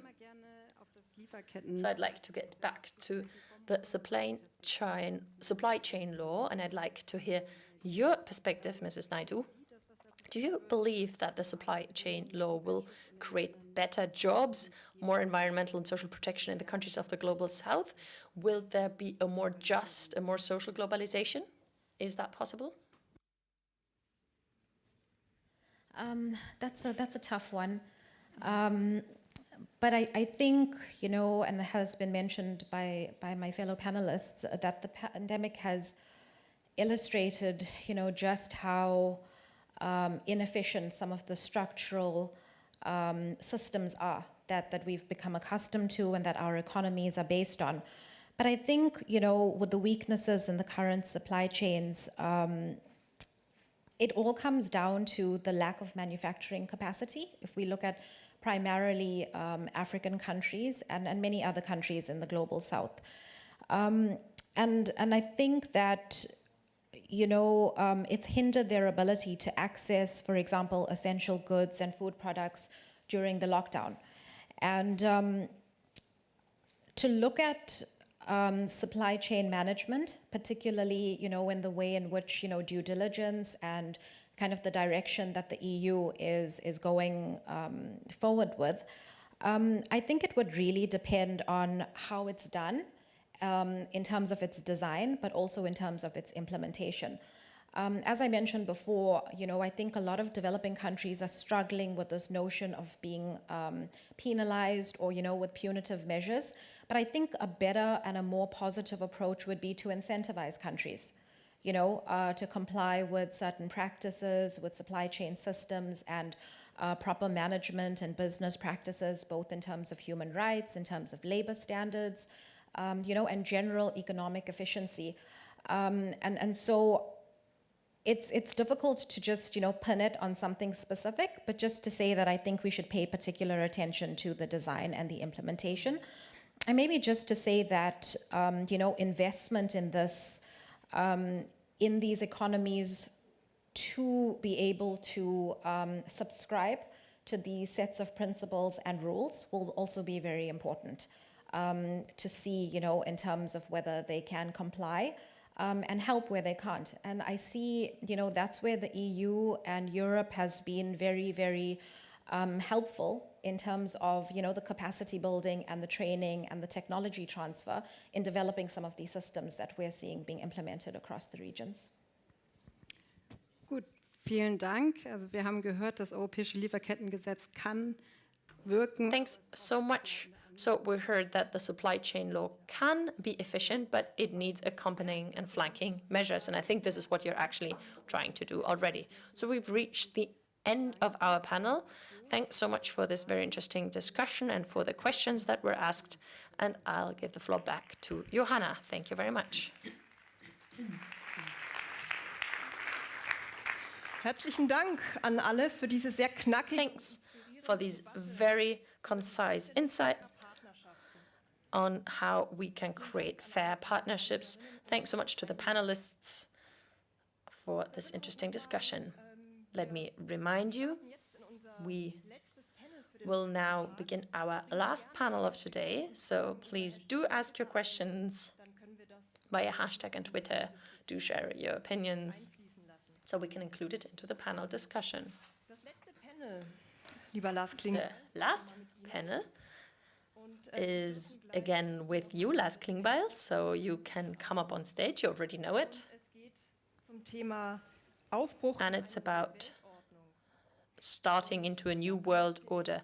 So I'd like to invite on stage as well Daniela Schwarzer, Christina Lunz, Nana Brink as moderator, and Liana Fix, unfortunately, is also sick. Rachel Rizzo, thankfully, has taken her place, who is a fellow in the Atlantic Council. Thanks so much. Ich setze mich dahin. Bitte. Hallo. Setzt euch, ja, setzt euch. Ja, wir warten noch. Rachel Rizzo ist wirklich fantastisch, dass sie so kurzfristig take the place of Liana Fix at such short notice, but we are happy to fill the panel here, and now I will bridge the situation. So I think we have learned a lot already, and if I might find one headline, it would be the headline, well, Lars Klingbeil, with your speech, you have made the Social Democrats to come out of their comfort zone in many ways. I mean, we all looked at Twitter, and if I look at the headlines in the large newspapers and media houses, it's all about the new leadership role and the role of the Bundeswehr, the Federal Armed Forces. And I'm quite happy that we can go into more detail now. And with that speech, so you also put yourself at the top of the movement. And this morning, many journalists and think tankers, this is what we heard already, wanted this term Zeitenwende to be filled with content. And this is what you did. So we are experiencing a Zeitenwende, a turning point. And I found it quite nice that the term was also coined in a slightly different way, which was characterized as a path towards a new order, comprising conflict. So it's not an order as as such, but a conflictive order, an order in which Europe needs to self-assert, and our social model is at stake. And this is a make it or break it moment, as many people tend to say or used to say. And we should prevent Europe from becoming a thing that the superpowers are playing with. And how can we do this? The framework is not really very good. Europe is not speaking with one voice, and the pressure from outside is enormous. So, Lars Klingbeil, you've listened to all the contributions here throughout the day, and before I introduce the panel, one question to you. What are your take-home messages from today? Well, I could talk for an hour now, maybe not that long. Maybe you could summarize it. Well, first of all, a lot of support, but also some contradictions or countering arguments. I mean, it would be bad if we would go home tonight and we would not take home anything from this conference. And this is, of course, due to different arguments and perspectives.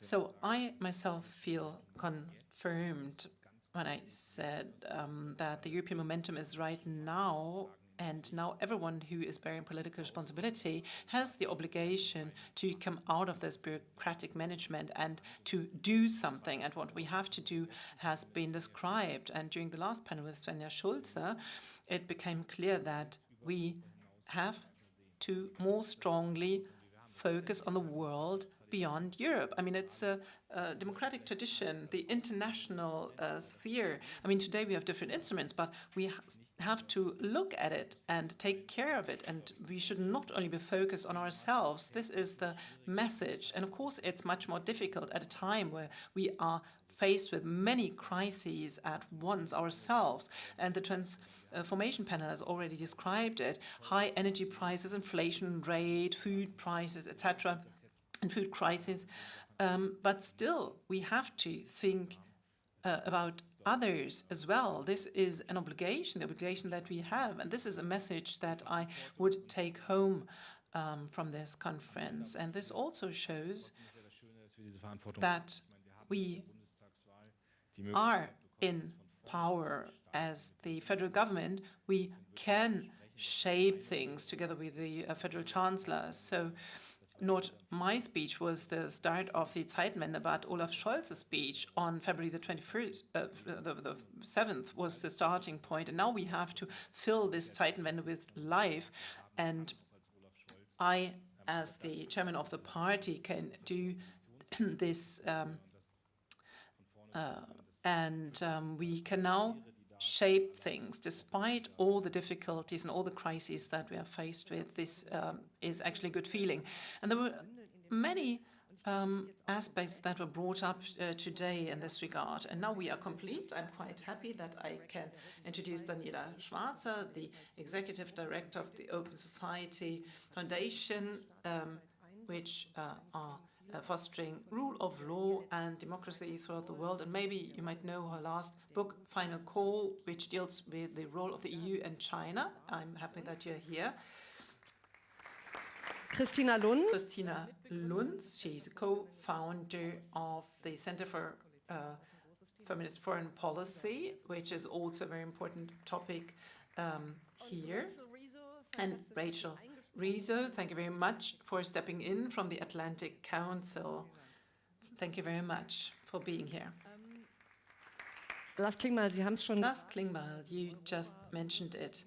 Europe needs to open up again. Europe needs to focus on other regions more strongly again. But at the same time, Europe needs to redefine its role internally. So it's not only about Germany. Daniela Schwarzer, I would like to start with that. In this conflictive order, how will Europe become a foreign policy actor when we look outwards, which becomes more independent or is more independent from the United States? So Russia, and I didn't want to say Russia because you just quoted my book title, Europe between China and Russia, but it's between China and the US. So, but of course, Russia plays into it. So how can Europe become a geopolitical actor? First of all, by gaining internal strength. Because what we have heard today, the need that Europe acts more strongly at the international level, and the idea of a geopolitical commission that Ms. von der Leyen took as a motto for her presidency, can only be done if we have cohesion and unity internally, and not only the ability to reach an agreement on domestic objectives, but we also have to change internal structures so that Europe can maintain its cohesion. So this is why I do not want to separate the development of instruments internally and externally. But I don't want to extemporize here. So just in brief, we have to think about the role of the euro. Our joint currency, similar to the single market, is a very important instrument of the European Union. And I would like to remind you of the time when Donald Trump and the US withdrew from the JCPOA, the agreement with Iran, and we in Europe suddenly had to discuss what can we do so that the euro plays a stronger role.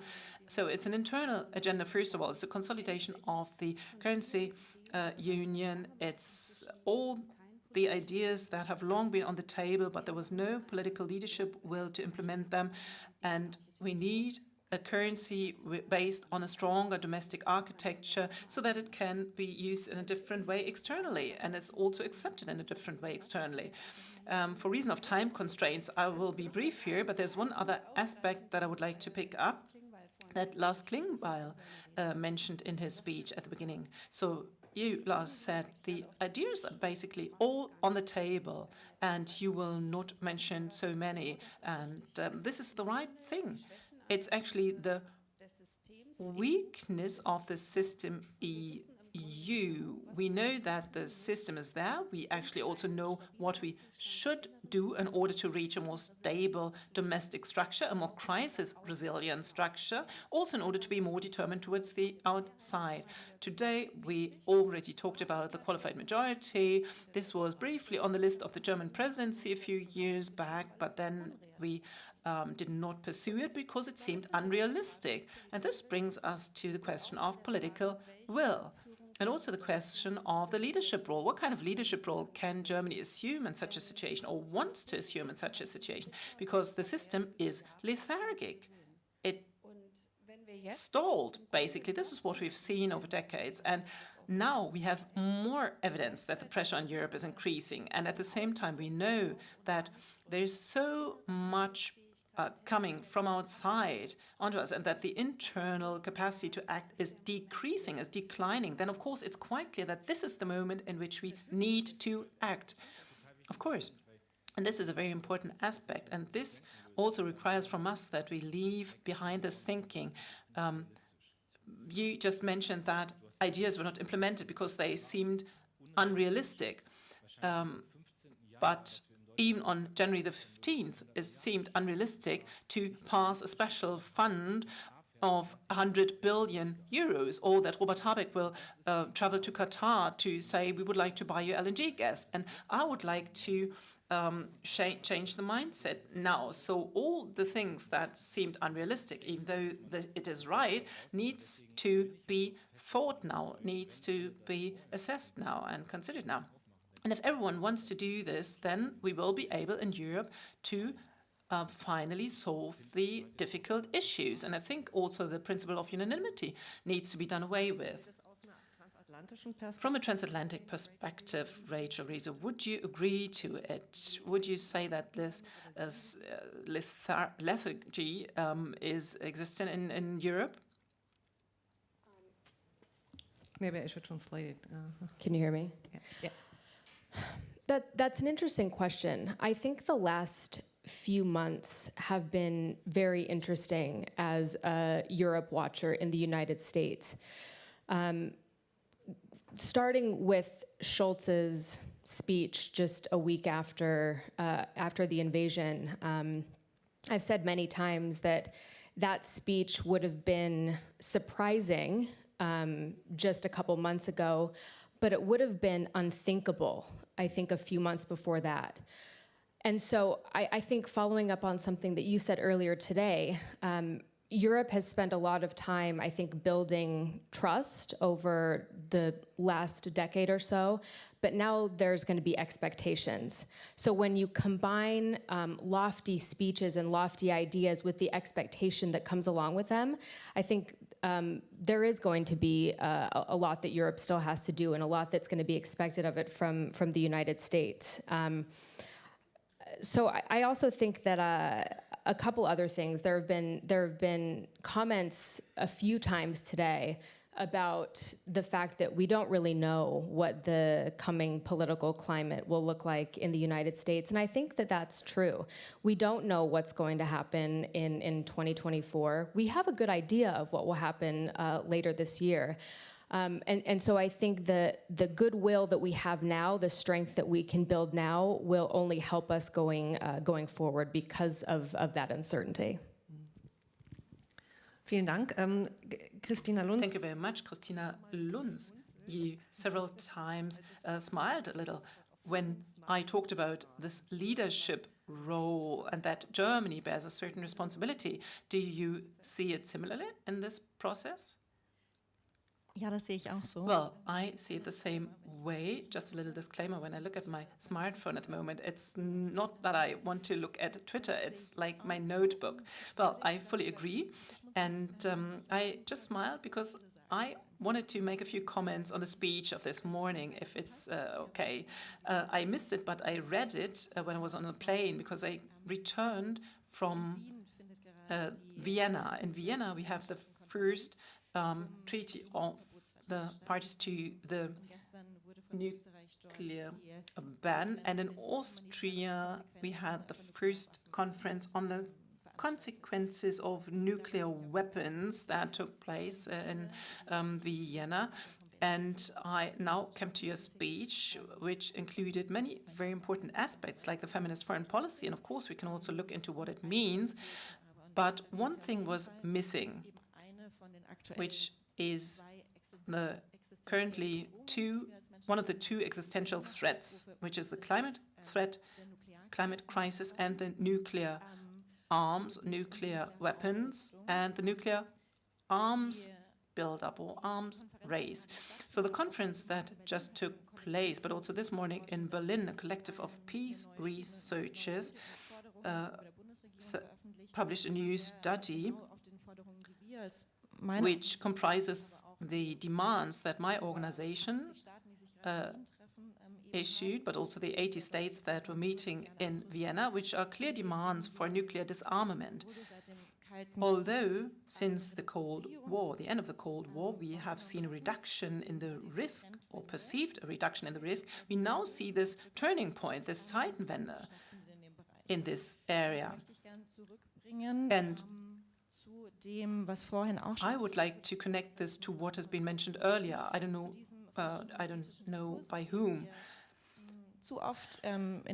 This is the discourse that we see too frequently in the media, but also in political panels and talk shows since February the 24th, which is the focus on militarization as a concept to solve the current crisis. So militarization is considered a solution for problems caused by militarization. This already sounds wrong, and it is wrong to a large degree. But in the arguments and discussions that we hear way too frequently at the moment, and which create the starting point for decisions like on the special funds, we create paradigms and we serve paradigms. And I would like to contradict you in that. When you say that the solutions are out there, we all have understood the problems, I don't fully agree. So solutions are being proposed like the Ukraine would only have needed nuclear weapons, then this would not have happened, or it's just a matter of available weaponry. So when it comes to experts and the expert community, it's already quite clear for them that these statements, these arguments are not clear and are not true. I could also give you an example, but I would like to come to an end now. So my argument is that, or put differently, we have to closer look at the root causes and the respective analysis of the root causes. If for decades in the foreign policy we have seen a dominance of knowledge and narratives that serve a certain paradigm, a patriarchal paradigm, and this leads to solutions and actions and institutions and the allocation of funds, then we will not be able to embark on something new or try out something new, and that we really try to achieve the things that were perceived unrealistic so far. But when it comes to the nuclear threat and the increasing cyber attacks, or also 2019, for example, the biggest cyber attack in the history of Russia against Ukraine, when we keep this in mind, these increasing threats of militarization, but also threats in the cyber realm, and if we want to tackle them, we have to change our attitude. So can we take a closer look at it? Don't we assume that there is a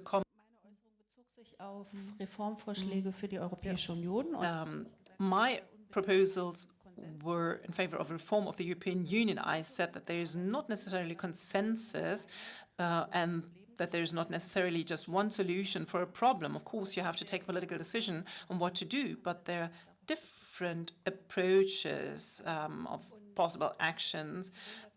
This is what I was referring to, and to what Christina Lunz has just said. I think that weiß ich nicht, blinde Militarisierung des We do not only talk about militarization, or the discourse is not only about militarization, but what we still have to get used to in Germany is the reality of the war, and that we are faced with an aggressor who does not signal by any means that he's interested in putting an end to this conflict. And to deal with that is a huge political challenge, and at the same time, we should not only focus on the conflict and be afraid of it, but we have to think beyond it and think about possible forms of a security order that we can imagine for our continent.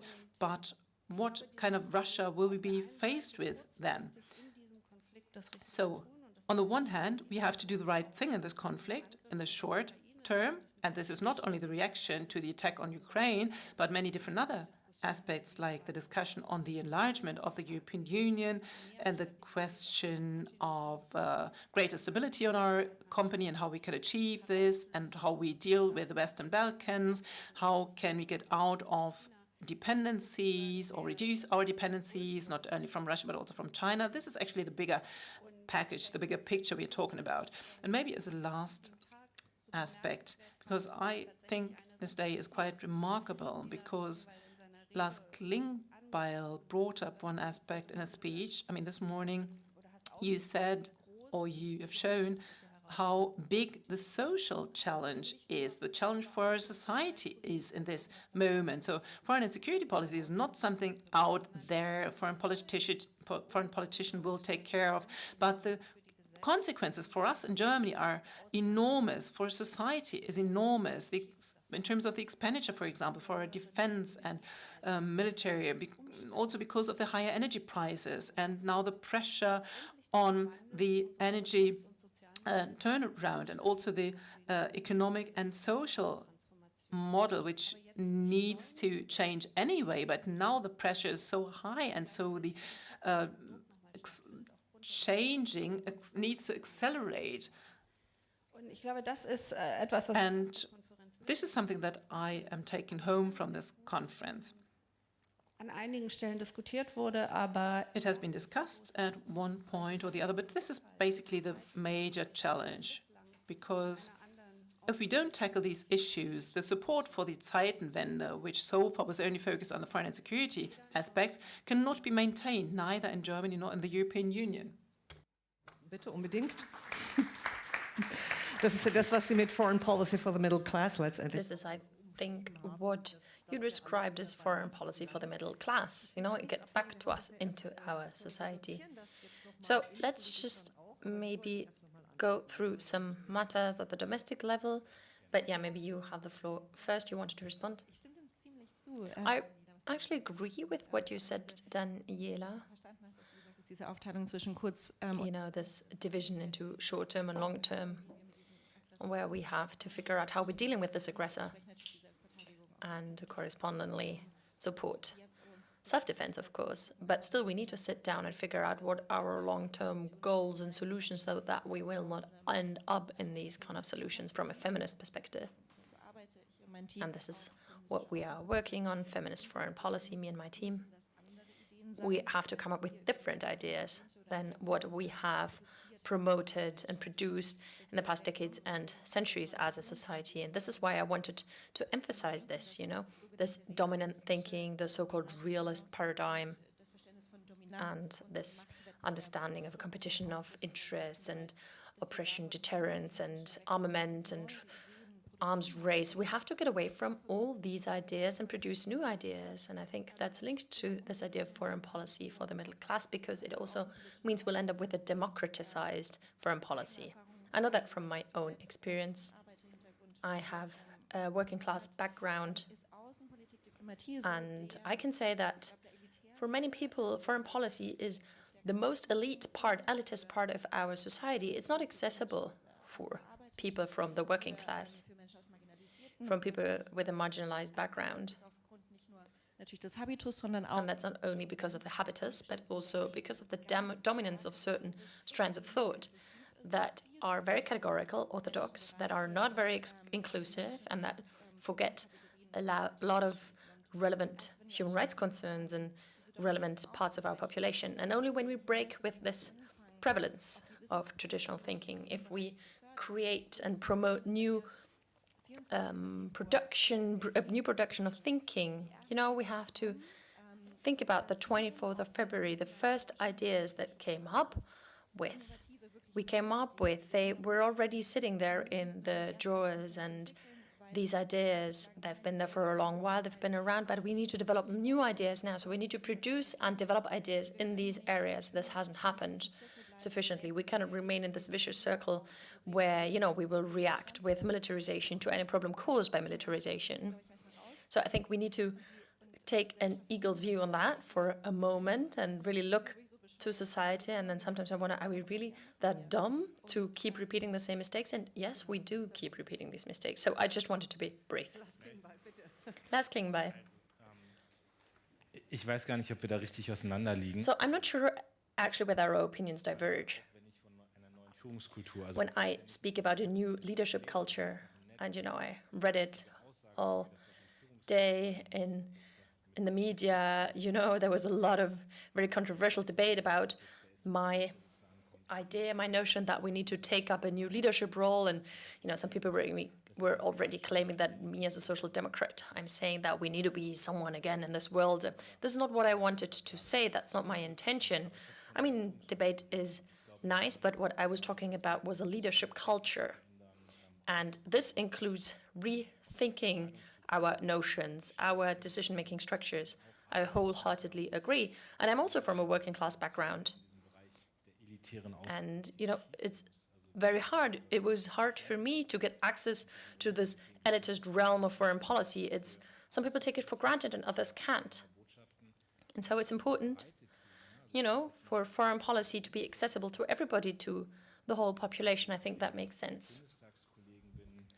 If I talk to my colleagues from the German Parliament, they would never have done a foreign policy event in their constituencies.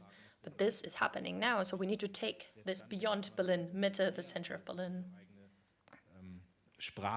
And of course, we have our own language and way of thinking, elitist terminology, and I think this is where we need to change something and really think more about a foreign policy for the middle class and how do we direct and orient our foreign policy.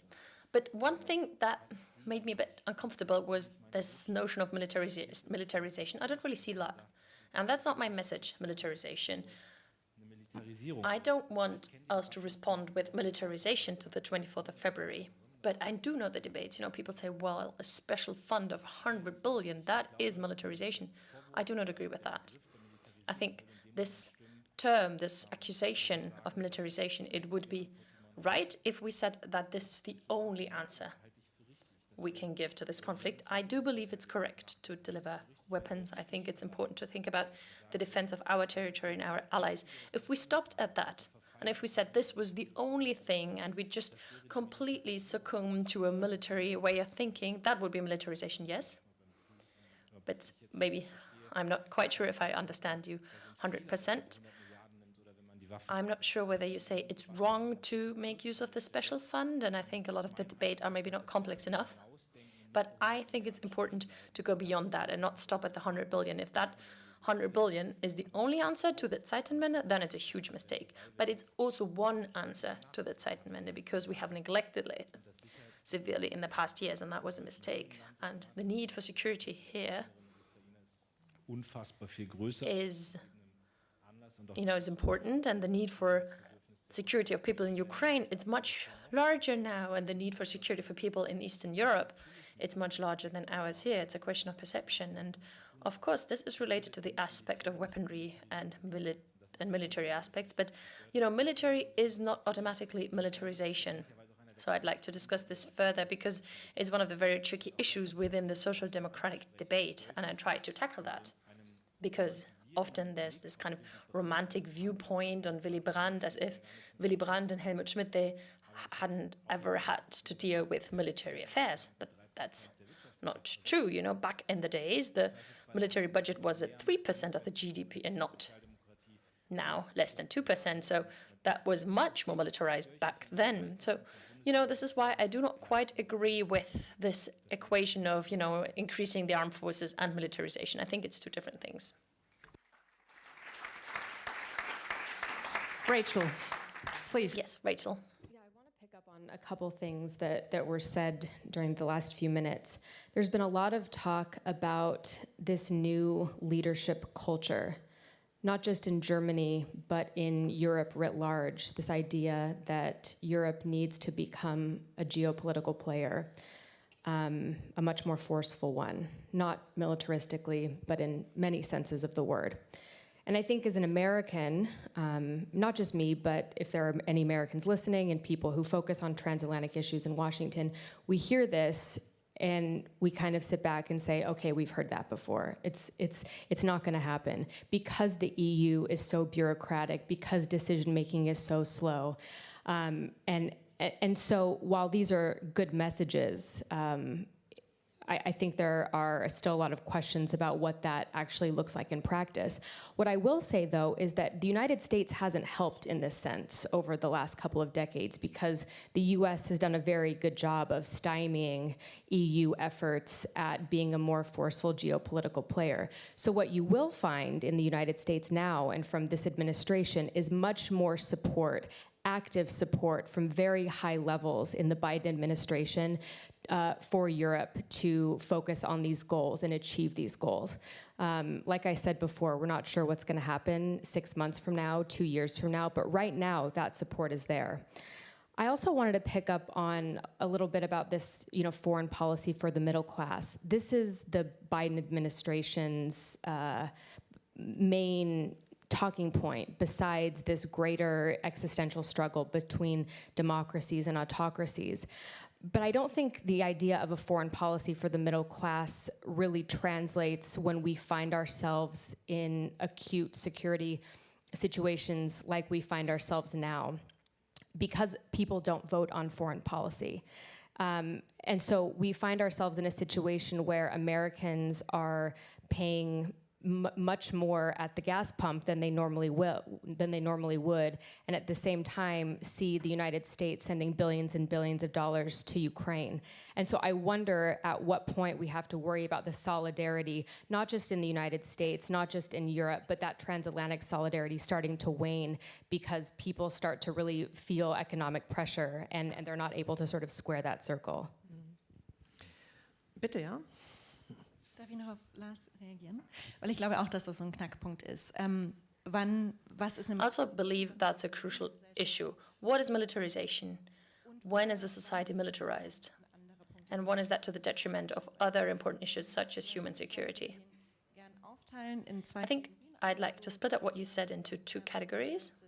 One hand, Germany versus the international level, where are we at for militarization? And then I'd like to talk again also, what does militarization mean? So militarization, it means if a country meistens auf Kosten anderer Aspekte, wenn wir uns Ressourcen has a disproportionate emphasis on military measures, for example, be it spending, expenditures, and I think this is happening right now, you know, a disproportionate investment into military affairs. And you know, we're waiting for it, this combined budget, 2% of the GDP for development aid, for defense spendings. We don't have that right now.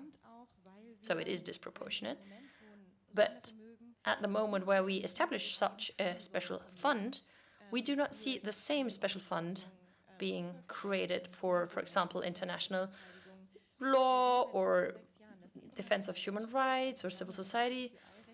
So, you know, women's rights, LGBTIQ rights, they're severely aggressed. This has been happening for 10 years at the international level. A study conducted by the EU showed that 700 million euros, you know, and I think anti-feminism is a huge part of Putinism. All this money was invested into Europe to reduce human rights. And we do not see this kind of money for access to health, education, food security, human rights, all these aspects of human securities. And this is why in Germany, I believe the term militarization is correct, because there is no balance. And at the international level already, that's the case. Also zum einen, weil wir seit sehr, sehr, sehr vielen Jahren for a couple of years, we have observed that all this money invested for example, UN peace missions, all this money invested in defense affairs, the Stockholm Institute for Peace Research showed that huge sums have been invested, more than ever since the registration started of military expenditures. So it's as high as never. And let me get back to nuclear armament. We can also see an increase in money flows, modernization, investments into nuclear assets in all 9 nuclear states. And this is why I do think that at the international level, we can talk about militarization, but also at the German level. And at the same time, I think we really have to be tolerant with this ambiguity.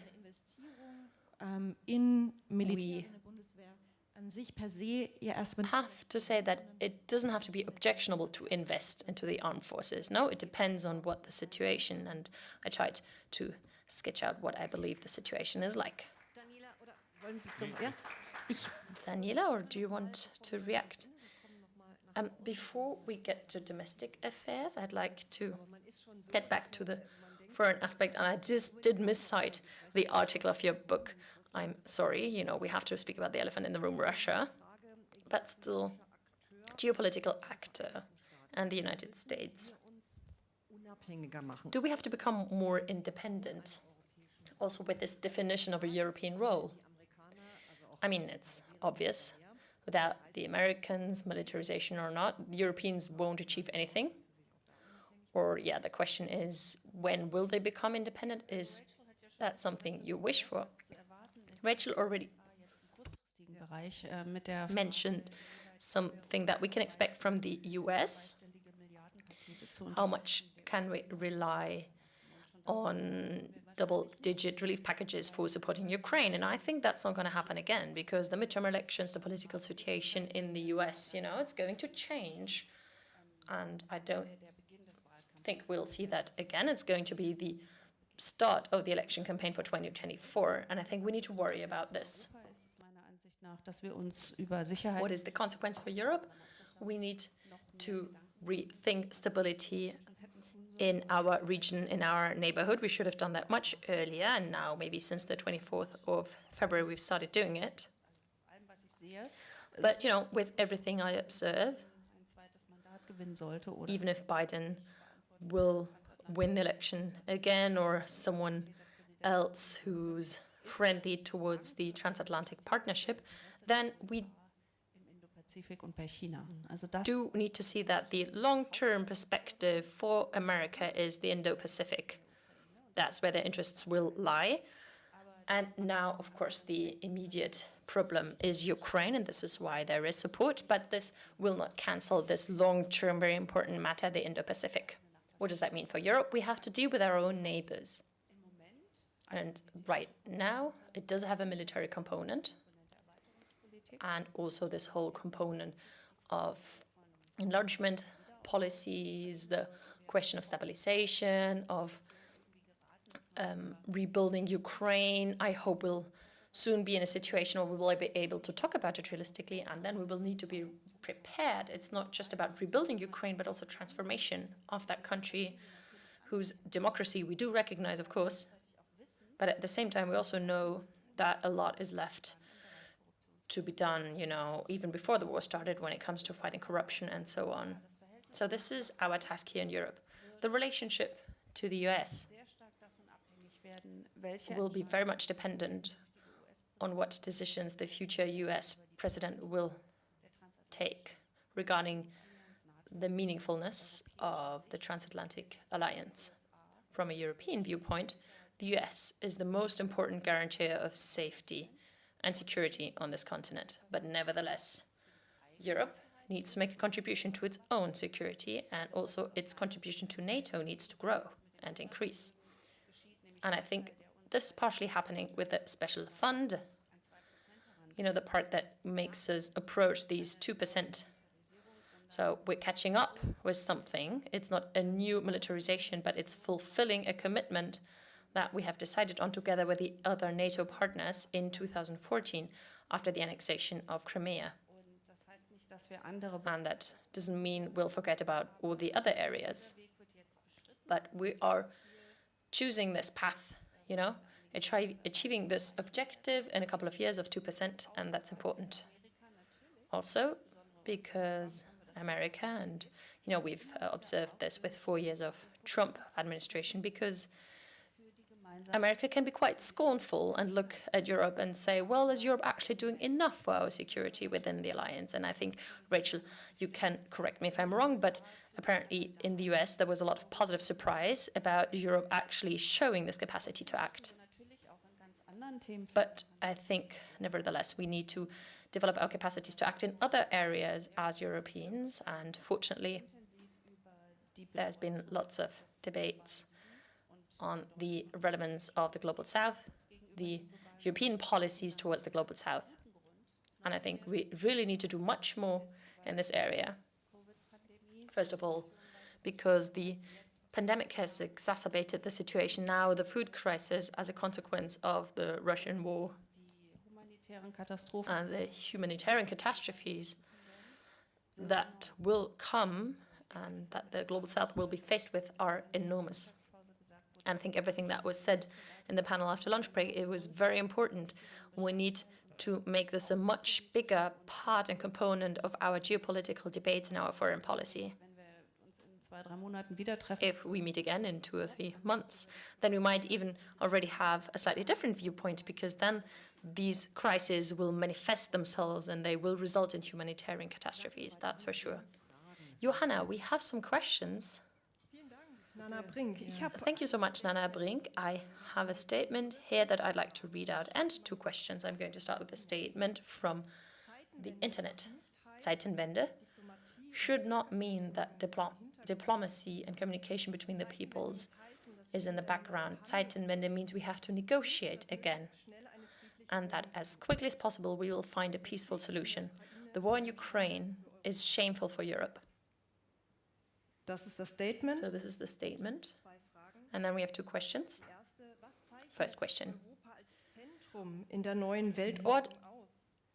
What is the trademark of Europe as a new center? And what are the bridges that it might create to other centers? And the next question. In the conflict with China, the other BRIC states will be decisive. How do we make them join our ranks? Thank you so much. So, okay, the question about the center. Europe as a center, this was also one of your ideas, at least this term center that you coined. So what is the hallmark? What is the feature of Europe as a center? Well, first of all, it's about our values. We're also a very strong political actor, political power. We're a strong trade partner. And I said it myself in the keynote. I want us to be the first climate-neutral continent on this earth. I think in many other parts of the world, there will be decisions regarding investment, you know, is it going to be coal, gas, or renewable energies? And we can show that this path is possible with the renewable energies. And if we can show that, then many other parts of the world may say, we'll join you on this path. So I think we have a lot on offer as Europe, if we are aware of that. Yeah, well, interfaces or how we can link that together with other centers. And Daniela, I think it's a very interesting part in your book. You know, where are some interlinkages with the US and United Kingdom? You know, I would wish for them to come back and join their family. We have Japan. I remember I got very upset when we had a debate in the Bundestag, in the Parliament, where Friedrich Merz criticized Olaf Scholz for traveling to Japan. I think it's very important to embark on these kind of journeys. But, you know, what Daniela describes is the transatlantic agenda. And, yeah, the question of interfaces, of links. There's a lot of topics we could tackle from an American and European joint perspective. I'm very much interested in Joe Biden or another Democrat remaining in office. I'm really not interested in others coming back. And if this can help, the fact that we are reviving the transatlantic partnership, and this transatlantic partnership is very trustful right now, maybe even better than under the Obama administration, because I think Obama did have a strong focus on Asia, and we had to deal with that. But I think all these topics on the agenda in the transatlantic partnership, they're all there, we've mentioned it, but also it's about digitalization, trade, it's also about climate issues. And yeah, really have a look as a center in Europe. What are the topics that we can bring to other regions of the world as an attractive offer? For example, health policies during the pandemic. Before I was talking about shortages in food supplies, I think it's going to be brutal in the next months, and I'm angry, actually. We already know what crises are about to come in 3 or 4 months, and we need to do something about it now. And that's also an offer we can make. So maybe that's an answer to the question about the BRICS states. We can be better than China in doing so. And this is why we need to start right now, not be hesitant one more day. And just one more comment on the first statement. I think nobody here in this room wouldn't say that the best thing would be a truce right now. Everybody would agree with that. But what we have to exclude is that Olaf Scholz will call Vladimir Zelensky and say, well, just stop it now, there's war, admit your defeat. And I think we in Berlin, we cannot draft any maps for a future Ukraine. This is the right of Ukrainians to get to this point. We all want the war to stop, but it's Putin who continues this war. So I cannot disagree with the statement, but I think the reality is different right now. And it's painful for all of us, but, I cannot imagine that we'd tell Ukraine to stop the war. And, I can just preclude that. This is just my reply to this statement. Rachel, noch mal ganz kurz auch in Bezug zu China, also die Frage des... Rachel, let's just get back, the question about China, this focus on Asia, Americans also as a Pacific power, and the Chinese have tried to do a lot in the South Chinese Sea to also convince all neighboring countries to become their allies. Can Europe be relevant in that area? So I think what's interesting about this administration, the Biden administration, is that its policy towards China is basically just Trump's policy, ... but with allies. So a lot of the more hawkish tendencies that Trump enacted towards China have been kept in place by Biden. Tariffs, bans on investments in various Chinese companies. And so I think that if Europe can deliver on some of these promises and goals that have been discussed over the last few months, then I do think that the United States sees Europe as a major partner here. But there are also some differences, right? I think Europe sees more economic opportunity in Europe and is open to more economic cooperation with China than perhaps the United States is. And I don't know that that's ever a bridge that will be able to cross, or a divide that will ever be able to completely close. And so I think the United States needs to come to terms with the fact that Europe is neither going to turn towards China or to the United States, but we are going to have to find a way for Europe, I think, to be sort of a middle ground for us. And I think that's been tough for the United States over the past decade or so. I think what's also interesting, kind of wrapping Russia into this just a little bit, what's emerged, I think, from this crisis over the last 3 or 4 months are sort of two camps in US foreign policy. You have sort of this classic transatlanticism that has come back to life, that is animating much of this administration's current policy towards Russia, a recommitment to European security, sending troops to Europe's east, focusing on deterrence. And there's a lot of people that are pushing this line that the fact that we have focused so heavily on the Indo-Pacific region has left this vacuum in Europe, and now look what happens. At the same time, however, there is an emerging, I think, emerging voices throughout the administration continuing to push China and the Indo-Pacific as the main strategic focus of the United States. And I think those voices are going to be louder in the medium to long term. And so I think what this means is that, like I said before, Europe is going to find much more support from the United States to ensure that a lot of these goals and aspirations that have been discussed over the last few months really do come to fruition. Sie nicken, Daniela Schwarzer. Kann man dem zustimmen oder einen Gewinn ziehen aus europäischen? Thank you very much, Daniela Schwarzer. Would you agree, or could you add to that from a European perspective? Well, what I think is extremely important, because you asked for the core of Europe, is that we are aware of our strengths. And I already talked about the euro and the single market. So we are a huge economic region, and one with clear principles. We have embedded rule of law and democracy, and Lars also demanded a new mechanism for the rule of law, which is very important but difficult to implement, I think, because we know that two governments violate these principles.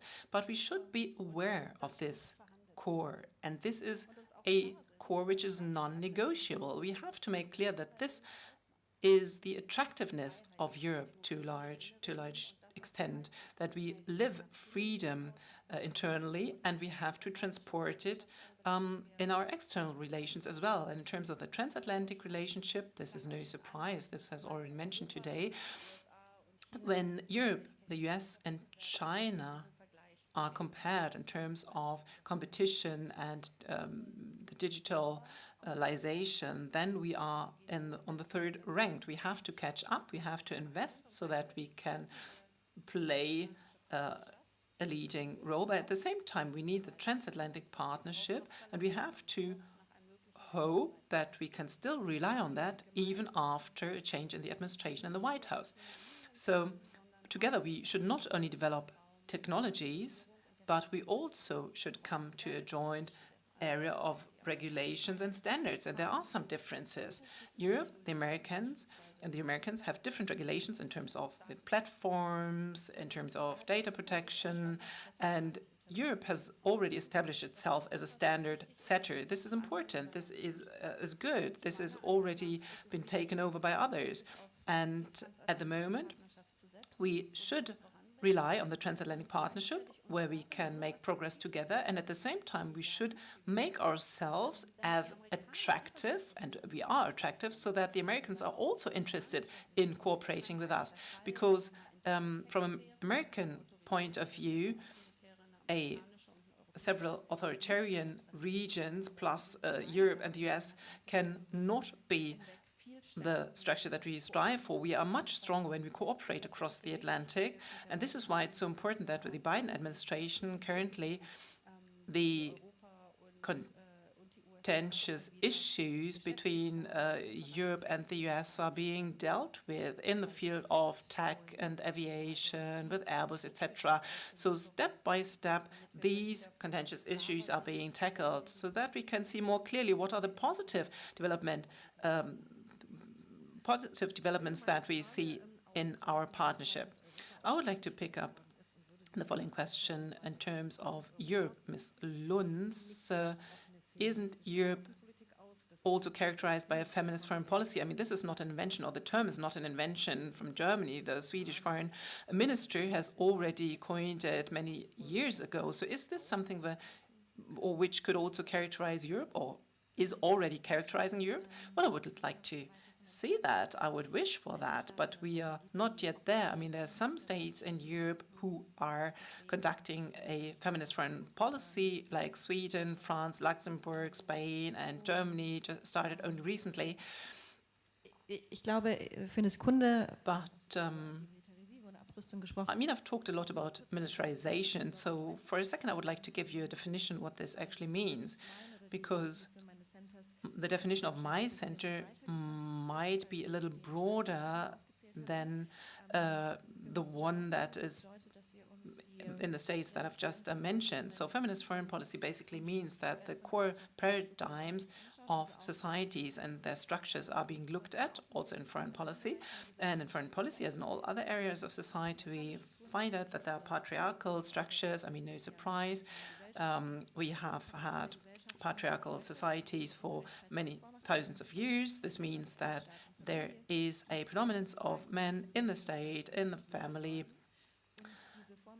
and this dominance is being institutionalized through hierarchies towards other groups of people who are not that well represented or who cannot defend their rights and freedoms that well. And these hierarchies are being maintained through the exertion of violence in the societies. This is why we have so much male violence towards women, or arrested-fight violence, violence against the LGBTQI community and others. And violence is most efficiently used with weapons or exerted with weapons. So the key demand of feminist foreign policy in the tradition that dates more than 100 years back, where the first feminist congress took place in The Hague, is a clear demilitarization and also a democratization of foreign policy. That was the demand at the time.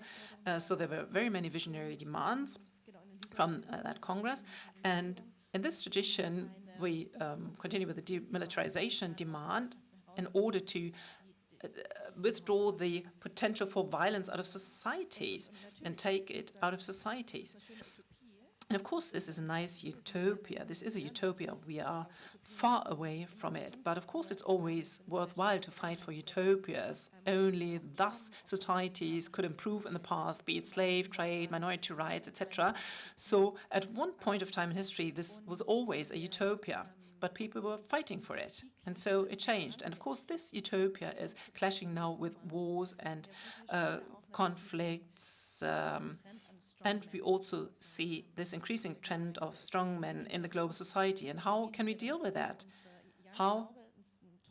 I mean, it's a great characteristic of Europe that we have such a strong focus on human rights and also the value of freedom. And how can we defend it towards the increasingly authoritarian states and the attack on the human rights system?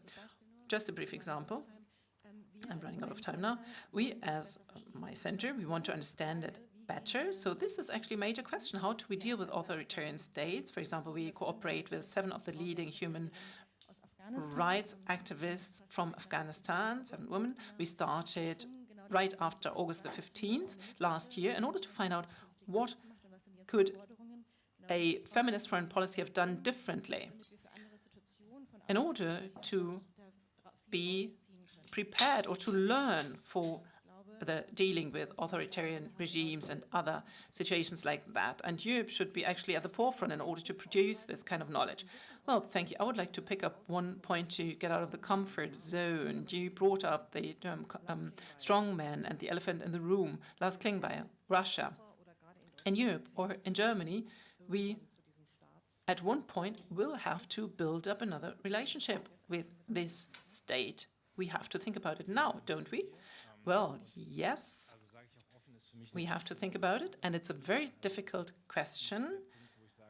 And I do not have a clear strategy, a clear line for it. Matthias Mirsch earlier said or talked about the 1.5 degrees Celsius objective. And of course, Russia is part of it. I mean, there are global climate questions that cannot be solved without Russia. So this is why we once again have to deal with Russia in the international community of states. But it's very, very difficult for me to think about it right now while Putin is waging this horrible and brutal war.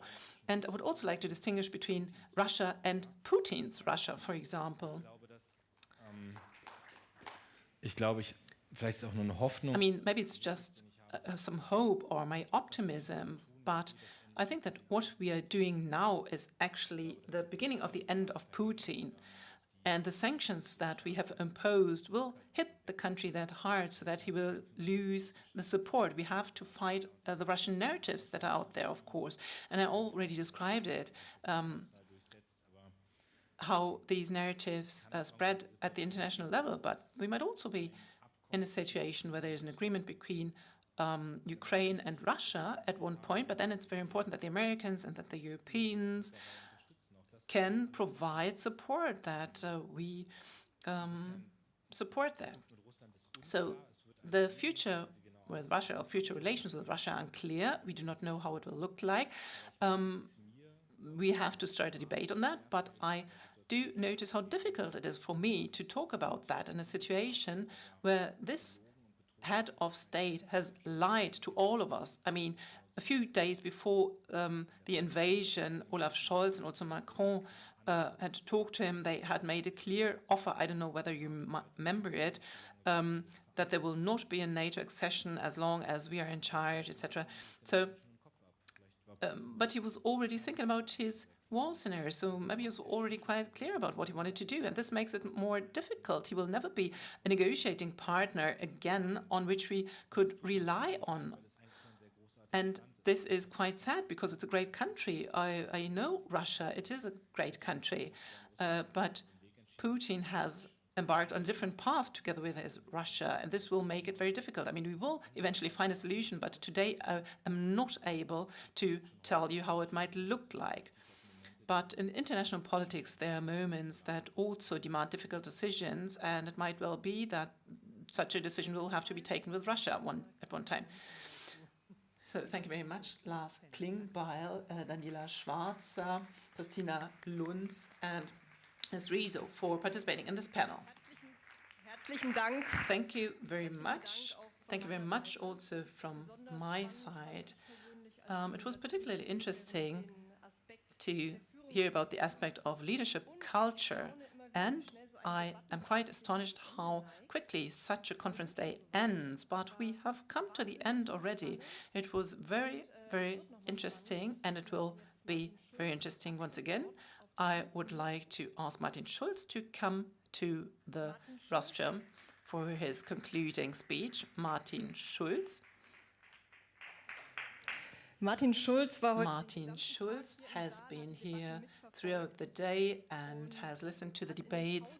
And in the breaks, he has talked to many participants. And now he will conclude this conference with his words. And I would like to say thank you, first of all.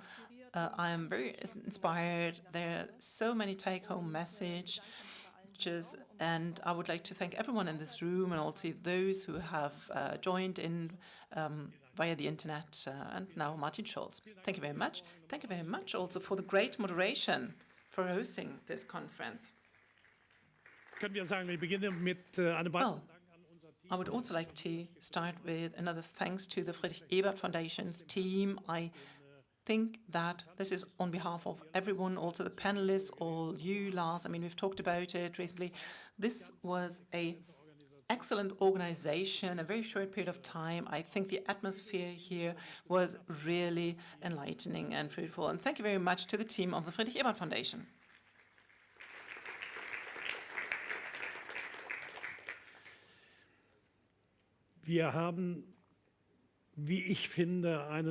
I think we have had a very fruitful day with many different perspectives and aspects that need to be looked into in more detail as well. But for the first time, we have addressed them in this clarity. So I think this debate on a Zeitenwende and our ambition to have such a debate is not fully comprehensive. But when it comes to the breadth of the topics, I think we've come up to what was possible here. And I would like to thank you, Lars Klingbeil, for your speech, a speech which gives orientation to social democracy. I would like to pick up a few items which seem particularly important to me. I would like to start with the term centers. Of course, we are no longer living in a bipolar or unipolar world. You have quoted Fukuyama and the end of time or history. We are living in a world which is characterized by centers. And of course, Europe is one of those centers. But in the discussion, we just talked about the Pacific region. And there are two important countries like Australia with a new social democratic government with Minister President Albanese, and New Zealand with our dear friend Jacinda Ardern, who is closely connected to the Foundation. And both countries, in particular Australia, have at the beginning of the government of Albanese explained that the agreements quoted by Matthias Mears, the Paris Climate Agreement and also the Millennium Goals, will be taken serious from now on. This is a major change in the international politics. If a country like Australia does this and says this, this shows that social democratic policy considerably changes the direction of whole regions, and a center. And you have pointed that out. In Europe, we have so many different governments, 13 governments that are being governed by social democrats. And in Germany, we have a social democratic chancellor. So the cooperation between these centers would, within the United Nations and within the international organizations, will change the course. Latin America is also such a center. So outside of the European Union, there is no region in the world where we have so many constitutional democracies as in Latin America, whose constitutions are so close to the European constitutions. No region in the world. But in Chile, we have a young president from the left, and in Colombia, we also have a left politician who has now been elected, and in Buenos Aires, we have someone who's not an SPD member, but who's close to the social democratic movement, and Lula da Silva, who will, if he wins the election in Brazil, Latin America will once again embark on a different path as compared to under Bolsonaro. So it will be another center, a center with whom the European Center can cooperate. So what was the orientation Lars Klingbeil has given us in his speech? I think it is a commitment to a reality that I, as a European politician, have discussed for a long time. And also colleagues from other European countries are represented here. I know it. The demand was Germany finally needs to lead. This is a demand which I have heard so many times over the past decades. And as the leader of a European institution, I was told it many times. And when we said, oh, okay, we're going to assume leadership, then we were told, well, but not like that. But now we are experiencing a Zeitenwende, and we already heard in the discussion that we have to get out of our comfort zone. And if this Zeitenwende should be given an orientation, then the Social Democrats should make sure that Germany takes on a leading role within the European Union. And Lars Klingbeil has clearly pointed it out. We want to do it, we will do it, but how? We want to do it within Europe. We want to do it as a European leading power who is committed to European values, but who also makes sure that the European values, if attacked, are being defended. And this is brilliant, and I would like to thank you for this speech. And when I might follow up on that, on the final, the concluding panel. In our dealings with Russia, which has embarked on a path under the Russian leadership, a path of aggression and against the multipolar world and world order. So a country which has the right to veto in the Security Council of the United Nations sends missiles to another country. I mean, they have decided against multilateralism. They have decided against a rule-based order with aggression. They want to achieve their goals by use of force, and we have to counter that. Without ignoring that Russia exists, that this people exists, and as a European politician, please allow me to say the following. The Russian language is not only the language of this man, it's also the language of a great culture. And when Russian dissidents are being attacked in Germany because of the language, then, of course, in particular, from the point of view of social democrats, we have to prevent that and stop that. That reminds us of the First World War. I mean, I learned it when I was in the United States, that people who had always spoken German were suddenly seen as the enemy because they spoke German, even though they were against this war. And when we think about Russia and how we deal with Russia in the future, I would like to refer to the speech of Lars Klingbeil, and I would like to quote the French Foreign Minister Robert Schuman. When Europe eventually wants to have peace, then Germany needs to become a democracy. Auschwitz was liberated on January the 27th, January 45, and the Federal Republic was founded shortly afterwards. On May the 9th, the young Federal Republic of Germany became an equal member in the coal and steel community. So the countries were prepared to stretch out a hand to Germany and to incorporate it. And Schuman's dream was, if we eventually want to live in peace in Europe, Germany needs to become a democracy. And this has become true over the past 80 years. So what Lars Klingbeil said in terms of the Zeitenwende is that especially Germany needs to rely on Europe. This is a logic based on our history. And this is why I think this speech gave us clear orientation. Europe consists, or the European Union consists of 27 member states. Europe is much more. Europe also comprises countries that are not yet members, the Ukraine, also the states of the Western Balkans.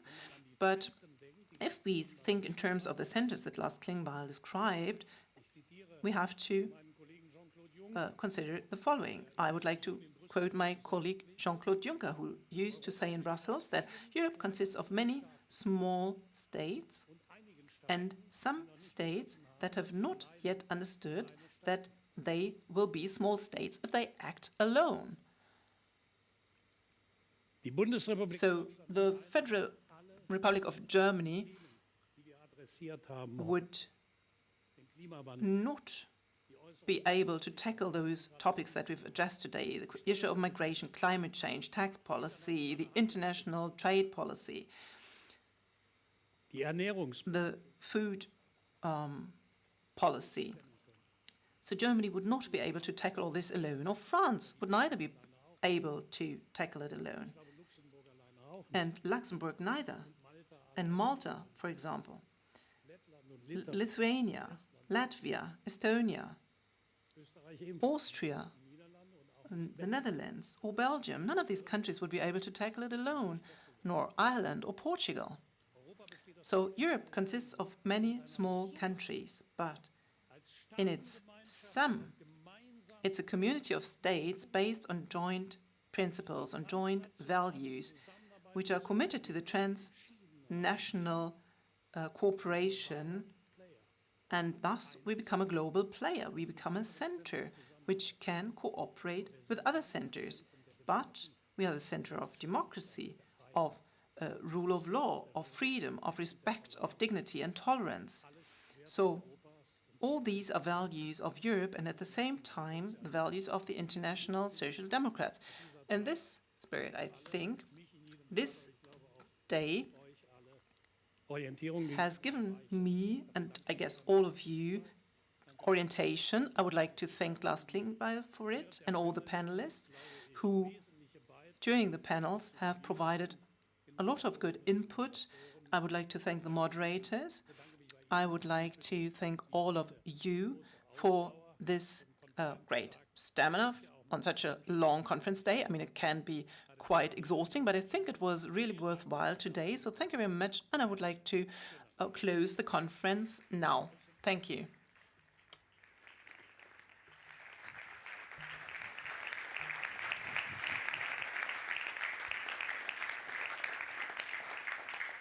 Jetzt bin ich. Well, now I'm back again.